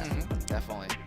So maybe Lombard this time. Yeah, Lombard, definitely. He left a really great impression on me on using the Lombard. And definitely, they want to leave that great impression for everyone on the group stage, because this is going to be their last match against the KSG. Definitely, they're going to be their end of the journey for KIC 2023. So yeah, they have to bring it. They have to put all their energy, all their skills on the line, even though it's going to be an uphill challenge. But yeah, definitely when people look back, that's going to be the last match of the century of the KIC 2020. So, do your best and show everything that you got. I can still remember yesterday I was talking to Andy about the fact that because starting from last year, KPL teams have been given with a record with 100% winning rate going against wildcard teams. So whoever is going to be the team who have the very first winning go against either KPL teams will be the one who is written to history all over again. It's going to go down in the record books. Yes. It's going to making history, and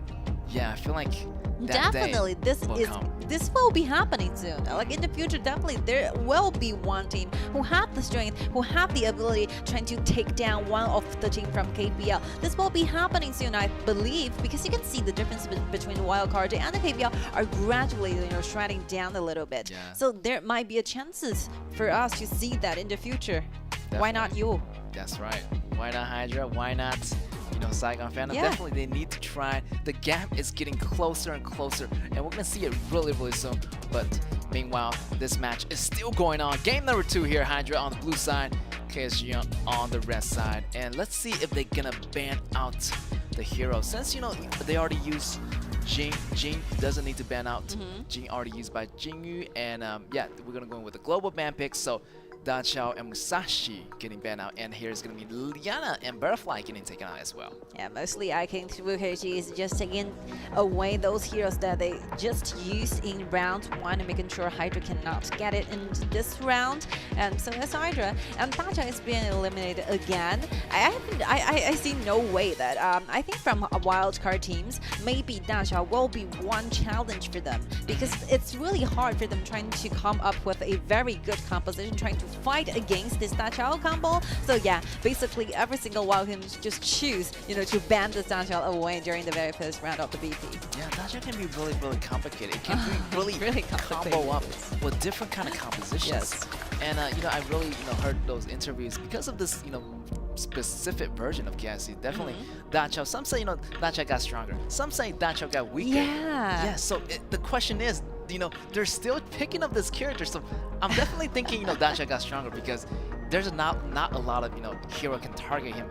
Maybe some of the heroes from the previous HOK hero are not available in this version. Like so for example, Shishi, right? Yeah, Shishi or Haya and different kind of hero can drag that Da Chao out of place and repositioning herself so she doesn't get that teleportation back home. So yeah, it's gonna be a better version for Da Chao to have that high survival rate. Well, this is really interesting. Even though Hydra is the one getting away with Da Chao, but they're choosing 3 heroes I think work with Da Chao really, really well. Like Murad yesterday is gonna be picked by Chongqing Wolves by Xiaopang, as a very good combo with Da Chao, not to mention Foods at the same time. Yeah. So what do they have in mind? I think they just backfired their own composition. And yeah, also Kui works as well if use that Quay, but Quay definitely may be the support here. I think will be the support, yeah. Yeah, definitely. There's gonna be the 50% win. Really, be depending on the accuracy. Definitely, it's gonna be a test of your skills.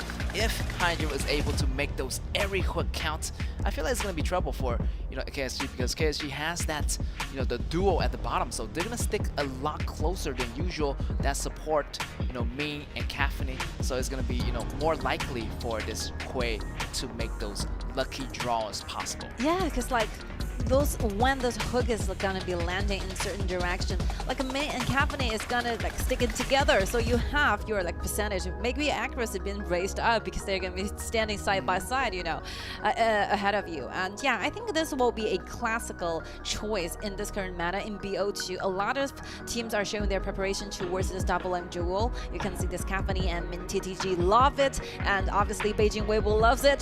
They are all picking this like two heroes on a bottom, which will be helping like Suzhou KSG a lot during the laning, maybe trying to fasten up this game even more. Not to mention Ukyo again, trying to keep up with the pace. I think those early game laning and aggression will be shown by KSG. Yeah, KSG definitely also, the Wolves use this combo as well. Main and Caffeine, Yao Dao use Caffeine so many times with this main combo. Definitely is going to be devastating. Their early laning is going to be so powerful at the bottom duo. Also this Yukio, also this, utility mage. Definitely going to see some early invasions. But here, Hydra, if they want to play it safe, you can have, this Bond to play real safely at the bottom against Caffeine and wait for some opportunities. Maybe this Quay can do something. Maybe this, this Marat can do something, or this Fuzu can do something. So a lot of stuff can be done here. And I feel like, Hydra, definitely they need to play it safe versus that round 1 where they just got collapsed so early. And they're switching positions here. Yes. If they're fixed with this hero choices, which means the Marines, which used to be the like bottom laner for Hydra, will be played as the jungler for this one, and for Sandwich, who has been like taking the job of the jungler all the time, will be playing Fuzu on the top. Yeah, this is really interesting. This is a brand new strategy coming out from Hydra. Yeah, I think it's done. Like Norins is changing this flash into a smite. Like he's gonna be the jungler for this one. Yes, used to be the ADC here for the Hydra. Definitely he's switching roles right now to be the Marat, the jungler for Hydra. I mean, it's their last match, so maybe they're gonna switch it up, try to play some heroes they are really comfortable with, or they're really nice with. A lot of things might be happening from this composition. You see a lot of initiation, like skills are there. Like for Savage, the Fuzi, right? The ultimate, the Siege's might be helping them a lot with the initiations. Not to mention they have GP. The Quay is going to be helping a lot when it comes to who will be the one initiate all the time. And maybe the hook will go to the Caffeine, and Caffeine got pulled back to their own crowd. You can see like will be followed by Fuzi's ultimate, and those doing bursting damage by Angela and Fun. Yeah, I think this kind of 5 heroes are working together. The synergies are there. Yeah. I was just simply waiting to see how they actually performed using this kind of composition. Yeah, there's a lot of steps over there. Yeah, this is really weird because you have the ADC playing this jungler, then you have the jungler playing the top lane, then you have the top lane playing the ADC. I mean, we see the good. Enjoy your moments. I mean, we see the bad, we see the ugly. I feel like the good is like there's gonna be a surprise factor to the side of KSG. They don't know who is gonna be who. I mean, the bad is gonna be like sometimes this composition doesn't really work because you're switching roles, and sometimes you used to be in your own roles more. And the ugly is like if everything collapses, I feel like this game is gonna end around 6 minutes, Look and at that's this. the ugly. I think that like skill 2 is really important. Look at one being launched here by Ichu. They only have one chance there, and I feel like if they grab someone, I feel like first blood definitely go to Hydra there. It was 5-man mid, but look at here, Jinyu and the Rins just trying to overkill this blue. But look at that, he just gave up on the blue, but still, both teams has the smite. Let's see, it's gonna be a smite battle, and this is gonna be Lorenz's blue, and he gets it away from KSG. But still, KSG is the one doing the evasion right now. Yeah, because we have the jungle protection system, which means that Jinyu's smite will be quite deductive with the smite damage. So definitely he's using the smite a little bit like earlier, than Norins, giving Orange the opportunity trying to safely protect his own blue. Here comes another round of the hook. but still missing the target here. A 1v1 with Fuzian do not worth watching. Like two tanks fighting all the way. Definitely is gonna be like a cage fight between those, just trading HPs Yeah, back yeah, and yeah, forth. Nobody's gonna fall down. But on the bottom, like I see that Carfany is giving like Syndicate. Yeah, Syndicate is on the bottom. Oh yeah, really interesting. A hard time. This is the very first time for us to see like Syndicate, the top laner. Yeah. To play as a marksman. Yeah, I feel like he's playing it safe, definitely, because it's gonna be 1v2, Cafferty and main, and definitely it's gonna be GP coming to the rescue here. Let's see if they can make the hook here, because they do have a higher chance of hooking 2 enemies in that same direction. Let's see GP get the hook. So far, the accuracy is not gonna be working so far. He's missing every single hook, so no successful hook yet here at the top for Savages, facing a brutal assault from the 2 members of KSG. Yeah, one of the news is like KSG is not looking to a direct kill here, but for Savage so low, like Az just walks around taking away your like healing pact and just went away. Going directly for your blue. I think, yeah, Az and Jinyu is leaving a lot. Look at the first blood already happening. Like Joe is solo, but with the help of Mince, this kind of string is offering another protection here. Henry Bush again. Murad have to go back because he's solo in HP as well. Look at this. The temporary like turbulence is gonna be helping the rings dodging one lethal hit. But look at the fireballs. The ultimate is ready. Xiao A goes down. That's right. What a save by Peachy. Peachy came in the right time to get the kill on Shai, but however, Murad still getting caught because there's still 3 members of KNG coming for you right now. They're surrounding the tower. Peachy goes down. Xiaozhou gets the kill. The flash coming from Aza. The knockup. Here's come Jinyu. Get the kill again. That's gonna 3 kills versus 1 kill here for Hydra. Still, yeah, you can see even though the compositions are really interesting, but because like GP might be losing a few targets in the previous rounds, if they had just got someone holding back, I think maybe the team buys might be looking better from the side of Hydra. But the reality is like KSG is doing so great. Those reactions, those feedbacks, according to what happens, it will be like 2v3 at this very point, where Xiaozhou is doing like 1v3 and get this kill on Syndicate and goes back with the flash with the help of Min, trying to take look at this, like Hannibal so carefully, every single movement, every single positioning are so good. That's right, here's gonna be HD coming in with another game. I feel like they are fighting a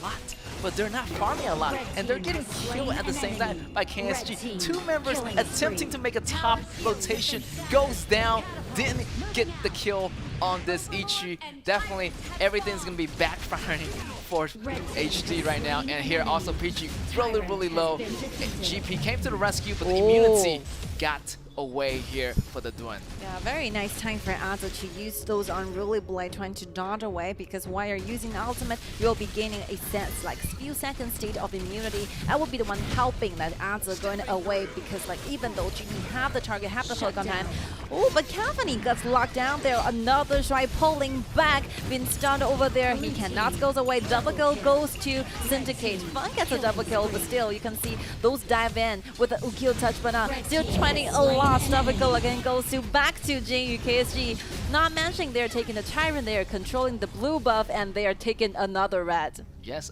what a great look by GP, and knocking down that Cafferty off the very beginning and getting 2 kills. That was a great start actually, but definitely if you get your targets, definitely step back. I feel they got the job done getting Cafferty, they need to back up. Instead, they went more forward and letting this Yukio getting more kills on them. So definitely they're losing more gold than they came in with. Yeah, like initially to take down Cafferty will be such a great news for the side of Hydra. You should, step a little bit back, because your jungles are all spawned waiting for you, trying to take it down. But still, you went too far. That's right, do not be too greedy, and definitely that's going to be the unstoppable Jinyu already, getting 5 kills in its pockets. Right now they're working on the mid tower. Both tier 1 tower are still alive here from KSG. Hydras, however, their towers are getting destroyed one by one. 3 towers in the hand of KSG, and KSG are just moving forward right here. Xiaozhou gaining the item he already needed. The Shadow Ripper getting the Maran at the same time. This is going to be crazy here. And also, look at the gold stand. standing. This is gonna be number 1. It's gonna be Jinyu with that Tachibana. Aza is playing extremely aggressive for this one because like it's been a while since the last time we see like Aza use Adun as a frontliner, as a top laner. So you can see every single time it's happened for 2 times for Aza to use a flash, trying to initiate, using the knock-in backs, you know, trying to maybe get like for Savage on their hand. Look at this. Godlike already, hiding in the bush, waiting for the moment. There's no way for Hydra to open up the vision here in the jungles. That's right, nobody's gonna open up the vision, and even if they do, it's gonna be a risk because they're so much far behind, and the damage coming from Yukio is so much. You can see that when Angela walked in that bush, he didn't even reach that bush in time. He was stunned by the basic attack, the ultimate finish him off in 1 second. Instant kill here for Jinyu. Crazy. That's right, and they are getting more crazy as they're working on their next towers. Minions are coming in. It's only 7 minutes, and they already took down the tier 2 tower at the bottom. And definitely, Lorenz is feeling the pain right now, not getting any resources from the west side, not getting any resource from the blue side. Here's the little knockup here by Fuzu, but the legendary already goes to Jinyu. GP trying to make some hook, flash, but still got taken out here by Xiaozhou. Xiaozhou is going crazy here. However, Jinyu goes down. Xiaozhou is still alive, and that's going to be the core player pushing the ADC, pushing the tower. High ground already gone for the bottom lane, and maybe they're going to try to escalate the situation. They're going to try to end the game here and then. Syndicate and Angela are trying their best, trying to clean a wave here, but still killing spree already given to Xiaozhou. Double kill it is, but still they managed to clean a wave on the bottom, which means that like Hydra will have a second chance for this one, trying to come up, trying to clean away, trying to protect their own high grounds. Ooh, great ultimate here by Lorenz, trying to clean out the HP here. The poke is going to be enough, but still Xiao Age is healing them back slowly as much as possible. Right here, 2 high ground tower gone for the side of HD. They're still holding on, but there's the catapult coming in. Also a minion here. Can they hold on? Godlike already for Xiaozhou. Xiaozhou is going crazy. Syndicate trying to hop in. The ultimate coming from Peachy is not going to be enough. Triple kill for this card. Quadra kill for Xiaozhou. What a quadra kill, but even though Cavani got shut down, but nothing really mattered because like KSG has already gained themselves with an ace, even though Fuzu really wanted to come around using the ultimate, buying themselves more time, but the still will be the ending point. The winner will be KSG with a 2-0 winning victory, complete winning. That's right, KSG just dominated the first round, and game 2 also pretty much the same scenario here. HD, however, is going to be their last round, and they will not continue with us into the knockout stage. But still, they put their best on the line, and yeah, that's going to be respect for both teams. And that will be the spirit we're like talking about all the time. Like they are actually enjoying themselves. You know, they have some substitution. They let every single player that coming from Thailand to Shanghai trying to join in the actual game, and they have gained those very precious time. You know, with KSG and RW and Second Phantom as well. So they have went a long way, starting on the wild card to the group stages, like nearly 3 weeks. You know, of the time for them trying to stay in this very arena and trying to like give us those very good moments in the game. A lot of respects, a lot of appreciations are there, and just looking forward to see them in the next year maybe. Yeah, definitely they came a long way. Definitely from that 5th position out of 11 teams in the wildcard qualifier. You know, they're pretty much the underdog, and they still came up strong. They still didn't give up, and you can see when they went up against the KPO team, they still, you know, have that spirit going on. So yeah, definitely they leave their best impression on the stage, and you know, we have to let them go and to see them grow even more in the next time when they come back. Of course, definitely. I think this thing will be happening like yesterday. We were saying goodbye to Scars, right? You can see some of the regrets are there during the interview. Like, I think Rover is really like upset, you know, because of how they end. I think they're not so satisfied with the result. They're not satisfied with their own performances. But still, this will be the reality. Sometimes you have to like grow, like being stronger, and just come to like.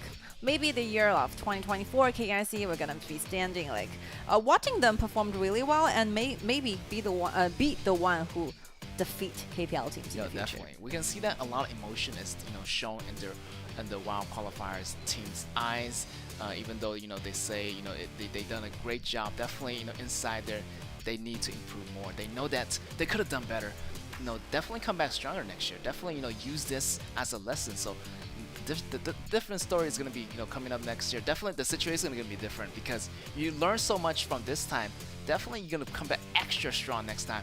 And we can't wait for the first WoW qualifier team to defeat the KPL team. Of course. I really like that line in our trailer, which I can still remember maybe will be the player from HOK, because like HKA is like it's only the beginning of their journey and it's only like year 2. So for a lot of KPL players, for a lot of KPL teams, it's actually their game like 5 or game 6. Just imagine that time slot, those time differences will be result so differently when it comes to gaming understanding, when it comes to the gaming performances. Yeah, that's really normal. We can all like accept, understand. It's completely understandable. The differences are there.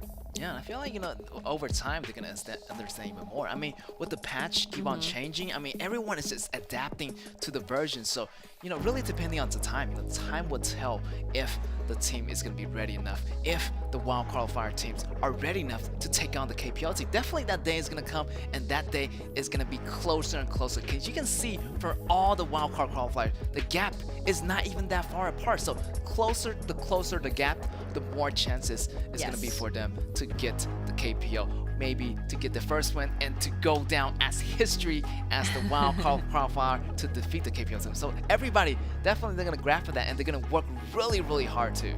Of course. Like for KSG for this one, let's see who is gonna be the MVP.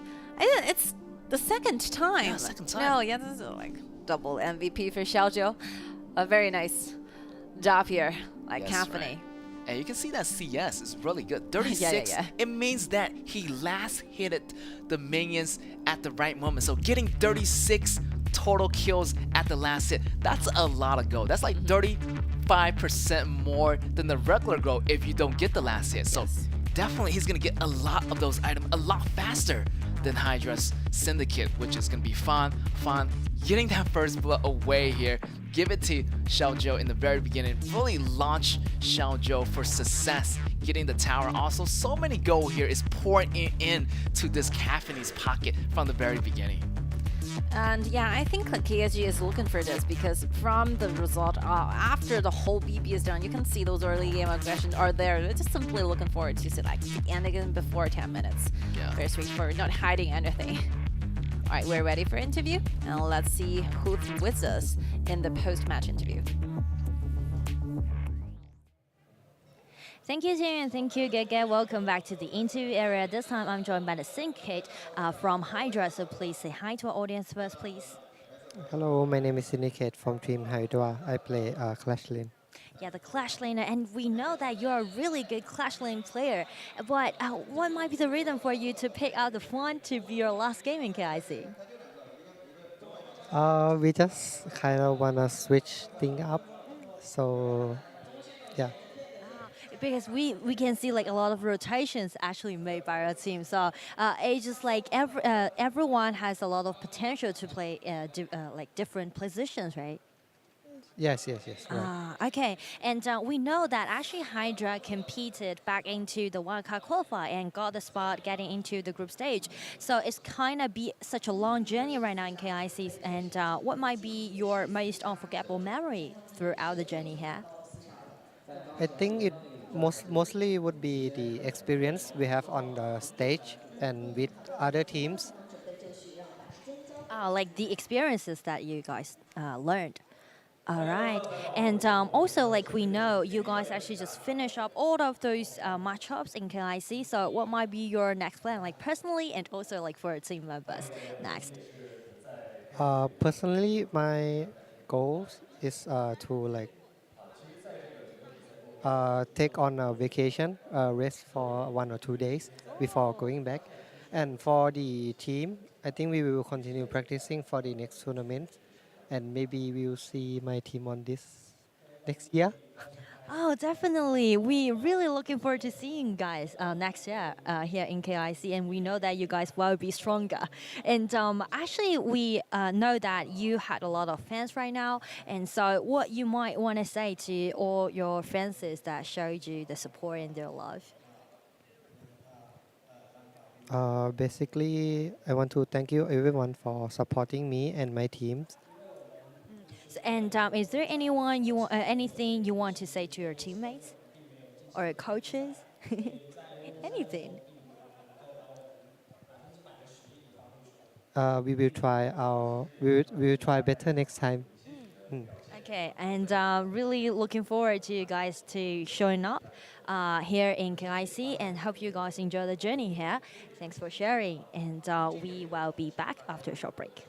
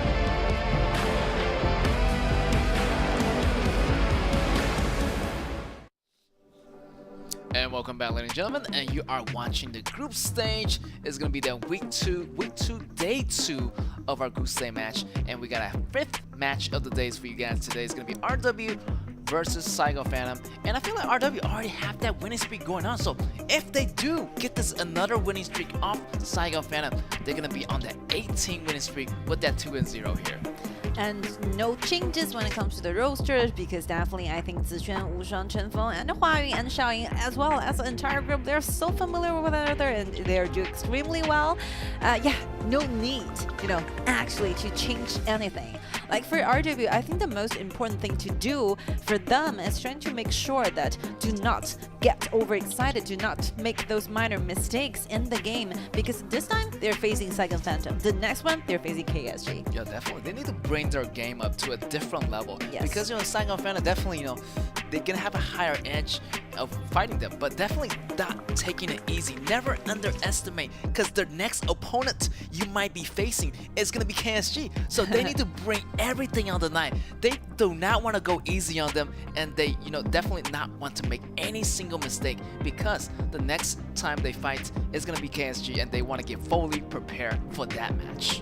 I mean, for Wushuang, I have so many impressions for Wushuang, because he played the Sun Tzu really well. Because a lot of junglers are using the Sun Tzu in our game, but I think the Sun Tzu Wushuang use will be the best one. Just like a lot of players are using Athena as a support, but I think Cat will be the best one, out of all the Athena users. So obviously you can see the gaps, you can see the differences. Like Wushuang, those Sun Tzu, the sense of direction, how he used the ultimate trying to initiate, are just so accurate, so right on the time, on the spot. Higher accuracy, that's gonna mean higher chances of hitting your opponent with the bolt, and the driving skills of this Wushuang definitely impresses us. Definitely more than impresses on the first day when the Wolves uses it. But hey, this is the RW we're talking about. They have the winning streak. I mean, they feel like a ranked game, just winning, keep on winning, and they're not gonna stop until they do. But so far right now, they're unstoppable. And I mean, for Huayun, even though a lot of players from RW are failing, but still you can always trust how Huayun can bring you the most damage in the late game during team fights.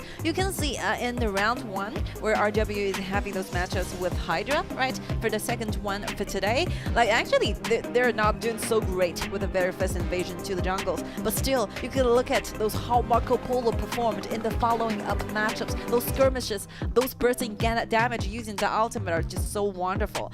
You can always trust on Huayun, he's the most stable person from all of the team. That's right, stable is going to be the one key factors in this game. The more stable you are, definitely you're not going to lose control. Definitely you're not going to go for that desperate kill underneath the tower, and you're going to be super under control because you have one clear mind go instead. Laning phase, mid game, definitely if you're more stable, then you're gonna win the game a lot easier than your opponent. Of course. And yeah, SJP, they see switch a lot of roles. So you can see Majin Buu and Times are on the roasters here. And Li Chen is doing a great job today. I can still remember those Mai Shilan being played, and those Shang Guan being played by this very player. He's really aggressive and so good at using those mid laner assassins. So I think Chenfeng is the same.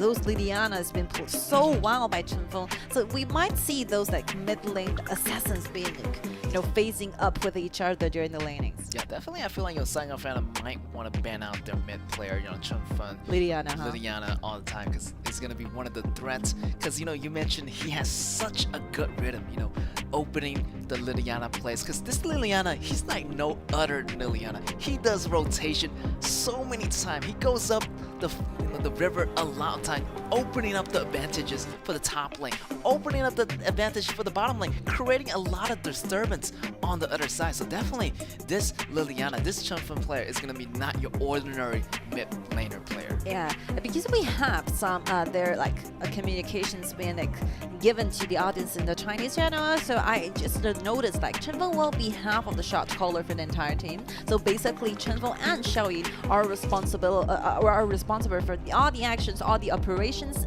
win the game. So just imagine if you have to, watch out for your own performances if you are using those mid laner like heroes, but you still have to be like half responsible for all the actions. You are really, really busy, and you have to keep your brain running all the time. That's right. Your CPU is gonna fry up if you don't. Yeah, I feel like exactly. Chunfeng can handle it because he definitely has that good rhythm. I mean, he's talented. He knows what's going on. He always have the eyes on the minimap. When the enemy's missing, information is already shared for all the players. When the enemy's in trouble, enemies is getting there to their side of the map. Definitely, when the battle is gonna be a go, they're gonna give the go signal for the whole team, and they're gonna have a higher chance winning because the calculation of this Chunfeng and this Xiaoyi really works well together, and letting the whole team know like, hey, we can hold it down, we can win this battle.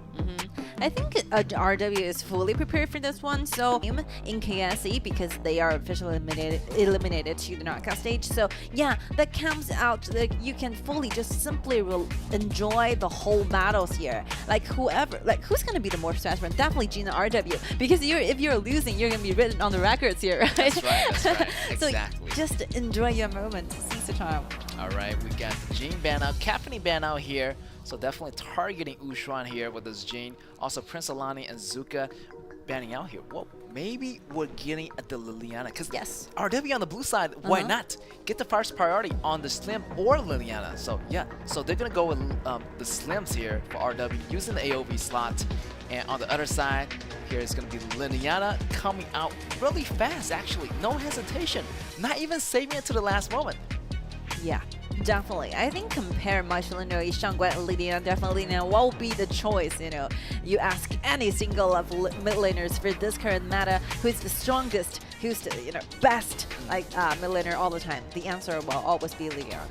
Followed by Ukyo and Mai, very aggressive. You can see those early game aggression, those damage is gonna be a line. Yes, that's a really, really high damage combo. I mean, the basic attack from Ukyo, the 1-2 combo from this main, also the burst damage right away from level 1 from this in Liliana. They have so much potential level 1 gameplays. I feel like level 2 already they can do a lot of damage to the side of RW. So yeah, if they can play this right, if they do have that potential level 1 gameplay, I would give it to Saigon Fighter because they have so much damage in the beginning.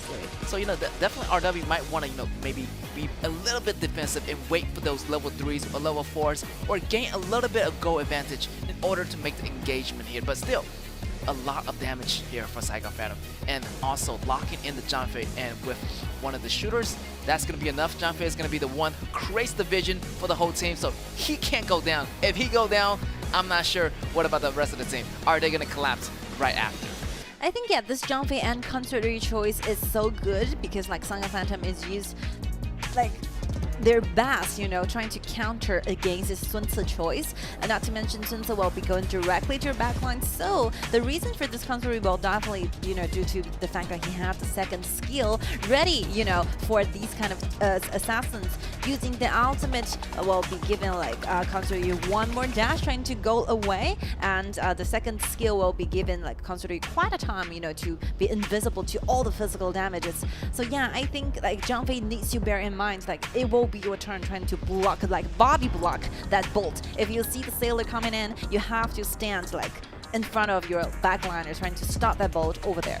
That's right. And also, he can actually initiate for the team of Saigon Phantom. He does have the ultimate available. After he blocked the bolt, he can do some quick initiation and get the stun, get the group CC on this RW side. If they're not too careful, getting landed by those CCs allows the whole team to gang up using those burst damage available to target down RW. But RW over here has that double life ready though. They got the insurance ready. But also a Yixing, Chunfeng will be playing that. It's going to be really devastating because if they block the boat, they're gonna use that Chunfeng's ultimate, locking them up in the same area. So also they want to be not too closely grouped up together, but kind of group up but more scattered in the area. Yeah, I think a lot of things have to be thought in a more considerable way, because definitely I think RW, speaking of those CCs, that's Corin, that's a caster in the Chinese channel. He wanted to see the tiebreaker over there. That's right, I figured he'd do. He wanted to see more actions, and definitely actions is what we're gonna give you. But before that, we have to finish with this first one. Of course, of course. Definitely Jinan RD over here on the left side on the blue versus Saigon Phantom on the right on the red right here. So far so good. I feel like, you know, a lot of quick damage bursts from the early game on the side of Saigon Phantom. Really well rounded, actually great balance composition on RW. You know, they have the movement ability. As long as, you know, Shuncha get to level 4 right away, he can start making those engagements. So as long as Shuncha gets to level 4 in time, and if Saigon Phantom is not able to bring that Shuncha down before level 4, I feel like they do not have a chance, because as long as level 4 Shuncha goes in, do the stunning, I mean, it's going to be super, super fast. If the rhythm is going to be really fast for RW, I feel like Saigon Phantom need to be on the defensive more. Yes, I think Saigon Phantom, they definitely want to play more aggressive in the early game, but speaking of the how like fast, hey, they can actually gain the brave priority and make it to the jungles. I was wondering, yeah, if they can find those opportunities to go into the jungles, I think Jinan RW are definitely going to be taking care of those entrants. You know, Zixian is going to be standing up like in the top, trying to make sure that the blues area stays safe, and not to mention Hua Yun and Xiang will stay on the bottom. Even those limbs are doing not so well during the laning, but look at it, like it will be Concert Yu doing the laning. Concert Yu is not aggressive initially, so yeah, I think everything will be really peaceful for the early 4 minutes, where RW really need to farm up, really needs to get to level 4 instead of, you know, making a lot of things happening in level 2. So yeah, I think the major like tempo for this game will be around 4 minutes, where the junglers are ready for something to happen. Maybe the first rhythm will still be initiated by Chen Feng or Wu Shang, those very like good players from RW. Yeah. I feel like the level 4 potential plays for RW, there's a lot of great potentials, because you had the boat, you had the cage, also the double life. And you have the double life, right? Yeah, definitely. I mean, the fights is going to be happening around that cage area. Definitely Chen Feng is going to put that cage in the right position. Definitely a great CC to separate the battlefield in two. So even though, you know, you're coming after my, you know, backliners, I have this cage here. Definitely is going to be prepared. Also, I have this insurance on this Jinan in case if you get to it. Double life back to my ADC. Well, let's see.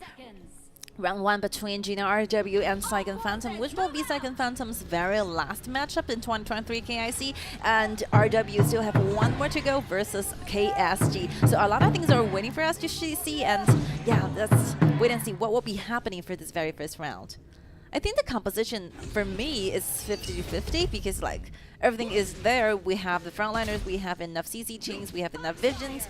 It all comes to one fact, like who will be performing better using this particular composition to their side. That's right. Who is going to be the compatible composition? Can they synergize well with each other? I mean, as long as they get those CCs chained together, it shouldn't be a problem here for either side. But right now, we do not see a great invasion here. It seems like, you know, SGP, they want to play it safe in the very beginning. They want to farm up well in order to do some damage. There's definitely time's going to be running out. That level 4 potential play for the side of RW, that's definitely going to be more, because the boat is going to be coming in, and I don't know which side he's going to go. Maybe going for the top side, maybe going after DD, or going after Time. Maybe going after DD, because Time has that second skill to dodge some physical damage. So maybe the top lane is going to be an easier choice for Ushan to gank. Okay, Charlotte been very aggressive on the top versus Mei level 2 versus level 2. So what really matters is like how well you can use your passive from Charlotte. Those like flash gradation is going to be helping you a lot with the damage deduction, and, you know, more damage when it comes to the launch ups. You have more CCs over there. You have to control your passive. Oh, this is going to be a really, really cool battle. Oh, Ushan has already got to level 4 yet. Yeah, and here's going to Chen Feng coming to the help, but still, they're hesitating a little bit. They don't want to risk a lot, you know, going after the tower type, so they're going to back off for now and waiting for the minions to pop up, so they're going to have more vision on that top lane. Oh, look at DD getting really low, because like Zixian is ready for this ultimate, trying to leech out. And it's going to be Ushan leaving the lanes. That's going to leave the mid lanes, giving to Ushan. Maybe, you know, he tried to get that allocation resource all to this jungler, all to this Shuncha, so he can do a lot more damage than usual. I mean, for Yixing, the chance from Yixing was just opening up the vision for that very second where he landed that particular chance. So yeah, I think for Yixing, well, which like character is really making like Yixing a more utility, like mages will be like the vision support for the entire team. Yeah, I feel like those chests is gonna be super useful, you know, determine like which area Check the the enemy, bush. yeah, check the bush, even not walking into it. So the vision is already there for the mid lane. Great vision control on the mid. So I feel like this mid is not gonna get that gank easily. So definitely, you know, Saigon fan want to gank somewhere else, maybe the bottom lane. Slims definitely is gonna be vulnerable as long as, you know, there's no general with him at that time. I think it's good, like so far so good for SGP, because definitely you do not want to take those depths so deeply into RW's jungles. So farming up peacefully and just to fight for this like dragons, I think, yeah, favors the side of SGP. 2v2 on the top here. Oh, the flash getting blown out. Here's too much damage coming in from Charlotte and this Sun Chun, and that's gonna be a double kill here on the side of RW. Getting 2 kills, double buff goes to Zhishuan and also Ushan. Yeah, like speaking of the synergy over there, those 2v2, you can see the differences where they're using the CC chunks really well. This will be a very good reinforcement from the side of the SGP. Managed to bring Xiaomi really low and force that splash back. Here comes the Sailor, look at this. Sunto using the ultimate to knock back Ooh, here's Majin Buu. Jumping over here. Majin Buu goes down, almost goes down, but still Lee Chen went in to dive, gets Hwang, but however, he also traded himself, so it's gonna be 1-for-1 for that bottom trade. Yeah, it's life-saving moment for Lee Chen trying to make his appearance on the bottom. Look at this, like Charlotte still diving and using those dashes away, rampaging already. Also, it's so close. I almost thought that Jinan takes the dragon at the same time. Yeah, almost. That's gonna be a lot of resources in the pocket of RW if they do take that dragon. But still, SGP secure that dragon. Still, Zhishuan is not quitting. Just trying to get every last possible hit here on this Yukio. Here's the ultimate coming in. The immunity already getting out here on a second skill. That's going to be a failed attempt by RW. They need to back off right now as the reinforcements are arriving for SGP right here. Chasing after Hwang, also shouting, but still, they're going to be backing it up, keeping a safe distance right now. But still, SGP, the whole 5-man crew is going to be at the bottom. They're going to be really aggressive, trying to take down this bottom tower. But still, the ultimate coming in, the knockback coming up. This is Ushan in the front line, taking a lot of damage. He goes down. There's too much damage coming from the side of SGP. There's 5 members, and there's only 3 members from RW. Yeah, this might be like too over the line here for Ushan, because definitely you're seeing 5 members standing side by side from SGP. There's no way for you to fight for 1v2 or 1v5, especially because you pay attention to the mini-map. Like, Zhishuan is so far away from the battlefield, so definitely they're not trying to let the members go in down. I think, yeah, maybe like Wuzhan is just super underestimate the damage coming from SGP. He think he's tanky enough to handle that, but he failed.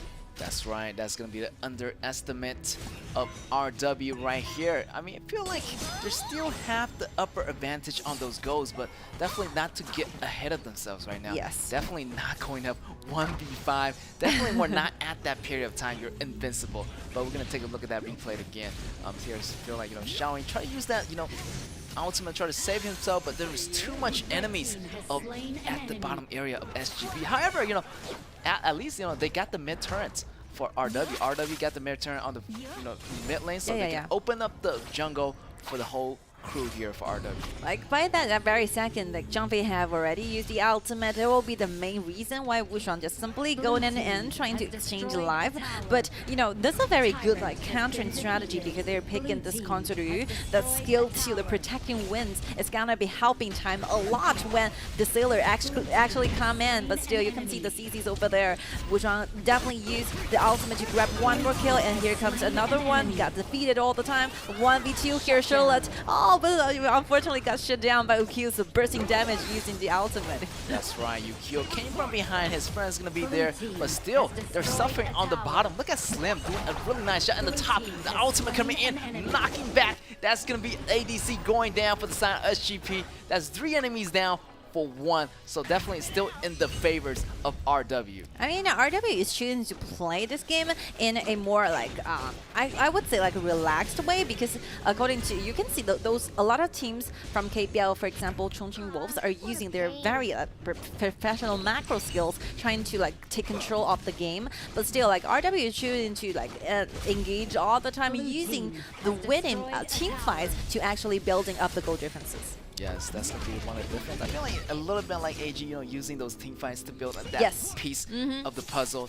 one by one and gaining some advantage over them. Yeah. But still, definitely the macros is gonna be more practical here for RW. They want to go up against a wildcard team. Using the macro, using the operation to secure more objective. And here we go. The boat is gonna be live. Can't see. We are going on a joyride. Let's see if he can land. Oh, such a pity. Almost landing on the members of SGP, but the wall here is too thick to pass by. Yeah, I think for SGP, like Liliana and Ukil are the one, are the double cores trying to hold up here in the early game, but they still have to wait for a few minutes for consider each items to be online. I mean, the mid game will be quite a struggle time for SGP because they're losing the advantages during the early game with the bursting damage from Ukil, but still they're waiting for the item for Consider. They're missing a lot during the mid game. Yeah, I feel like the Consider item, that's definitely is going to be a late game, this Consider. And I feel like RW won't give you that much time. Yes. Yeah, they're going to be, really fast, really snap engagement, getting those towers and getting out. Right now, they're working on the dragon. So they're definitely, they're accelerating the game to try to pick up the pace. As they get the Overlord, they're going to start pushing and not give you any chances to farm up. And starting from this very second, I think Jinan RW are already satisfied with the gold, leading their building till this way, and still they're trying to initiate using Sun Tzu. Maybe this will be a time for them trying to experiment on whether Sun Tzu is good enough for maybe the future round in the BO7s, because definitely the hero pools are going to be very limited. We're playing it all around BP. You have to make sure that Sun Tzu is good for the future, BO7s. Look at this. Another one, DD got eliminated away from the battlefields here. That's right. The upcoming damage is just too overpowering, too overwhelming. And you can see that, Chunfan used a cage really nicely, really straighten that cage, really smaller it, and just getting that DD into control. Here's the Majin Buu combo, try to make some initiation, but here's gonna be Charlotte diving in underneath the tower, double life executed here, and he's gonna remain alive while getting 3 kills out of that. All of a sudden, Zixuan just simply appearing on your face, and with the assistance and help by Xiaoyun, this ultimate just right on the spot and the targets, and that goes everybody from SGP. This will be the round 1, 10 minutes and 4 seconds will be the time for RW to destroy everything. That's right, congratulations to RW winning the first game here. Second game still incoming, but still quick reaction from both sides, but still RW walked out victorious here. I mean, for a lot of KPL teams, because they're leading a lot, obviously, during the group stages. So, yeah, in a lot of rounds, you can see they are making new things. They're trying to experiment on those new compositions they might be using in the BO7s, and this will be quite an opportunity because it will be the time for you trying to trick your future opponents more. Like yesterday, we're seeing AG because they use Athena as a jungler all the time, so leaving Chongqing was thinking that Athena will be a jungler choices, but on the very last minute they picked the Zuka instead, swinging this Athena into the support choices. This will be, the strategies are going on here. They're using every time. I do remember that, he uses, Jungi used that Athena so much that he thought everybody thinks that he's going to use that Athena as a jungler, but no, surprise, surprise. At the end, he shifted that jungler, to the roles of a support, and Cat took over, and that's maybe some of the secret weapons they're testing out, and of course we're gonna see more secret weapons because that's not the first secret weapons that the AG have or the Chongqing Wolves have or the RW have. Maybe RW haven't even used their secret weapons yet. Maybe they're saving it for KSG. Maybe they're saving it for another team in the knockout stage. So definitely there's a lot of teams just pretending they use this composition, but I'm just gonna hold on to my trump card. I'm just gonna show you a little bit of teaser, but no spoilers. So yeah, definitely, I feel like definitely it's gonna be a really good strategy. Also, that Da Chao and Mara combo, I never seen that coming. So what? You using this combo? And yeah, definitely we're gonna see more those interesting combos in those BO7s because as Tammy mentioned, it's gonna be longer.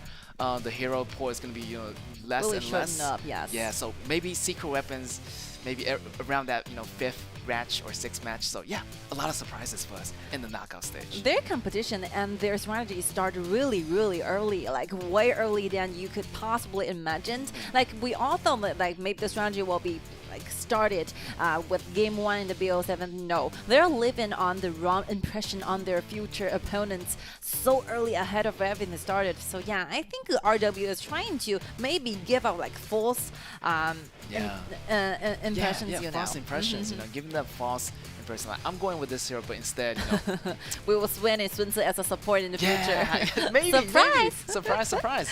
I feel like maybe it's possible because, you know, there's a possibility because we used to play Sun Tzu as a support in KPL. Yeah. I feel like definitely, you know, Sun Tzu has that fast mobility, using that, you know, ultimate to get to places really fast. So playing a support pretty much it works. You know, it works. Your friends. You know, you go for that quick rotation, like a really nice rotation from the bottom to the top. You don't even need to go to the mid lane because you're on an express ride, a really express ticket all the way from the bottom to the top. So yeah, it might be one of the choices that maybe RW or other teams are thinking. Yeah, because a lot of very like highly initiating heroes from HOK are not here in this current meta. So basically, I think a lot of teams, if they are so good at team fights, they have to like started to make something up. They have to create new heroes joining to the like roaming positions, trying to initiate. So a lot of like positions might be changing a lot in the future. And BO7s, we never know what it is until it happens. So yeah, this team set from both teams, I think Jinan RW is being a little bit, you know, overly confident about their damage initially, but still, speaking of the problem-solving skills, it's another good demonstration of how like RW can save themselves in the game. Yeah, I feel like they did some slight mistakes, you know, kind of, you know, not in the way I expected. I thought everything's gonna be more smoothly, kind of just like KSG. Yeah, just like KSG. So the KSG definitely went more smooth that one. Maybe, you know, RW just not trying their best one, or you know, they want to make sure that, you know, KSG drop their guards. But definitely RW want to pick up the pace because they're gonna be versusing KSG pretty much very soon in that last match. So no more mistake can be made here, and it's gonna be devastating for RW if they're not prepared for it. And for SGB for this one, yeah, I think the composition they really works and they're making sense because like the console rejoice is such a countering pick like towards all Jinan RW's composition. But one like problem is that very obvious why console is not a very favorable pick in this current meta, because you really need a lot of time trying to farm up. And this in this match, I think your opponent are definitely not giving you that much of a time for you to farm up. Yeah, definitely. I feel like I'm more item dependent on this shooter. I feel like he's more item dependent than Lady Swen. Yes. So a lot of items need to be on this, you know, Constant in order to make that Constant combos, the damage coming out works for the side of SGP. But this round, definitely RW didn't give anything away here. Give you no time and ended the game around that 10-minute and 4-second. And here's gonna be MVP. That's gonna be Zhixuan, the Charlotte player, and damage taken per death 36,831. KDA 512 across the board. Really nice numbers here, and doing a lot of the heavy lifting for the side of RW. Yeah, he's a frontliner at the same time he's the backliner as well. Like he's taking up those damage from the opponent, but still he's dealing a lot of damage during the team fights. This is one way to show Charlotte's like double sides, you know. If you're leading a lot during the laning, you can be those frontliners soaking up most of the upcoming damage from your opponent. But as well, if you have your passive ready for every single team fights, you can see the damage dealt by Charlotte is just can be not like ignored that easily. Super good. Yeah, he can like be the tank. He can be the initiator later for the whole team, and doing the same time he can tank for the whole team too. So yeah, pretty much, you know, the best of both worlds, using the damage to do damage, but at the same time, you know, absorbing damage, also taking up, you know, 35% less damage because of the passive of the splash radiation. So yeah, really nice hero. A lot of, you know, those KPL players are choosing it, like the Chongqing Wolves yesterday, you know, using it. Yes, Charlotte a lot. So maybe you're gonna see that hero banned more in the future. Also main too, you know, those two heroes are really popular in the KPL region. In this current format, we have seen some like patterns here. A lot of heroes, for example, Lianpo is really popular, and I think Charlotte might be the choices for a lot of KPL teams players. All right, this will be the round 1 between these two teams, and we will be taking a short break before we come back.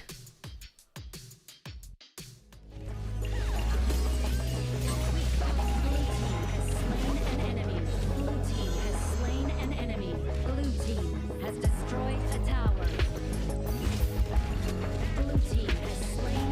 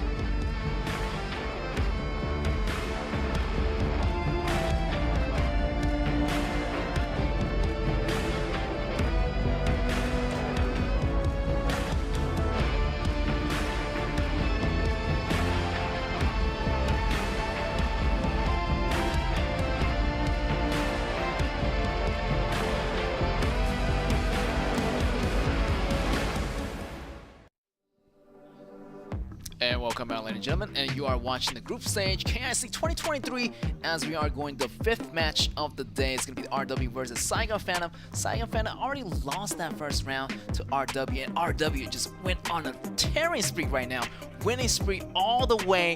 And if they keep this going, I feel like if they get the win away from KSG, they're going to have that 20 winning streak. I mean, this is insane. Insane, indeed.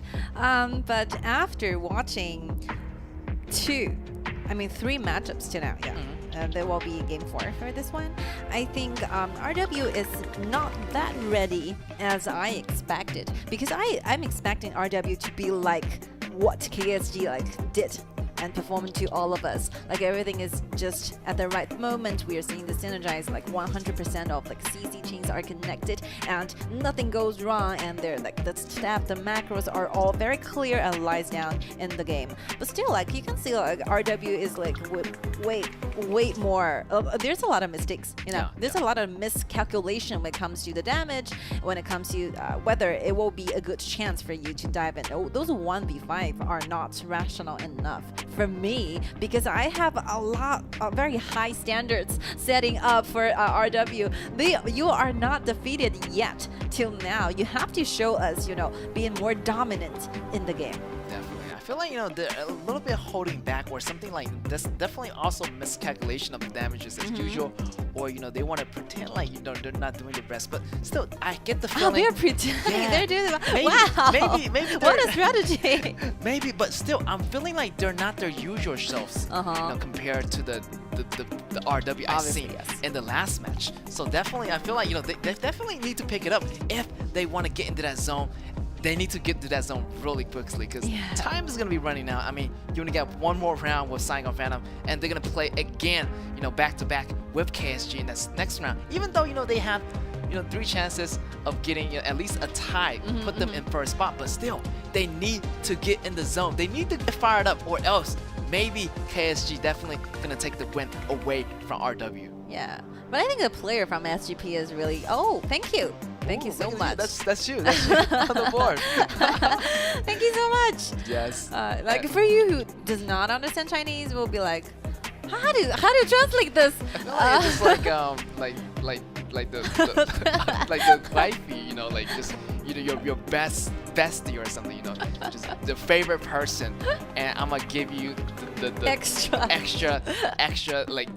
support. Love and support. Yeah, love and support, definitely. That's going to be the best way to put it there. But the audience here are really showing their love for the players, and also for their casters as well. You finally get the idea, how difficult to be the translator and interpreter. That's right. You have to think both at the same time. All right, this will be the round 1. And Saigon Phantom goes to the blue side, while Jinan RW is on the red side. That's right. Saigon Phantom, losing the last match, they have the priority of choosing the side. So Saigon Phantom definitely gonna go with the blue side, getting first pick and locking the first hero priority. Let's see what hero gonna choose. Seems like the usuals are getting banned out. Jane, Iggy, Zuka, Caffeine, Slims, Butterfly, and which hero are they gonna lock down? And they do have the Liliana choices if they do want to go for that, but I feel like they already... Yeah, they have already used it for Lee Chen. I mean, maybe Lee Chen is looking for Mai and Shangguan one more time, because definitely you can pick one from them. And the rest of the hero pools, Musashi and Dun again. The Jinan RW and KSG shows a lot of preference to HOK heroes today. They're not rushing into any AOV choices. I mean, for KSG just now, they actually used 5 HOK heroes adding together and got a very perfect winning out of this. So who says AOV heroes really are the strongest in this current meta? That's right. I feel like one of the teams, I have my doubts. They use all 5 HOK heroes today, which is super surprising for the first time. So this is gonna be another one. HOK hero still, they still have the power to fight back. And here's gonna be RW. If you don't get this Liliana, the Liliana ban away, I'm gonna pick it up here. RW, Chunfun is gonna be securing it, and you know how he's so good with this hero, and he's gonna be opening up a lot of these rhythms here for RW. I feel like a lot of the early game initiation is going to be from this Chunfun. He's going to be shot calling the areas, which area they need to engage or disengage. So a lot of gameplays and a lot of plays can be made in the early games on this jungler. You can see the head coach like Shen Kai from RW is literally like standing just behind Chen Feng, you know, telling Chen Feng what to do, what not to do, because definitely you are gonna be the early game initiator all the time. You're the shot caller for the entire team. Come on, you have to like bring something to the game. And after this like 2 rounds of the bans here, like Little Luke and Athena are off, and Garo and Silverus at the same time, because like Saigon Phantom definitely pay a lot of like attention to Hua Yun's work. But who's there? Florentino. Florentino making his last, maybe thank not thank you. last Yes. appearance, but still making a surprise appearance with the addition of Zhuangzi. So yeah, this is gonna be super surprising because Florentino is not having that high winning rate. Only Look at the winning rate. 18.75%. That's less than 20%, and only pick 8.2%, 5% of the time. So not getting that pick often. Also, use that low winning rate. Definitely not making this hero a really, you know, prevalent choice. But still, Saigon Phantom is gonna go with it. I feel like Majin Buu is playing this Florentino for the first time, so let's see how he do. But yeah, looking for the composition right now, RW definitely have that power on the bottom lane. Look at that the classic duo with Lady Sun, also the Liliana mid lane. So much great tanky players, a well-rounded composition. So yeah, how Saigon Phantom is gonna do this? They don't have anything to neutralize those threats coming in. The burst damage coming in from Musashi, so it's gonna be really hard to do. Only they have is this Zhuangzi using the Purify to get the whole team. And this is gonna be super new because this Florentino is actually the jungler. Playing the jungler for the first time. So yeah, really creative here for Saigon Phantom. I think like for RW, normally we think like Xiaoyan will be going against together with Ladies on the bottom. But for this one, I think there's might be a slight opportunity for Xiaoyan to, you know, accompany Wushang all the time in the early game, trying to make sure that this Musashi gets to level 4 so ahead of Florentino, and, you know, make those directs yanking to the top, helping Zishan doing a lot of damage to Lianpo. And not as well, if you just opened up in one angle, you can suddenly just go inside their own jungles, right? I think Florentino is not that a great jungler, it is, because you can clean the the jungles really fast, maybe with the flowers, with the dives, but I think it will be a waste of the talents if you put Florentino just simply as the junglers. Yeah, we need to see the flowers, yeah. Right? Not just, you know, hide away in the jungles. But still, Florentino does, if he get that farm, does, you know, the damage is quite okay, but versus a composition like this, it might be trouble because, you know, they got Duan, they have that frontliner, also the burst damage. There's a lot of movement ability here by the side of RW. Even if you're Florentino, you can catch up with the members. I mean, they're not gonna remain in that position to let you pick up the flowers, so they're not gonna remain like a sitting duck. So they're definitely gonna be moving around, and it's gonna be even harder for Florentino to catch up. So yeah, definitely, maybe the Florentino jungler is not of a best choice here for the Saigon Phantoms this match. Anyway, I think that will be the very last game for SGP. Just enjoy a moment and print, you know, those surprising picks on the side. Definitely holds up all of us like expectations towards this round. Second round between RW and Saigon Phantom, where Saigon is on the blue side while RW is on the red. Let's see the lanings. Like Xiaoyan is helping Lady Sun do the lane, and just magically appear on the mid lane. Yeah, I feel like their opening is pretty good, you know, using Lady Sun and try to get that level 2 as much as possible. And, you know, they're letting both mid laners and Lady Sun get the experience points as much as possible. Look at Wushang stealing away almost all the things away from the jungles. Like he leaving only one set of the jungles. Whoa, he cleared out 2 camps. Yeah. That's gonna be devastating for this Florentino because he's not gonna get to level 4 right here. And soon. obviously, I think SGP has no idea that Wushang is stealing those jungles away from him because they're so busy, you know, doing the lanings with Ladies. Such a good distraction. Yeah, when he come back to his blue ball, it's like, hey, where is it? It's gone. You got to have vision at the beginning. Definitely in that first minute to avoid those counter jungles being avoided. So you have to have those vision. Vision is so important, and that's going to be the crucial factor. And this is going to be RW starting the game with 3 buff, 1 blue buff for the ADC right here in the mid lane. And yeah, they're off to a great start for RW. And that's such good news for Lady Sun, because like for Lady Sun, you have to use the skill one, trying to gain the enhanced basic attack all the time. If you have the blue, if you have enough meta and even shorter cooldown, you'll be gaining obviously with more damage in the early game. That's right. It's gonna be 40% managed cooldown, and that's gonna refresh a lot of abilities faster than usual. So he can basically use those abilities like it's free, like it's nothing. So doing a lot of damage and really forcing Lee Chun back to his towers right now. Look And there's 2v2 on the top. Here's gonna be the immunity. The jump is gonna be good. 1-2-1 refresh. Now they're gonna back off. A lot of tankiness on BD. So, and here's gonna be Florentino with the flower dance. Can he make the kill? Chun Fen come to the scene, and he got taken out. First blood for the side of RW. Another kill for RW for one trade. 2 for 1. Really nice trade right here. I think the Florentino are really shining out, standing out in that particular team fight, but like got completely stopped by Chenfeng's Liliana's appearance. Like I never expect Liliana to be appearing at this very moment, but still he just caught those like 2 members standing around like off guard, and with those those bursting damage coming out from Liliana, it's just doing things like for RW. Yeah, I think he didn't even come on in the front. He came from the backside, and he just like flanks around, walk around the backside unexpectedly. So yeah, I feel like SGP didn't really see that coming. Right now, still trying to take over the blue buff, because they know that's the blue buff always getting stared down by RW, knowing that blue buff's gonna respawn by right here. Florentino jumping in, trying to make something happen. He is in the immunity state, but he's gonna choose to back off, as there's going to be no minions there for him to take out. And then bottom lane, look at how like time suffers. Those 1v2 lanings are so difficult for DNG trying to do the laning, going against the Huayu and Xiaoying. Ladies and the men, look at this. Launches too, follows up. The damage is just super high at this very level.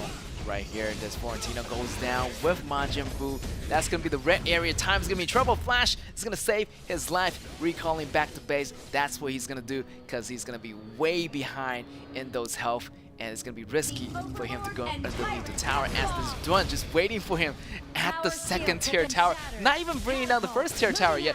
They're just being so confident they can wait here and make the move on this Jinan. Yeah, at this very point, I think it will still at least need 3 members now trying to put Jinan down.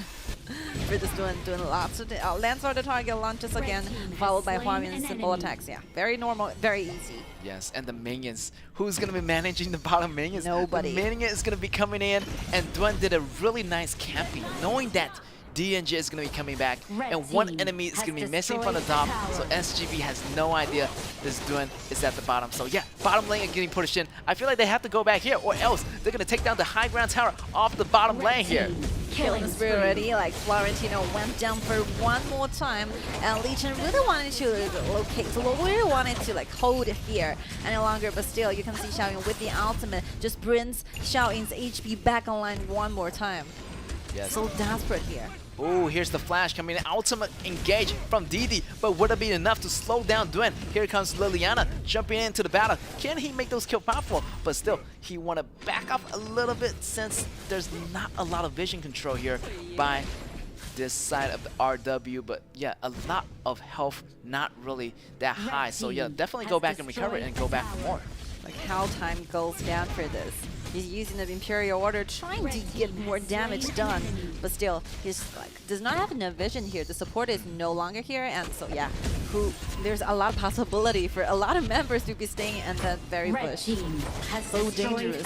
Look at the bottom side. The waves are pushing in, and on top, 1v1 solo kill. That's right. 3 levels behind here is going to be really hard for Florentino to get down this Musashi. Musashi is pushing the top lane really, really well.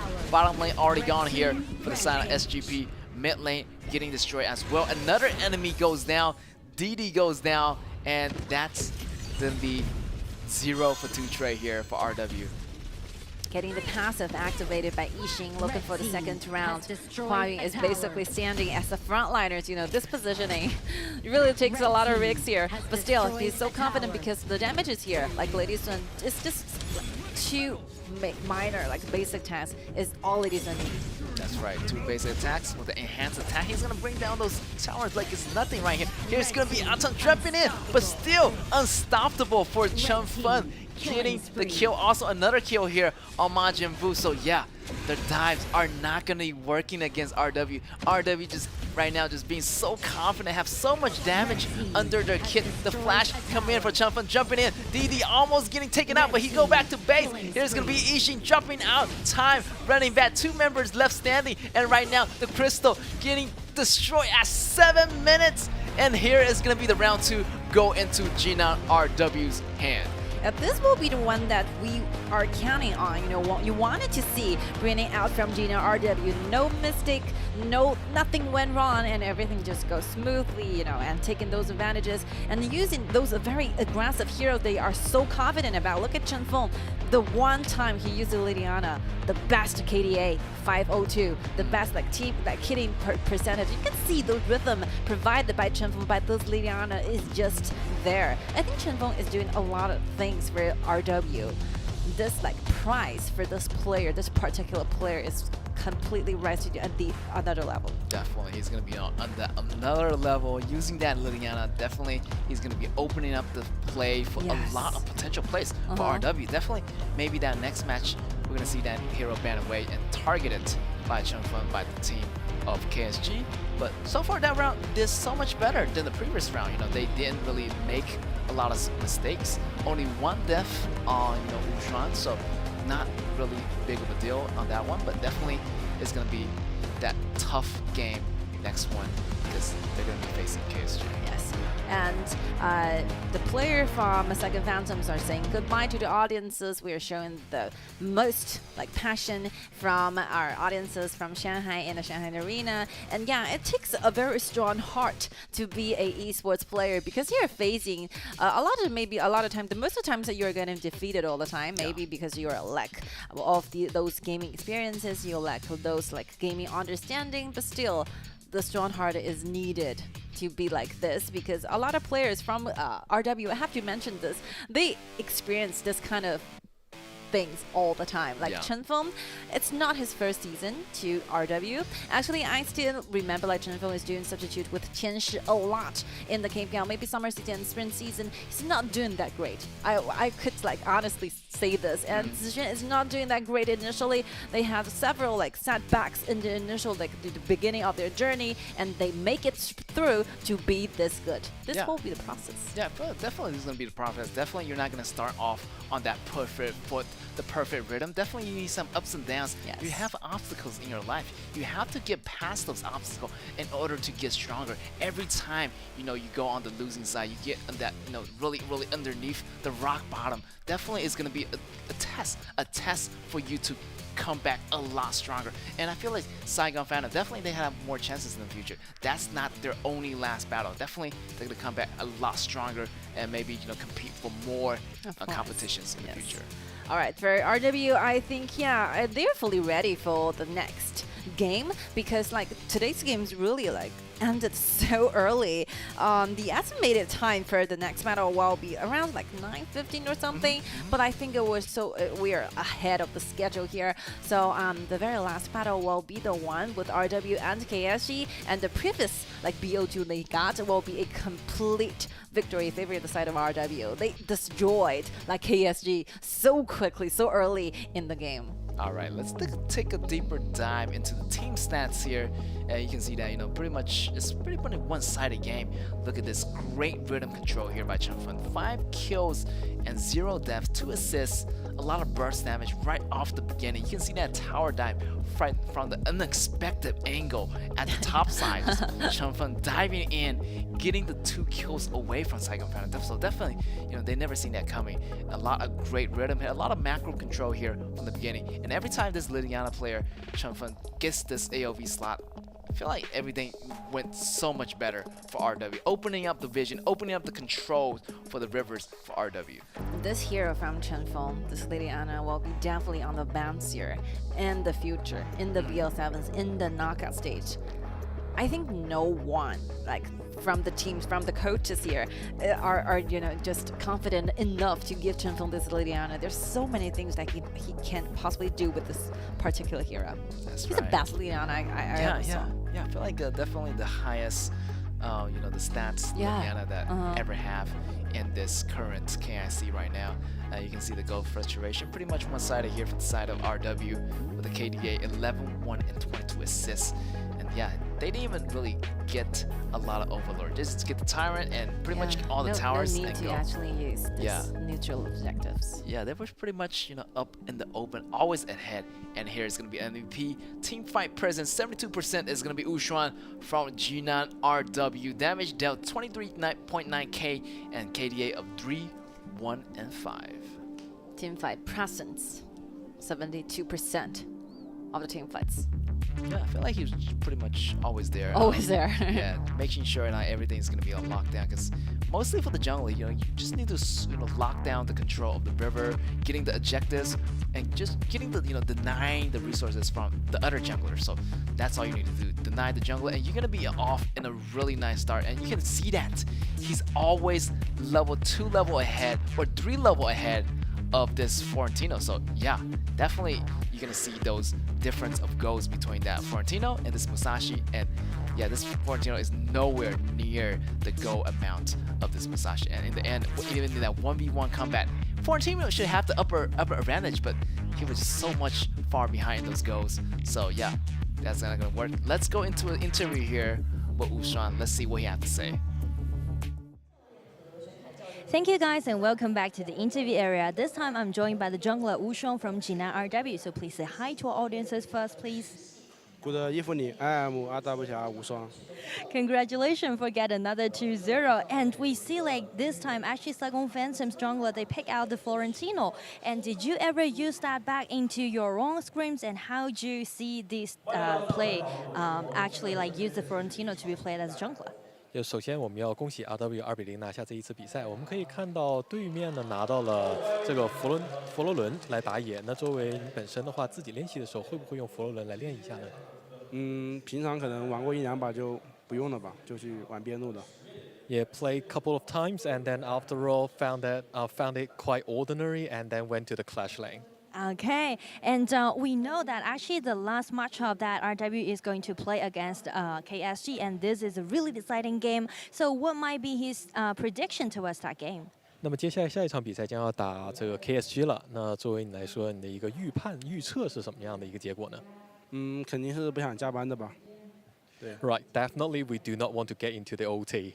Okay, and the last question will be, we know already Jinan had secured the place into the knockout stage and we're going to go for the best of 7 format.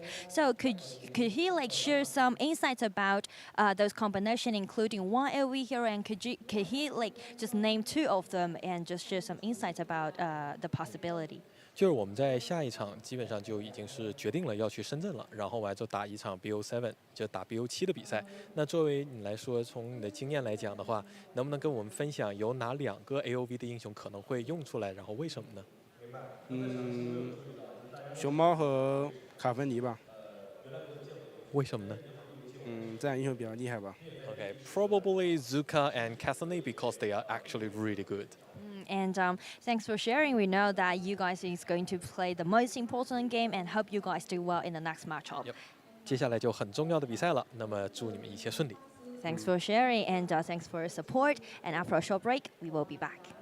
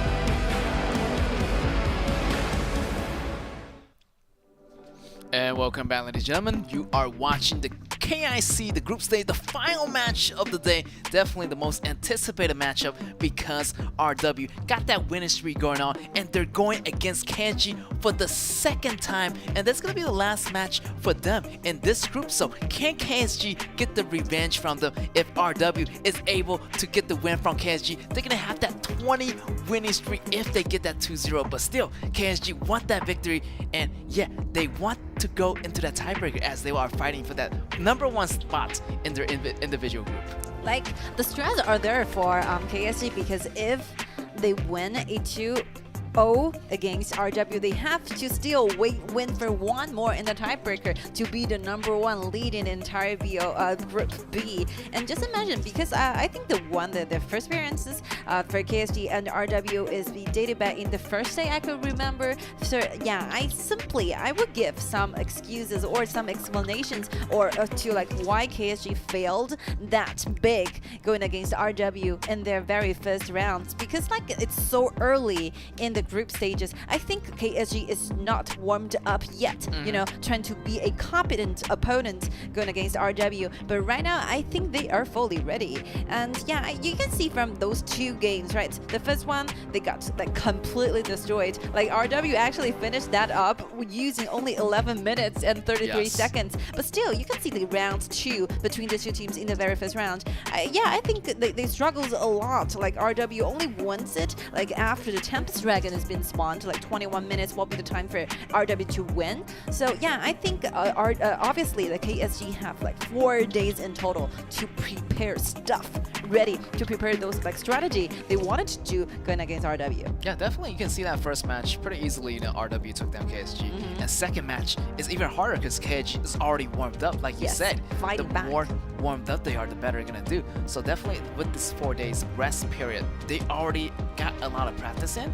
And I heard, you know, one of the coaches, maybe somebody from KSG, the rumor, Xingtian, you know, worked in, you know, maybe like has the insider information for RW. Maybe, you know, they know how they operate. So yeah, those secrets, you know, those you know, spoilers is gonna be going on to him. So using those, you know, magnificent strategy, maybe they're, you know, doing some, you know, super strategy on this one, try to fight back and gain their wins back, you know, from RW. I think for KSG and RW, their journey or their matchup starts really like early. They're still in the same group, in Group 8 and KPL all the time. So basically, these 2 teams are fighting with a BO5 and BO7 all the time. They're so familiar with each other. So yeah, I think for this BO2, what they should be doing you know, pay more attention to is on the BP.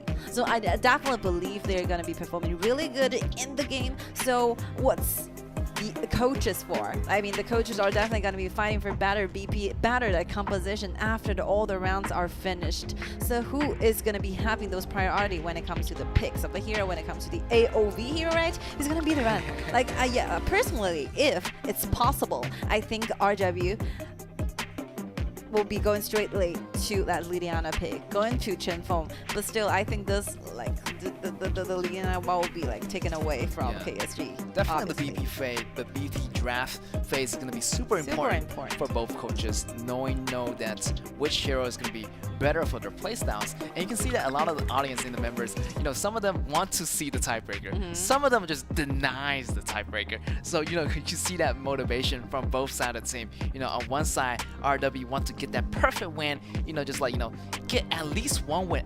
As long as they get 1 point, I feel like tiebreaker are not gonna happen. Are no longer happening. Yeah. So yeah, as long RW get at least 1 point here from KSG, yeah, tiebreaker is not gonna be happening. So they're gonna first place is gonna be secure in group.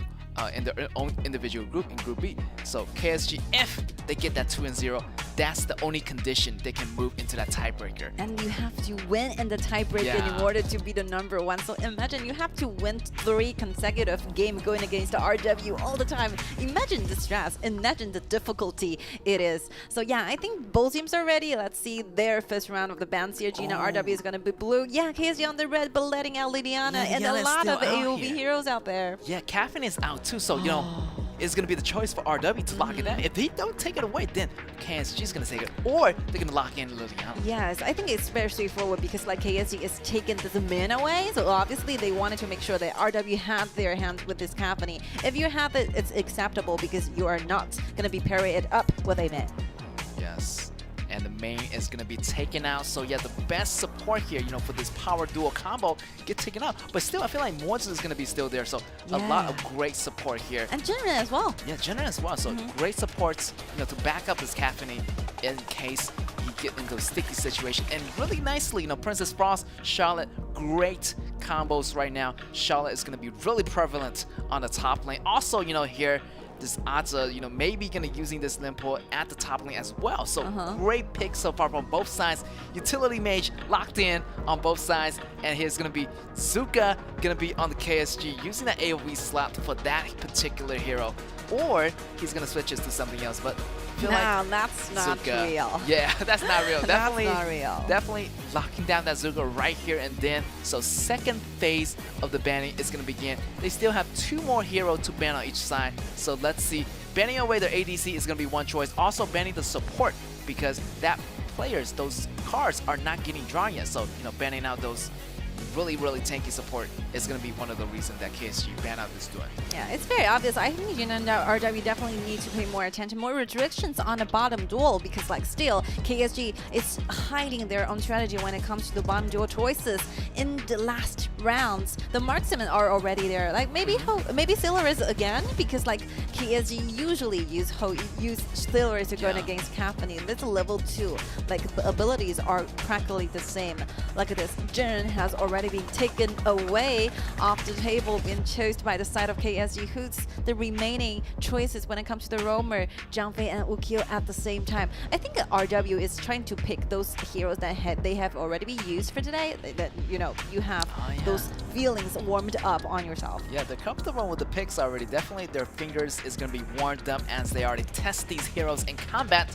So yeah, Ukyo, Zhang Fei, pretty much their confident picks for today. And here's the classic combo from KSG. You know, we're thinking about maybe they're using Solars to counter Caffeine, but instead they're going with the safer choice. I feel like this Jinan definitely is going to be pairing up with this Lady Swan a lot better using this, you know, because they shift the AoE spot to this Zuka already. Maybe if they pair up with the Zip, might be the Solaris, that Hwanjung, that Nuba number 7 ADC, but this time KSG is using this classic duo at the bottom. Still a great combination against Caffeine. Still, I feel like it's pretty much a 50-50. I feel like Zuka is a little bit tankier than, you know, Ukyo in the beginning, but Ukyo has that early damage as well. So yeah, everything is going to be well-rounded on here on both sides. From RW on the blue side, KSG on the red side. So yeah, I don't know what to make of this. It's going to be a really amazing battle because both sides are so well-rounded. I think if you have a Ukyo and a Charlotte on your top side, definitely Jinan RW, the early game top area is going to be their more advantageous area. You know, the Warrior and together the Assassins, those piercing damage, the things they can possibly do in the game will be like way better than KSG. And not to mention KSG have a Jinan and like Lady Sun pair, so definitely I think this kind of duel needs more time to farm up, and there will be no difficulty for Huayun and Xiao in this Caffeine and Zhang Fei trying to deal those pressures and trying to do well in the lanings because you have those shields, you know, provided by the second steal by Zhang Fei. So definitely those like damage cost from Lady Sun will be kind of soaked in by those shields. So I think yeah, for as to the lanings, I think the top lane and the bottom lane RWs are winning a lot initially. So yeah, for me, I was simply just looking forward to see like what will be the rotations, what will be the area that Chen Feng choose to gank towards to. And KSG, it's very obvious, those double cores, starting from the mid game, I think if Zuka farmed up really well, he will be like taking control of the game. Yeah, definitely. I feel like we're going to see those high rotations from the mid all the time. You can see this Princess Frost, you can see the Yixing rotating bottom, you know, trying to help out the bottom lane even more, you know, putting less pressure on the bottom lane as usual, but really depending on those rotations. Can each team anticipate the rotations are coming in from each lane? So in order to disrupt those rotations, in order to prevent those reinforcements from happening, that's going to be really nice. Getting those interceptions on those rotations is going to be really nice catch for both teams. So let's see who can make the better anticipation. Jinan RW on the blue side versus KSG on the red. I think everything started in the very first round of the waves here. Look at Ushan getting those vision ahead on the red side of the jungles and the river as well. But surprisingly, those laning from KSG, like 2 members are joining to the club on the top. Like Zishan have to go back for a little bit. Oh, the flash already forced out from Xiao A. Look at Zuka, look at Zuka. Early. Zuka going in for the blue, and look at that. Aza and Jin already getting the blue, and right here is gonna be trouble, and the smite goes away here. Right now, a little bit falling behind here for RW because the early invasion from KSC, definitely they're going to be a super powerhouse. The 2 tanky players definitely has the advantage in the early phase of moving in on the counter jungle. I mean, the inner team communication is super important for this very second. You can see like KSG have a vision on this Ukyo, and the remaining vision for this Ukyo is go to the red zone. So which means that KSG knows exactly no one is standing on the blue buff area. So which means that Aze and Jin can make a shortcut into the blue and takes away that easily. That's right, RW. Try to salvage some situation of this Yukio not level 4 yet, so taking some away, some experience points on the top here. Aza still remains alive, taking a lot of damage from 2 members of RW, but level 4 are ready for Ushuan, so you know he's just gonna get the level and just get out of there as soon as possible. Yeah, one thing good for Ushuan is that like lucky news is like Ushuan, the Ukyo does not have a mana bar, so actually you do not need the blue here. Whoa. First blood already. Feel like Xiaozhou kind of stayed there for a little bit too long. A little bit too long, like half a second. Yeah, half a second more, and you just you can't really do that because in front of Huang, like the damage coming from Captain is way too much. And with that Gatling gun, the second ability, the second skill, they're switching to that different laser gun. There's so much damage within a short period of time. Maybe even with that flash, it's really hard for any player to react from Caffeine's those damage. You have to stay focused, you have to stay cautious if you're doing the laning with Huang. Huang is ready for every single challenges. Look at this, the invasion here already, and I think Aza should be escaping for his life because like all the members are ready for this. Oh, but no, the damage sticking onto him. That's Charlotte going against the wall, flashing over, doing the flash gradation and getting another kill here for the team of RW. RW actually, they're falling behind the beginning a little bit with that buff stealing away, but look at here. With that first blood in their pockets, yes. Already in the first 3 minutes. I think KSG is forced too much into that invasion. Even Zuka is not here. You know, the Aza simply just diving into the blue, but like completely got caught up here. So basically, you do not need to give this opportunity and chances to RW. RW will be coming up really, really hard.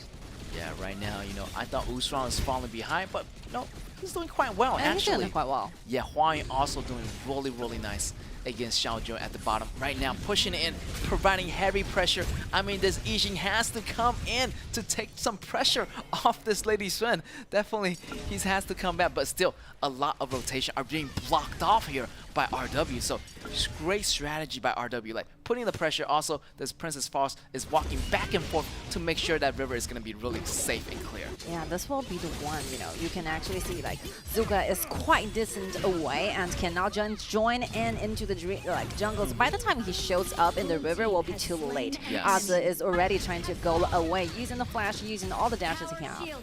Alright, early power goes to this RW side. Here's going to be Aza coming down. Maybe they're going to attempt to go for the steal. And no, Xiao A used that counter, you know, use the smite to get it back. Resurrection trigger on Xiao A, but can he make it out? Here's going to be Aza going down. Also, Xiao A going down. That's going to be 2 for nothing. On top of that, they get the Tyrant. Wow.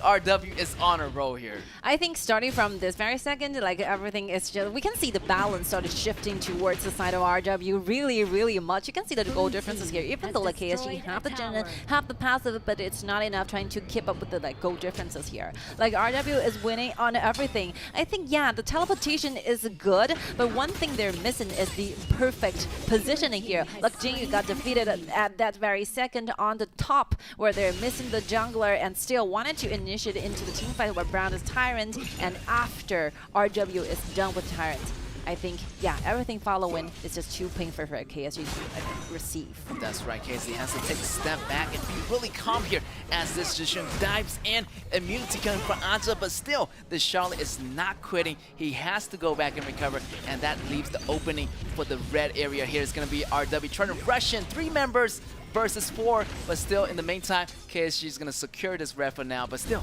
they're behind in those goal count, and slowly, you can see that RW, it's just bringing the gap apart, you know, to start getting that goal in front, ahead of KSG. Yeah.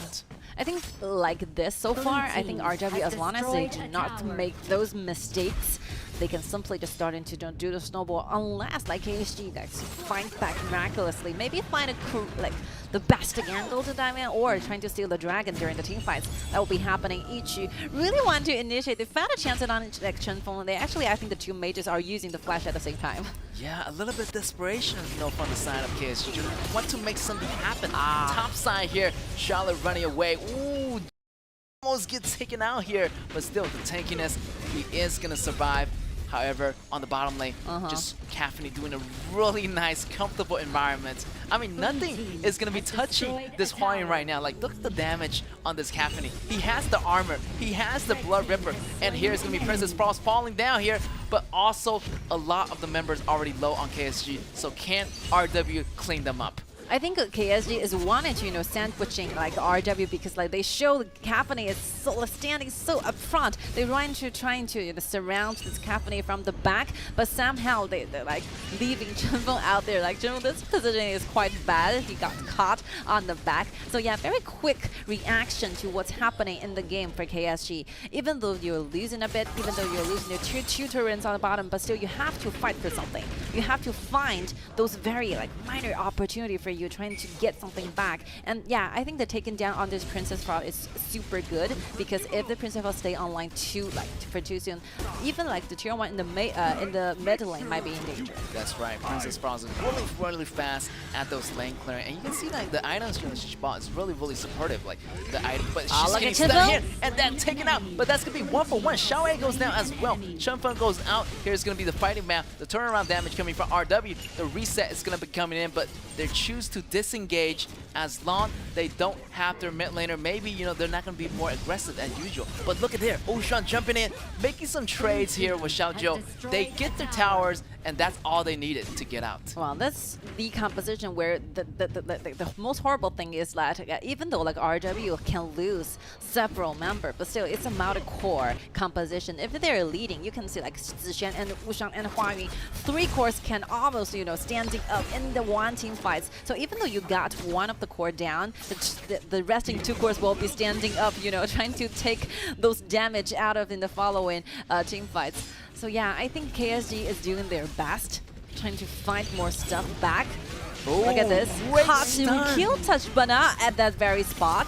Yeah, I feel like there's a really nice stun coming in from KSG. That's what they need to do. You know, they need to prioritize the target. Oh, this is a really nice gank here. Almost getting Caffeine. Caffeine was so much danger in that spot. The flash has to be used here to get out of that situation. But slowly, KSG is slowly fighting back and also gaining this tyrant at this moment also.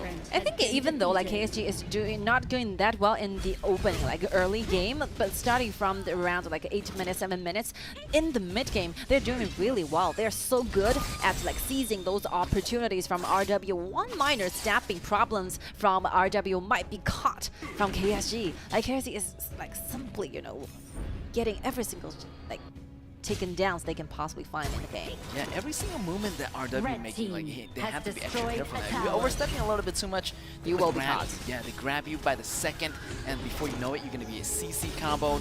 And you can see that Xiaowei already have that stun combo available. You're gonna have that CC combo from, you know, this Yuxing, and followed by Aja, followed by Jingyu. So a lot of CC. So you do not want to go in first and getting stunned. Maybe, you know, using the tank, using, you know, Xiaowei's ability to really distract the battlefield and just, you know, make it opening, make it the environment better for RW to provide those damage outputs. It's a super crucial moment for Zixian, because like if you compare the personal goal with the double cores, like Jingyu and Wushan, Xiaozhou and Hwayong, basically they're the same with the double like backliners, but like Charlotte will be the one who have the biggest difference with KSG. Look at this initiating by this Jumpy using the ultimate, and Limpo tried so hard trying to make sure that Jill stays safe on the backlines and position just right at the very second, but still cannot find an angle trying to go near Lady Sun. Yeah, right now KSG is flexing their muscle right now because they have that Ishin's ultimate. They have the ultimate for Hydra, so they're so tanky right now. They can just rush in and do the damage enough to take down RW right here. RW, 2-member already down. They get the second Tyrant in the row and taking the red, and you can see that shifting of power right here. From the early game, there weren't really much of a challenge. Now KSG is standing back up. Turning like the entire game over to the opposite direction. You can see that KSG is like chasing back on when it comes to the the golds, and Lady Sun with a double buff getting the Dark Tyrant to their side again. I think, yeah, KSG is doing so great with those mid-game like playing styles. And yeah, one thing missing from RW, I think they're kind of in a worry because this will be the very first time in the past 3 weeks or 2 weeks they're facing this kind of deficit. Yeah, definitely right now they're getting the goal back. Right now, they're before their deficit. Now KSG is in the lead by maybe a 1K or 2K and go. Now the whole scenario has changed here. Yes. It's going to be the RW is going to be the one who's defending. And definitely they do not want to be the one that's defending. If they fall behind, it's going to be really, really difficult for them to bounce back up because you can see that the CC combo, the wombo combo coming from this KSG, they are no joke. Yes. Once you get caught, you will never get out. Like Xiaoyi needs to save the ultimate for the most important seconds in the team fights. If you simply just use the ultimate as a means trying to initiate, yeah, I think maybe Huang might be in danger in the following rounds of the team fights. Yes, and they also want to watch out for the position because once you're out of position, once one member get caught, and that's going to be the snowball effect here. Okay, she almost, but thank God that's going to be Xiaoyi in the grass. He's going to be tanking enough to take those damage away from Zuka. Look at the Daybreak area is already online. Xiaozhou is doing extremely well with the item builds, with the damage here.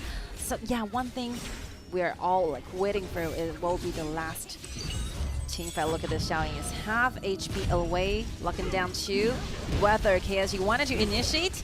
Ooh, it might be a trap because you got the CC combo coming in from Aja, knocking down 3-4 members. But here, Caffeine still have those damage output on lockdown. Double kill on Caffeine. It's time for Huang to carry this. Triple kill for the side of RW, and so much damage coming from Huang. I feel like they don't even need to worry about CC. As long as someone take the initial damage, it's going to be enough for Huang to carry out those follow-up damage. Yeah, what a game for KSG. They actually initiated super good, but like Jamie fell down really like soon in the very beginning of the team fights, and no one is there no longer to put those threats to Huang into this Caffeine, and Caffeine is standing still over there and dealing the most damage he can possibly have using this kind of very important items like 501 will be the KDA. Finally, Huang standing up, be the carrier for the entire team, even though like RW is under super pressure. Like KSG is doing extremely well in the mid, and this is what we're talking about, the most stable player. You can always count on Huang to bring you those miraculous comebacks in the late game.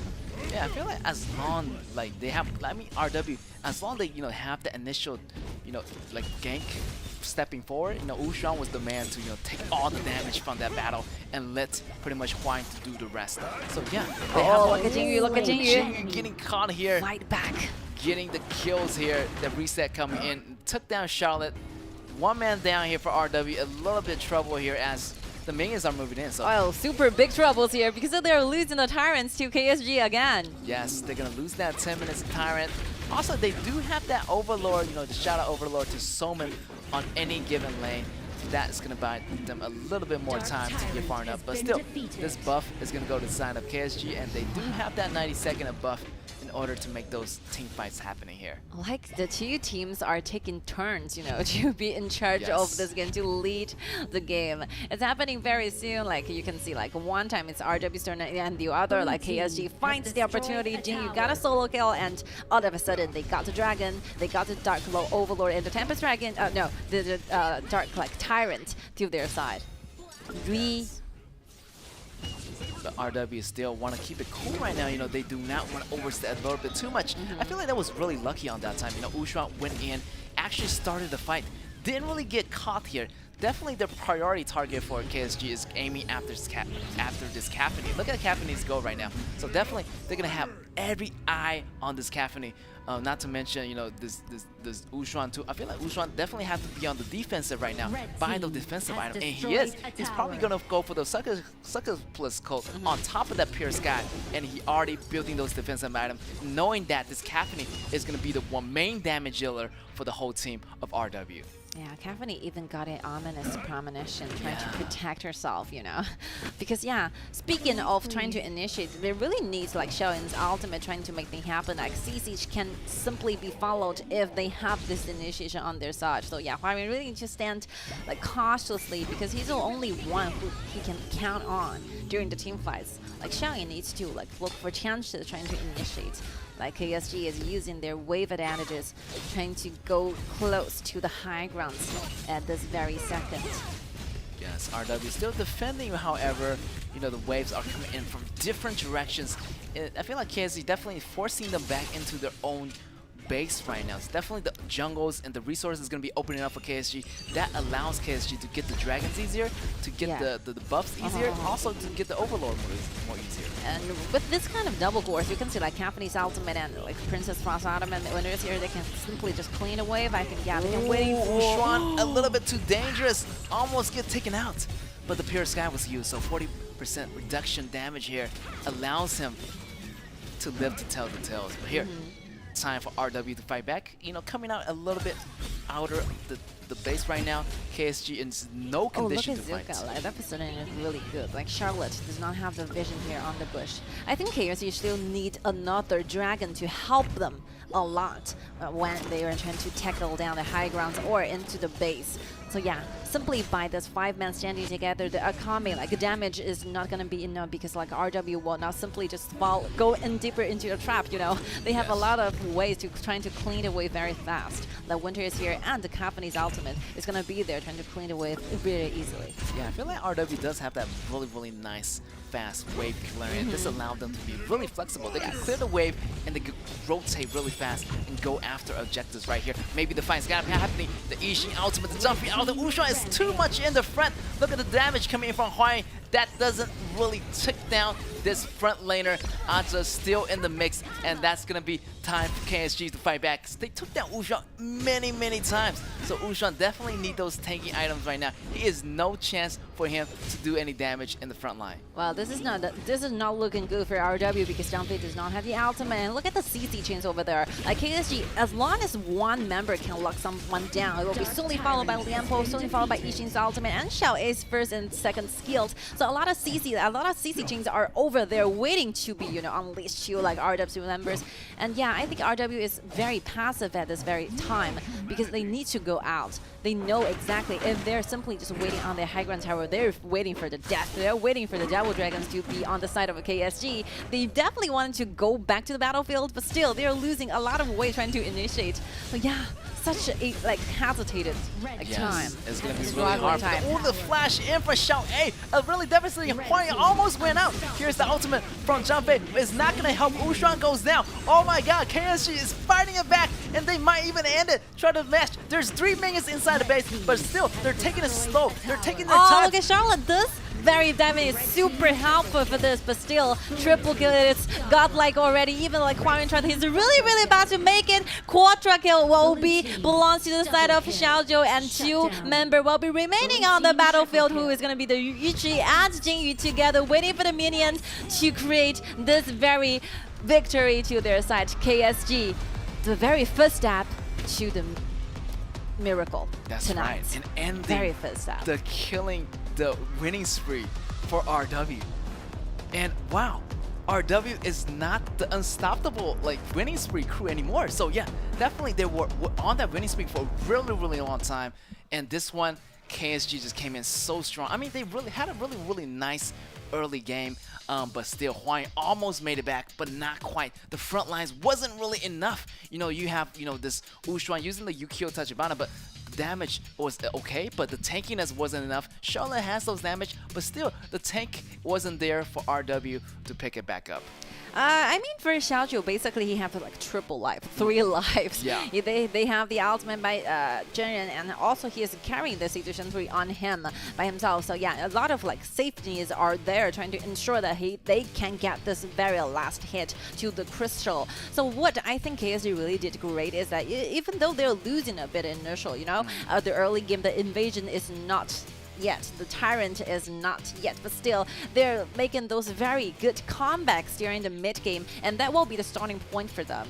And not to mention, I mean, the winning records for RW is broken by KSG, and definitely, I think KSG is just in their first step for tonight because.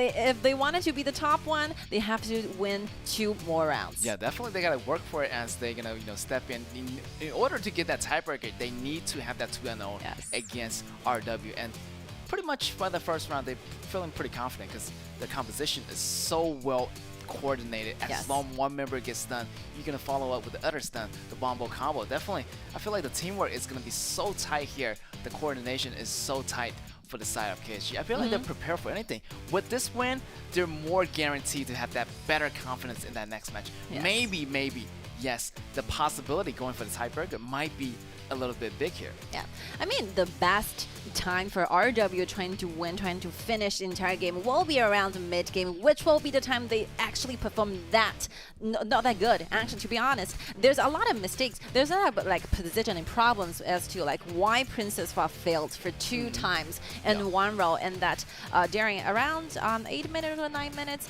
and Wushan went down fewer times. And as the time goes by, you can see with the items gradually belted, and you know the formation are already there. The one with Jin, the one with a lot of CC chins are definitely going to be the winner for this one. So as the time goes to the real late game, you can see like RW, this composition just gradually lose their strength. Yeah, you can see that the CC combo is so devastating at the end. I feel like nobody was able to stand. I mean, if they have some tanks, it would be good, but no tanks on the side of RW, and Charlotte and Yukio couldn't take those blasts coming in.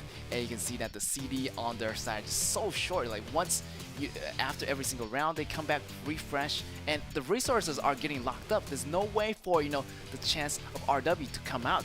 I feel like KSG really suffocated RW really nicely, not letting them take any resources, and they're always getting tired over time. And in the end, almost taking the Tempest Dragon. So yeah, they were not letting RW out of space, and that's gonna be a really nice strategy. Maybe using this same strategy in this next round against RW.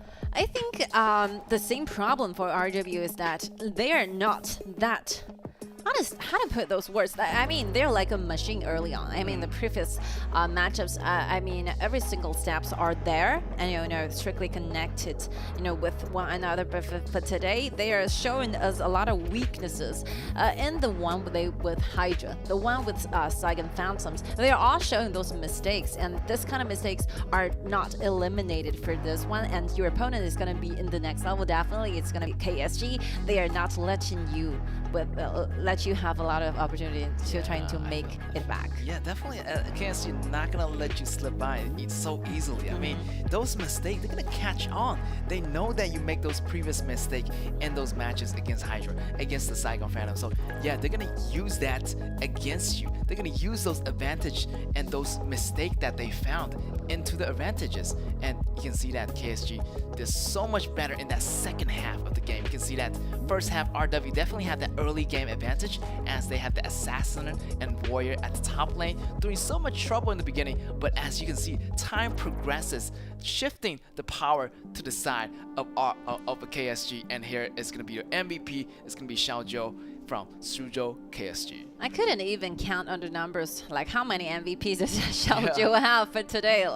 Over 3? Is it going to be the 3rd or the 4th? I couldn't really remember. But yeah, speaking of the KDSP and how you can perform so stably and, with such a burst damage coming on in the late game, it'll be the whole reason why like Xiaozhou is so deserved to be like the MVP for this one. Yes, you can see here in 7 minutes, but still, you can see that kill count so early. But the mistake here, Shunfeng twice in a row, kind of overstepping and just using the area of the map just not in the same way as the Chunfeng I used to know. Yeah, look at this. Those combo chains are not there, even though Jiangfei like trying to initiate, but miss all the targets are not. There's no combo chains with Princess Frost, right? And that will be the whole reason why RW tries really hard trying to initiate, but ending up getting nothing in return, and will be soonly countered back with KSG. Those like CCGs odds performed so well using Slam Pool, but yeah, everything just goes along.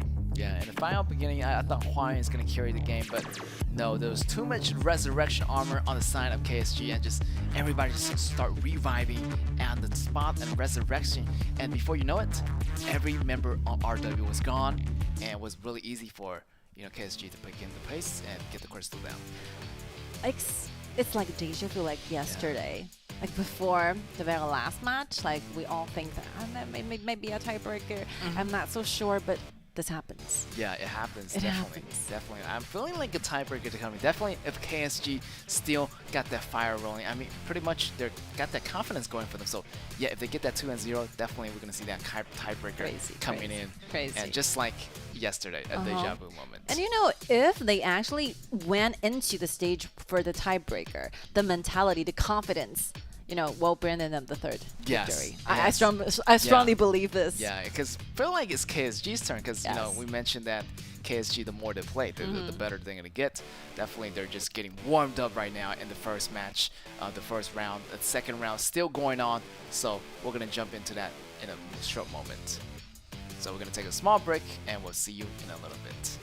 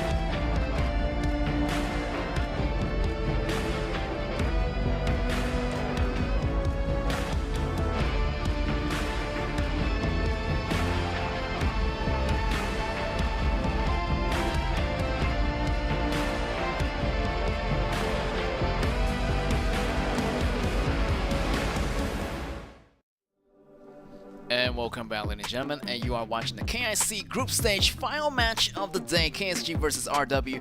KSG already got the first round. That was an amazing competition, amazing teamwork by KSG to lock down the first win in game 1. And if they continue this momentum, we are going into the tiebreaker. But can they do it? Second round will determine, because RW still have a lot of chances to fight back. So definitely we might see this tiebreaker happening or not. Yeah, just by the second, we thought a lot of KPL teams, especially are thinking that RW might be the one, destroys everything in the group stage and the knockout stage as well. But still, it will be KSG's turn, trying to stop with this very monster. And maybe this sudden stop when it comes to the momentum, when it comes to mentality. Yeah, I think it will be quite a challenge for RW, whether they can have enough solid mentality trying to conquer this kind of pressure to them. Because definitely, if you are the RW player, you wanted to keep the records going on, right? You got stopped, especially when you're leading early. Yeah, they're leading a little bit early. I feel like they have to end the game here and there, but it wasn't, didn't work out for them. So definitely they're in that daunting situation, knowing that their winning streak has been broken. Yeah. So hopefully that really doesn't bring them down. They need to pick up the pace. Not everything's gonna be perfect. You have to realize, you have to fall behind in order to get ahead. So this is only the beginning. I mean, we still have the knockout stage to go too. So don't feel really, destroyed. Sad. Yeah, destroyed, completely destroyed from that last match, the last round. But this time RW does get the choice. So they're gonna be on the blue side here, and now KSG on the red side. RW fielding the very first one, choose into the blue side, while KSG will be stayed on the red, because obviously the winning rate are showing us the blue side obviously stand a better chance, better advantages during the game, because the main core, the marksman, will be standing close to the red buff, and a lot of initiatives can be done as to the direction of the jungle holes. A lot of minor details are showing that the blue side are showing more advantages than the red side. So yeah, let's see what will Jinan RW get for the rounds 2. They're still leading anyway, because the first round with KSG, they have a 2-0. So if it result in a tie, if they manage to win one back, there's no more tiebreaker. RW will still be the #1 leading the Group B. Yes, and let's see what they're gonna choose. They ban on Zip, so they're gonna deny pretty much 3 heroes, deny already Luba #7, Hwanjong, and also Solaris. Yes, and the first pick goes to RW. Which hero they're gonna choose? They do have that Jing available for Wushuan, if you want to lock it down, definitely. That's gonna be a great choice. And let's see. Ooh, this is gonna be really cool, because we see this Da-Chao strategy. Maybe we're gonna see Fuzi, or we're gonna see Fan here on the side of KSG, but we might never know. Fuzi and the Da-Chao combo are really, really well known, and maybe throw in the early, maybe go in. Anybody can use the teleportation, really abuse that technique for the side of KSG. Yeah, this is really smart. So instead of taking that Xeno on your own side, maybe that will kind of disturb your own strategy. You just went for a complete different direction, like using Da-Chao. I think, Jinan RW have to find some heroes who can have the ability trying to knock back those heroes, away from the teleportation, making the teleportation not happening in the team fights. So I think Xeno will no longer be chosen, be chosen from the side of Jinan RW. They have to think of something new. Right here, Iggy is taken away already. So yeah, I feel like limited choices for the mid laner of RW. Either they rotate that AoV hero to the last is okay. My Lenui is okay. Yeah, maybe want to see that full HOK hero here on RW, because there's not a lot of choices here. Because mid lane Iggy and Liana already gone here. Iggy on the side of KSG. Not a lot of shooters gonna be available.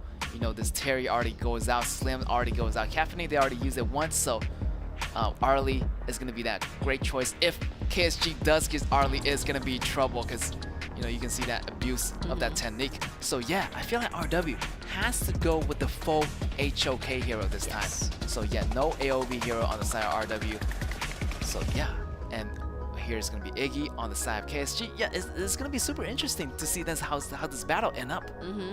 Because like Jinan RW definitely needs those heroes who have the ability trying to reposition certain heroes from KSG. You have to make sure they stand back away from the teleportation so that your strategy will be actually working. And yeah, this will be a very high risky composition. I will say there's literally no tanks here, there's no frontliners. They all have to do so extremely well during the laning so that they're not losing, they're not behind the gold, they're not behind the entire game. And for Suzhou KSG, yeah, I think a lot of ways they can possibly do in this game because there's no marksman.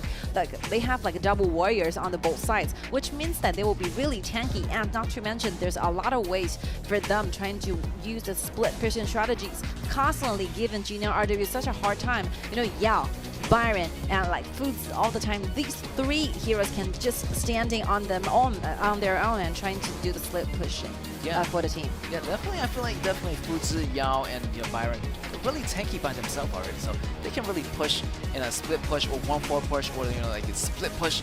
Definitely, it's gonna put a lot of pressure on RW. RW, however, does have a lot of ability to kick this this Dacha out of position, and also this my Shinui does a lot of pushing too, so it really depending on the timing. Can they time this right? If they can have a timing assault here, then nothing is gonna work against them. RW still have the proactiveness, they can choose to initiate or they can choose to go for the passive aggressive style, waiting for the enemy to do it first, then engage later. But that early game, definitely watch out for Iggy. He's gonna be a dangerous maze in the beginning with those fireballs. So yeah, a lot of uncertainty here for RW as they go into this second round. Yeah, definitely. I think like watch out for the first wave that RW have to give early to the mid lane, or otherwise I think this Iggy will be just going directly to your jungles.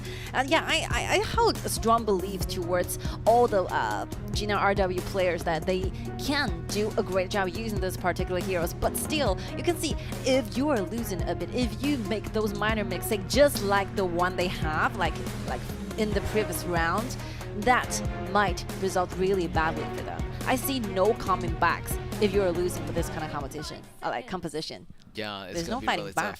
tough. If they get the lead, then yes, yeah, you have to get the lead going on. You have to do the snowball all the time. All right, here we go. RW on the blue, KSG on the red. Look at that. Waiting for that first blood maybe, but still, KSG's already knows something is gonna be wrong. So they're gonna be super cautious because KSG really want this tiebreaker to happen.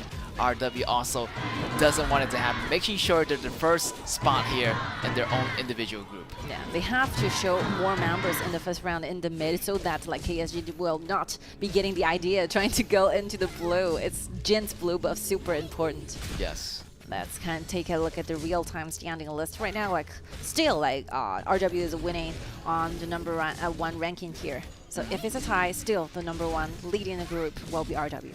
That's right. And they need that 2-0 in order to make that tiebreaker possible here for KSG. So KSG is doing all they can here with this composition. Looking like they're going to rotate top lane. Iggy and Danchao and Byron right here. Main is going to be their main target. Main has to be really powerful in the beginning, or else he's not going to be a threat to the back liner of KSG. Everything is smoothly farming up. They're waiting for the waves and this in is the gonna be, river. Yeah, really tricky because they don't really have backliner. KSG, everybody's so tanky. I mean, you look at Fuzi, the only one is gonna be Da Chao and Iggy. So those targets, it's pretty squishy, but they have so much protection. The bodyguard is gonna be there. So yeah, RW is gonna have a really challenging moment here to engage their backline.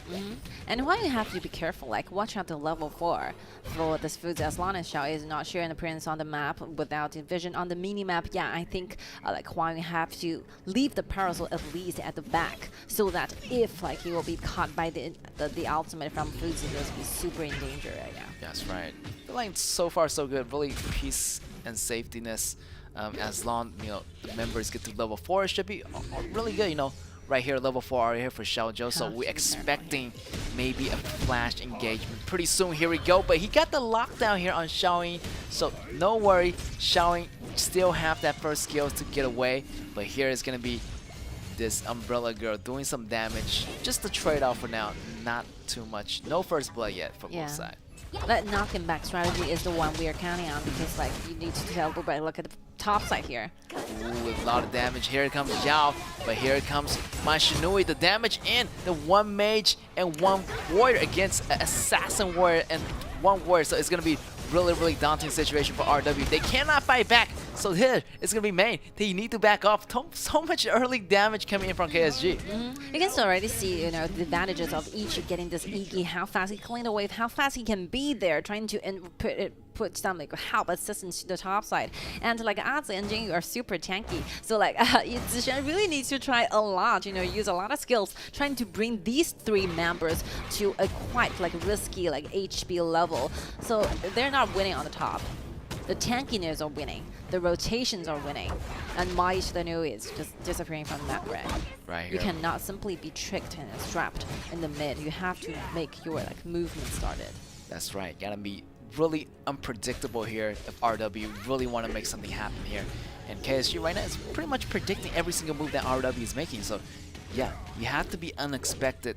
And yeah, RW just hiding here. He's hiding his vision to try to make something happen, but it's going to be really hard. With Iggy in the mid, the rotation is going to be really tight, and top lane is having a lot of pressure. But here is kind of the teleportation flower coming in. The first fight for the Tyrant. What's it going to be? Teleportation from Xiao A is going to be Flash already forced out by Jinan, so they have to take a step back. They don't have the numbers advantage available, so it's going to be a risk if they want to go for this Tyrant. Look at this Tyrant, they're forcing in, but still, minor mistake happened. Jump it against the wall, Xiaoyu missed a chance in trying to initiate, and will be followed by the knock-in up, but still, like, Fuzi failed for the very first blood. Still goes to the side of RW. I feel like Fuzi trying to go in, try to use the ultimate on someone, but still, the damage coming from Ushuan was not a joke right now, and definitely a lot of CC's combo is going to be in there.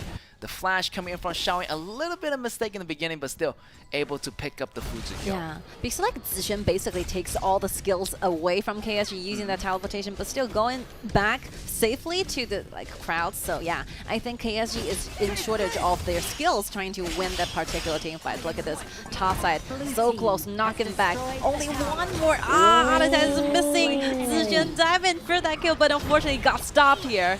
Yes, it's going to be trouble here for Zixian. And here it's going to damage coming in from KSG. A lot of damage. The fast rotation is going to be coming in. And yeah, a little bit desperation for RW because one more hit is needed on Aja, but Aja just had that recovery built into his kit right now.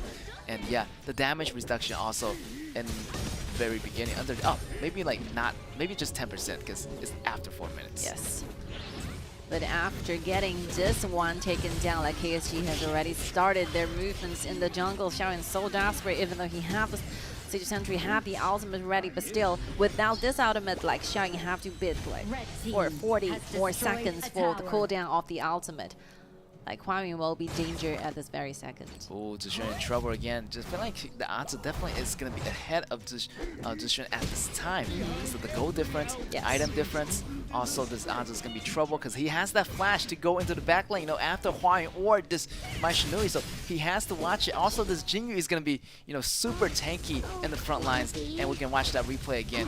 Try to go after Aja, everything all in. The ultimate already baited out here on Ushuan, so yeah, Jingyu pretty much can go in and clean up the waves. Back to life. Look at what will be happening. Joe is saving the ultimate from the most important person, I think. It will be Mai Shidanu. He aimed the target, knocking down. Look at the damage following up so soon. Crucial engage here by Fuzi using the lockdown, the ultimate. Yeah, really squishy heroes just lock them down and just take them down so fast. I feel like they have any single choice. I feel like they can put the lock on anyone, but especially this Hua-Yun or this Chen-Feng is gonna be their top choices. Ooh, right here, there's gonna be Jing initializing the damage. It's gonna be quite enough actually. Getting the kill, Jingyu goes down, and that's gonna be another great rhythm here for RW. They need to pick up the pace just like this one. They have to show that KSG, they are not a person they want to mess with. Look at this, Atsu trying to get more vision here while Fuzi is on the red, helping the teammates getting this back to their side. Mai Shidanu is trying their best using the fan, trying to stop Xiaozhou for a little bit. It was Fuzi's the red buff actually goes to Xiao A. The last hit goes to Xiao A, but it's just already get the damage. Now, oh, the initiation coming in from Jinan, and the damage. Iggy goes down. They're going to be trouble for KSG because Iggy is going to be the main protector of the row at the mid lane. So without Iggy, no more great wave clearing. This allows RW to move forward, maybe even to attempt to go for the top tower right now. Yeah, this will be the team fights we wanted to see from RW, this kind of composition, this kind of pact. Like, you need to have those sudden engagements using your Assassin's Might scenario with the flash, trying to make something happen. And Ichi got launched and will be followed by Xiaoyin. Those like CC chains are okay. Those burst damage are just waiting there online. Look at Mai trying to find whoever is staying on the bush. Chenfeng waiting for the opportunity. Oh, Xuan goes in at so much damage. Even the teleportation wasn't enough just to send one member back, and that's Fuji, leaving Xiao A in the battlefield and getting taken out. RW just rolling up the place. The Iggy bomb dropping down is not going to be enough. Still, the red goes in the hands of Huang, and right now RW is out of control. Yes, because like you have to see this. This is a very crucial moment for RW because they just simply get like a dash away from the battlefield, which means that teleportation are no longer there. They just cleaned out the motor. They stopped the motor running from the KSG, and KSG, what they can do is simply waiting for the comeback of Datiao, but losing the Tyrant instead. Oh, it's going to be a crucial engagement here, KSG, if you want to do this. A little bit too late here to the party as Jingyu try to go for the smite, but still, RW just clean up that Tyrant so fast, not giving KSG any chance to do so. Here's the initial engagement from Jingyu and Xiao Zhou, but no. They just try to get one person locked down, so no ultimate here on Fuzi. Here's going to be the gank happening. Trouble for Jingyu as he gets knocked back. 3-on-1, he goes down for sure. The question is, who gets a kill? That's going to be one of the members of RW. Again, RW just rolling in, and they are not stopping yet. Yeah, I think this will be the time, you know, where RW finally got a whole rhythm and mentality and back to the battlefield. You can see they started to, you know, have some idea, have some thoughts on wherever like KSG is going. They have to make certain targets right now. Like for the mid game, actually, like KSG will trying to fight to push the way further. And will be their chances knocking back one more time. But he gets a kill and will be followed by Xiao A. Xiao A goes down at the same time. Look at the minions. Yeah, I think this is the RW. This will be time. This will be RW like we're talking about all the time. Yeah, I feel like if they get just warm up a little bit, analyzing the situation, knowing how their players play, how their opponents play, so adjusting that play style, and they're applying to this game. So definitely, they have a lot of knockback in order to target the heroes from the other side. So now everything is going to be really much set in motion here for RW. You know, one thing unexpectedly, look, see the like the gold by this Arlie. Like Arlie is really rich, like super wealthy at this state. Like the bursting damage coming from Huang will be really, really high. Like for KSG, even though they have like a lot of soldiers, a lot of warriors instead, but still, those warriors does not have enough gold. So when it comes to those armory items, they really need, they're not that much to protect them out. So if the bursting damage are actually exerted on one member, I think they cannot simply hold it for any longer. Look at this, look at this! And here's Rampage here for Huang, getting the kill. Resurrection goes on. Here's going to be remaining alive, showing, and everything is crazy. I feel like, you know, Huang does a really, really nice job. Every single time this Fuji try to use the ultimate on Huang, he never gets it done. So Huang really, really stays alive, and that's the importance of ADC. Doing the damage, and they're gonna go in deep, so deep that they disregard the towers, and that's gonna be Zishan going down, but still, they already got the job done. 1 for 2 here for the side of RW. Like the 4 teammates like forgot to tell like Zishan, we are going back. You're going there all by yourself, sacrificing yourself with exchange to this high ground tower. I think it's worth it. Yeah, definitely. Zishan, you know, probably didn't get the text message he needed to escape, but still, the job is already done. Great Howling Emblem initiation on this Thai Jinan. You know, using the Jinan combo with that Russian ability, everybody was getting that stun allows this Ushuan to follow up with the damage. Here's KSG also fighting back. Try to get this Overlord, try to salvage at least some objectives in order to fight back. But in the meantime, the Tyrant is still available in that next 90 to 100 seconds. It will be such a task for KSG. It will be a task simply trying to make sure that whether you have enough ability, trying to make this through in this such a difficult period of time. So you can see like basically they're like far behind the goal, they're far behind the control, and this will be the time missing if you have this kind of composition that you have a lot of tanks but you have no damage dealer, which is strongly needed trying to win in the team fights. A lot of tanks are over there, but those bursting damage like the marksmen are not there. There's one very obvious shortage and weakness coming from this composition. KSG is a little bit short-handed. You know, the only thing they have is the long poking damage from Iggy. Yeah, but and that's it. It's not going to be enough. The burst damage is not going to be there. They have to have that numbers advantage in order to win. Oh, almost risky. Here he goes. Here's Main diving in, kicking this Xiao A back. Damage coming in. Killing spree for Ushan. Everything is going to go wrong. Crucial crowd control for Main, and Xiaozhou is running away. Jinyu is running away, and here's also Ichi getting caught right here, out of position. 2 members down, crucial members, Da Chao and Iggy, and I don't know who is going to go down next as RW just really pushing the pace here. Yeah, I think he really tried, trying to use the wave to help them better. Like the Vanguards are actually helping them. Mai will be the one who sends back for the team, but still, he needs a lot of time trying to take down this Vanguard. So yeah, this is a bigger version of the Vanguard. Actually take the high ground really low, but look at the top side, look at Zixuan, where Zixuan is trying to force into the team fight so great with that kind of potential, that ambition. You can see their like aggression pouring out from the screen.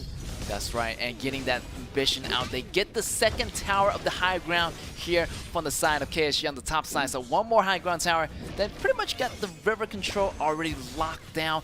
Red over here, try to secure it, but no. He's gonna be taking it back. RW, oh, he almost got into teleportation, but he kicked him out. That's a really nice tactic by RW. And here, Jinyi almost went back, but got caught by the RWCC combo. Okay, Azi is running away with his life, using the teleportation, using the ultimate to call back Azi, so that Azi can be stay alive for like for future rounds. But still, you can see like it will be the game for RW. That's right, nobody's able to stop this point. Oh, Xiao A used the flash to dive back to the teleportation tunnel. Look at this. So desperate. It's gonna be might be the end game, because look at here. The team fight is happening. Ushan jumping in to the back lanes, taking the damage. Godlike here for Huayi. The damage is undefeated here by the side of RW as Main take out Iggy. 2 men remaining standing. Aja and Jinyu remain the last 2 guys on the team to defend, as the Super Minions already out for the top lane and the mid lane right now. Time is going to be running out. The other teammates need to come back another 20 seconds, so it's going to be really hard for them to do so. Look at that. Everybody just kicking around like a toy. Main getting defeated also right there. They're going to end the game just like that. It's going to be a tie. Congratulations to Jinan RW getting that 1-1 tray back. You know, Jinan RW have using their a lot of like numbers will win a consecutive winning to show us they're a strong team, but they're using one chance to be defeated but coming off so quickly back online and showing us they are really mature as a team. They know how to soak in after getting defeated, after their records are being broken. They're not affected anyhow. Like this one we're talking about, that's like what doesn't kill you makes you stronger, right? It's like they just came back like stronger than before. They are not affected by the failure, not affected by the fact that they're broken, their records are no longer there, but still they're showing us their strength in the game, and with kind of very high maintenance composition, you can say the synergies, those performances, those execution and the operations are just so good. Yeah, I feel like RW definitely came back, bounced back really nicely. I expect them to do a little bit, worse in that round, but actually they kept their composure, they kept their energy and synergy in that second round, and they showed that, definitely a failure not to be broken, and they still, came back as a really nice team and held on to their promises. They making a tie, not getting the tiebreaker, and that's going to be another point for their team. And getting the points, that means they're going to be the #1 team in their own group. Yes. And to get revenge like this, I think this feeling is gonna be really awesome. Yeah, definitely. At the very end, I think KSG really tried, because you can see a lot of very good composition are out there. Like the composition, the BP are extremely interesting. Like we are not expecting to see the statue with the double warrior on their side, and not to mention the round 1 they performed so good. Those team fights are just so high level, skills. So yeah, I think we will be looking forward to see how they are doing in the knockout stage. Yo, definitely knockout stage. The question is like, which team they're gonna go against? You know, is it gonna be the second place team from Group A, Group B, Group C, or Group D? Definitely, it's gonna be a really nice question because that's gonna be super determined later on, as the other two groups are not decided yet. But today's team group already been decided. It's gonna be the RW in first place, and second place is gonna be the KSG. So these teams are definitely moving on to the knockout stage. So according to our rules, so actually we're gonna have another draw for the knockout stage. So there's gonna be double elimination because the formats are like this. So yeah, the first round of the BO7s, like the number one for a particular group will be only facing the other teams in other groups, the number twos, right? So obviously, if just for example, if A and B finds each other in the future rounds, which means that AG will be going against KSG, right? And Wolves will be going against RW. It's like this. That is a really spicy battle. I can't wait to see any of those. Like, wow, any of those battles should be really nice. So yeah, stay tuned for those. Yeah. BO7. BO7. I mean, that's gonna be a long match. Definitely those composures need to be like lasting, and definitely those strategies are gonna be working out as well, because you know a lot of teams are experimenting with those strategies in this group stage. Hopefully, try to test it out and try to use them in the actual games in those BO7s. So yeah, hopefully to see those Shunchas as a flex. Oh yeah. Yeah. Or those Xenios. And for the key member, the MVP for this one from RW, I find it really challenging to find one member, you know, who brings out the most advantages during the team fight. I think everyone is doing so great with their performances. We can see Chen Feng use a flash with the first skills, trying to get initiation onto Ichi, right? Ichi actually get only a 031 KDA. He's been targeted all the time, not to mention every single time where Wushuan dive and join the club, those ultimates are just so destroys everything. And also, you know, this main was doing a lot of trouble behind the line. You know, kicking this Xiao A out of his teleportation. There's a lot of time in this teleportation didn't even work on the side of KSG. A lot of people just rushing for the elevator, but not really getting there in time. So yeah, I'll create a lot of disturbance. And I feel like they did a really nice pick, locking down this Mai in the beginning. So even though if they choose this Da Chao strategy, it's not gonna work out so well for them. So yeah, and Jinan RW is like, how dare you bring out this Da Chao, even if I have this Mai. So many ways trying to tear their whole systems apart. And you can see the damage dealt by, you know, this Huang. Also, you know, dealt by this Wushuan. I mean, really close. So yeah, I feel like the MVP definitely goes out to everyone on RW. So hard. Yeah, so hard to make a difference, because also this Jinan did really well. Yeah. And everybody did so well. I just like don't know where to give it to. You know, the reason it costs so long a time to decide, who's going to be MVP might be the true reason lying down here. Yeah. The damage per gold, how fast, how many gold he actually accumulated after the whole battlefield. And yeah, KDA not being killed for once, 3 kills, 8 assist damage. Dealer, 77. A lot of damage right here by Wushuan, and he finds opportunities. Like, he knows that, you know, they are just falling behind, and they just rush in, and he has no hesitation. Goes in with the first ability, second ability, using that to refresh the mirror domains that he has. So yeah, great initiation by him and the rest of the team. Everything is done. Everything is in situation. Everything is already set up here. Everything is gonna be okay at the very end for RW.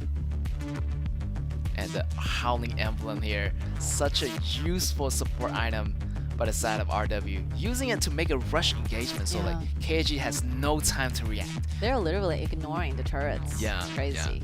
We're ready for a post-match interview, and let's see who's with us. Thank you guys, and welcome back to the interview area. This time I'm joined by the confront Lina from Jinan RW, so please say hi to our audience first, please. 那先请子轩和大家打招呼吧。Hello， 大家好，我是济南武侠子轩。congratulations for securing the first place in the Group B. And please tell us about your feeling. How do you feel after securing the tickets getting into the group stage? 那首先恭喜你们以小组第1的成绩出现，跟大家分享一下现在的心情吧。一般般吧，还好，没有零封。All right. Actually, he's quite peaceful. He's just like, all right, it's not bad, but the pity might be he didn't 2-0 win against their opponents. And we know that actually, yeah, this is quite a tough game. So did they predict that it will end up with a tie? And after game 1, they lost game 1. What kind of adjustments they made helped them to overturn game 2 and win in such a clean way? 那首先也想再问一下，就我们确实觉得今天打的还是蛮有来有回的啊。就是你们赛前有预测到今天会是一个1-1的结果嘛？然后以及当时第1小局失利之后，中间做了哪些调整？第2局这么快就赢下了比赛呢？第1局是进攻节奏没打好吧，然后也就正常打呀，然后没有预测会1-1，就觉得我们应该都能零封。All right, so due to their prediction, they didn't expect that it will end up with a tie. It basically might be ended as a 2-0 win. And also, they just do the normal thing, so they didn't expect that they would lose game 1.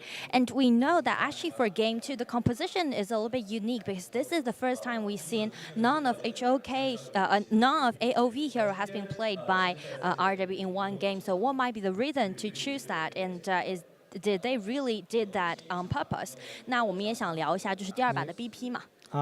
就不是特地准备的，就是选到那了，然后就没有选 AOV 英雄。可以 They didn't especially make that kind of composition. They just do it in a natural way, just let it go. And we know that actually a lot of pressures on you in game. And how you gonna tackle these kind of ganks? And after you guys fall behind in the early game in game 2, what kind of opportunity that you guys want to make and try to overturn the whole game? 那也想聊一下，就是最后一把的时候，是看到今天2把都有意识的在针对到你的这个对抗路嘛，就是你的一个感觉是什么样的，以及第2把在前期落后了以后，大家是想要创造什么样的一个机会，在等待什么样的机会，然后终结比赛。针对我感觉都还好吧，然后第2把觉得手法这种都看5个选手个人发挥。Okay, so he didn't really feel like the opponents targeting at him. And speaking to Game 2's composition, it's more a mechanics-oriented composition. So just, trying to outperform the whole game by their own individuality, by their own mechanics, and they got the chance to win against. And we know that actually the 18 consecutive victory has been shut down. So will that impact you? And what kind of influence that you think might be? 那我们也知道，其实第1小局的话，你们当时18小局被连胜，这个被中断了嘛？你觉得会对你们队伍造成什么影响吗？还好吧，我觉得总会输的，然后只是有点期盼2-0，有点想追求完美。Alright, so they didn't really care about their consecutive win has been closed out. It's basically because they are trying to gain more wins and they just want that 2-0 win. So that might be the only regrets they got for today's matchup. And we are really looking forward to RW's place in the knockout stage and hope you guys can play well. 那非常感谢你的分享，也非常期待你们在之后淘汰赛的一个表现了。And back to you, team. And thank you, Nora and Zixuan, for this interview. I think Zixuan is hiding some feelings from us. Yeah. Definitely. He's feeling really nice inside because they already got that first place in their individual group. So definitely they need to push for more. Definitely, we're gonna have more of those. Look for you, and we can take a small look at today's results. Seems like in the beginning of the first half, pretty much 2-0. As you can see, that Saigon Phantom got that 2-0 for Hydra, getting their first win, getting that first 3 points of their team. But unfortunately, Hydra and Saigon Phantom are not able to move forward with us into the group stage. Then RW got the 2-0, then KSG got the 2-0, and moving on into the last match, almost a tiebreaker, but still in the very, very last moment, RW was able to get 1 point back, and that is going to be the crucial factor that we did not go into that tiebreaker. We have so many matchups in the group stage, but this will be the only second tie, right? Only second tie. Yeah, the first time being AG and the Wolves. Yeah, and you can look at the current team standing right now. Jinan RW at 16 Oh points. no, the third one. Because the third Malaysia one. Tigers have the one. Oh, you're right, with right. One team, right? Yeah. And only the third KSG one. at 13 points. So yeah, there's been a lot of ties. Like Mas Tiger and the one team. Then we have KSG and RW, and AG and the Whoops went to a tiebreaker as well. And these will be the team standings right there. Congratulations to Jinan. RW definitely have like 5 wins and 1 draw throughout and in the very first place in the Group B, 16 points in total. So the maximum numbers will be 18. Yes. Yeah, the maximum. All right, let's see tomorrow's schedules. Tomorrow we're gonna see all the matches from Group C. So hopefully these 4 teams are ready. They will be like Impurity, HKA, Nanjing Hero, and Beijing Weibo. These are gonna be the matchups for tomorrow. These 3 are gonna be the first half. Impurity and the HKA is gonna be kicking off the day 3. And I feel like potentially Beijing Weibo does have that chance to Yeah. go for that perfect 18 points. I mean, they do already have 9 points from the first week, so yeah, they do have that potential to aim higher, aim for that perfect 18 points that nobody has done yet. Beijing Weibo have a lot of pressure. Because the Yes. last time they have it with Nanjing Hero, basically we're like hoping for a draw because we think they are equally strong from KBL, but surprisingly, like Nanjing Hero is not showing any like turning backs. It's behaved like really weird, I would say. So tomorrow it will be a very important day for Nanjing Hero, especially because there's a lot of hopes. There's a lot of anticipation on them. Yeah, definitely. Also, Impunity also is going to be fighting too, so definitely they want to get some points, as if they don't get those points, they're not going to move forward.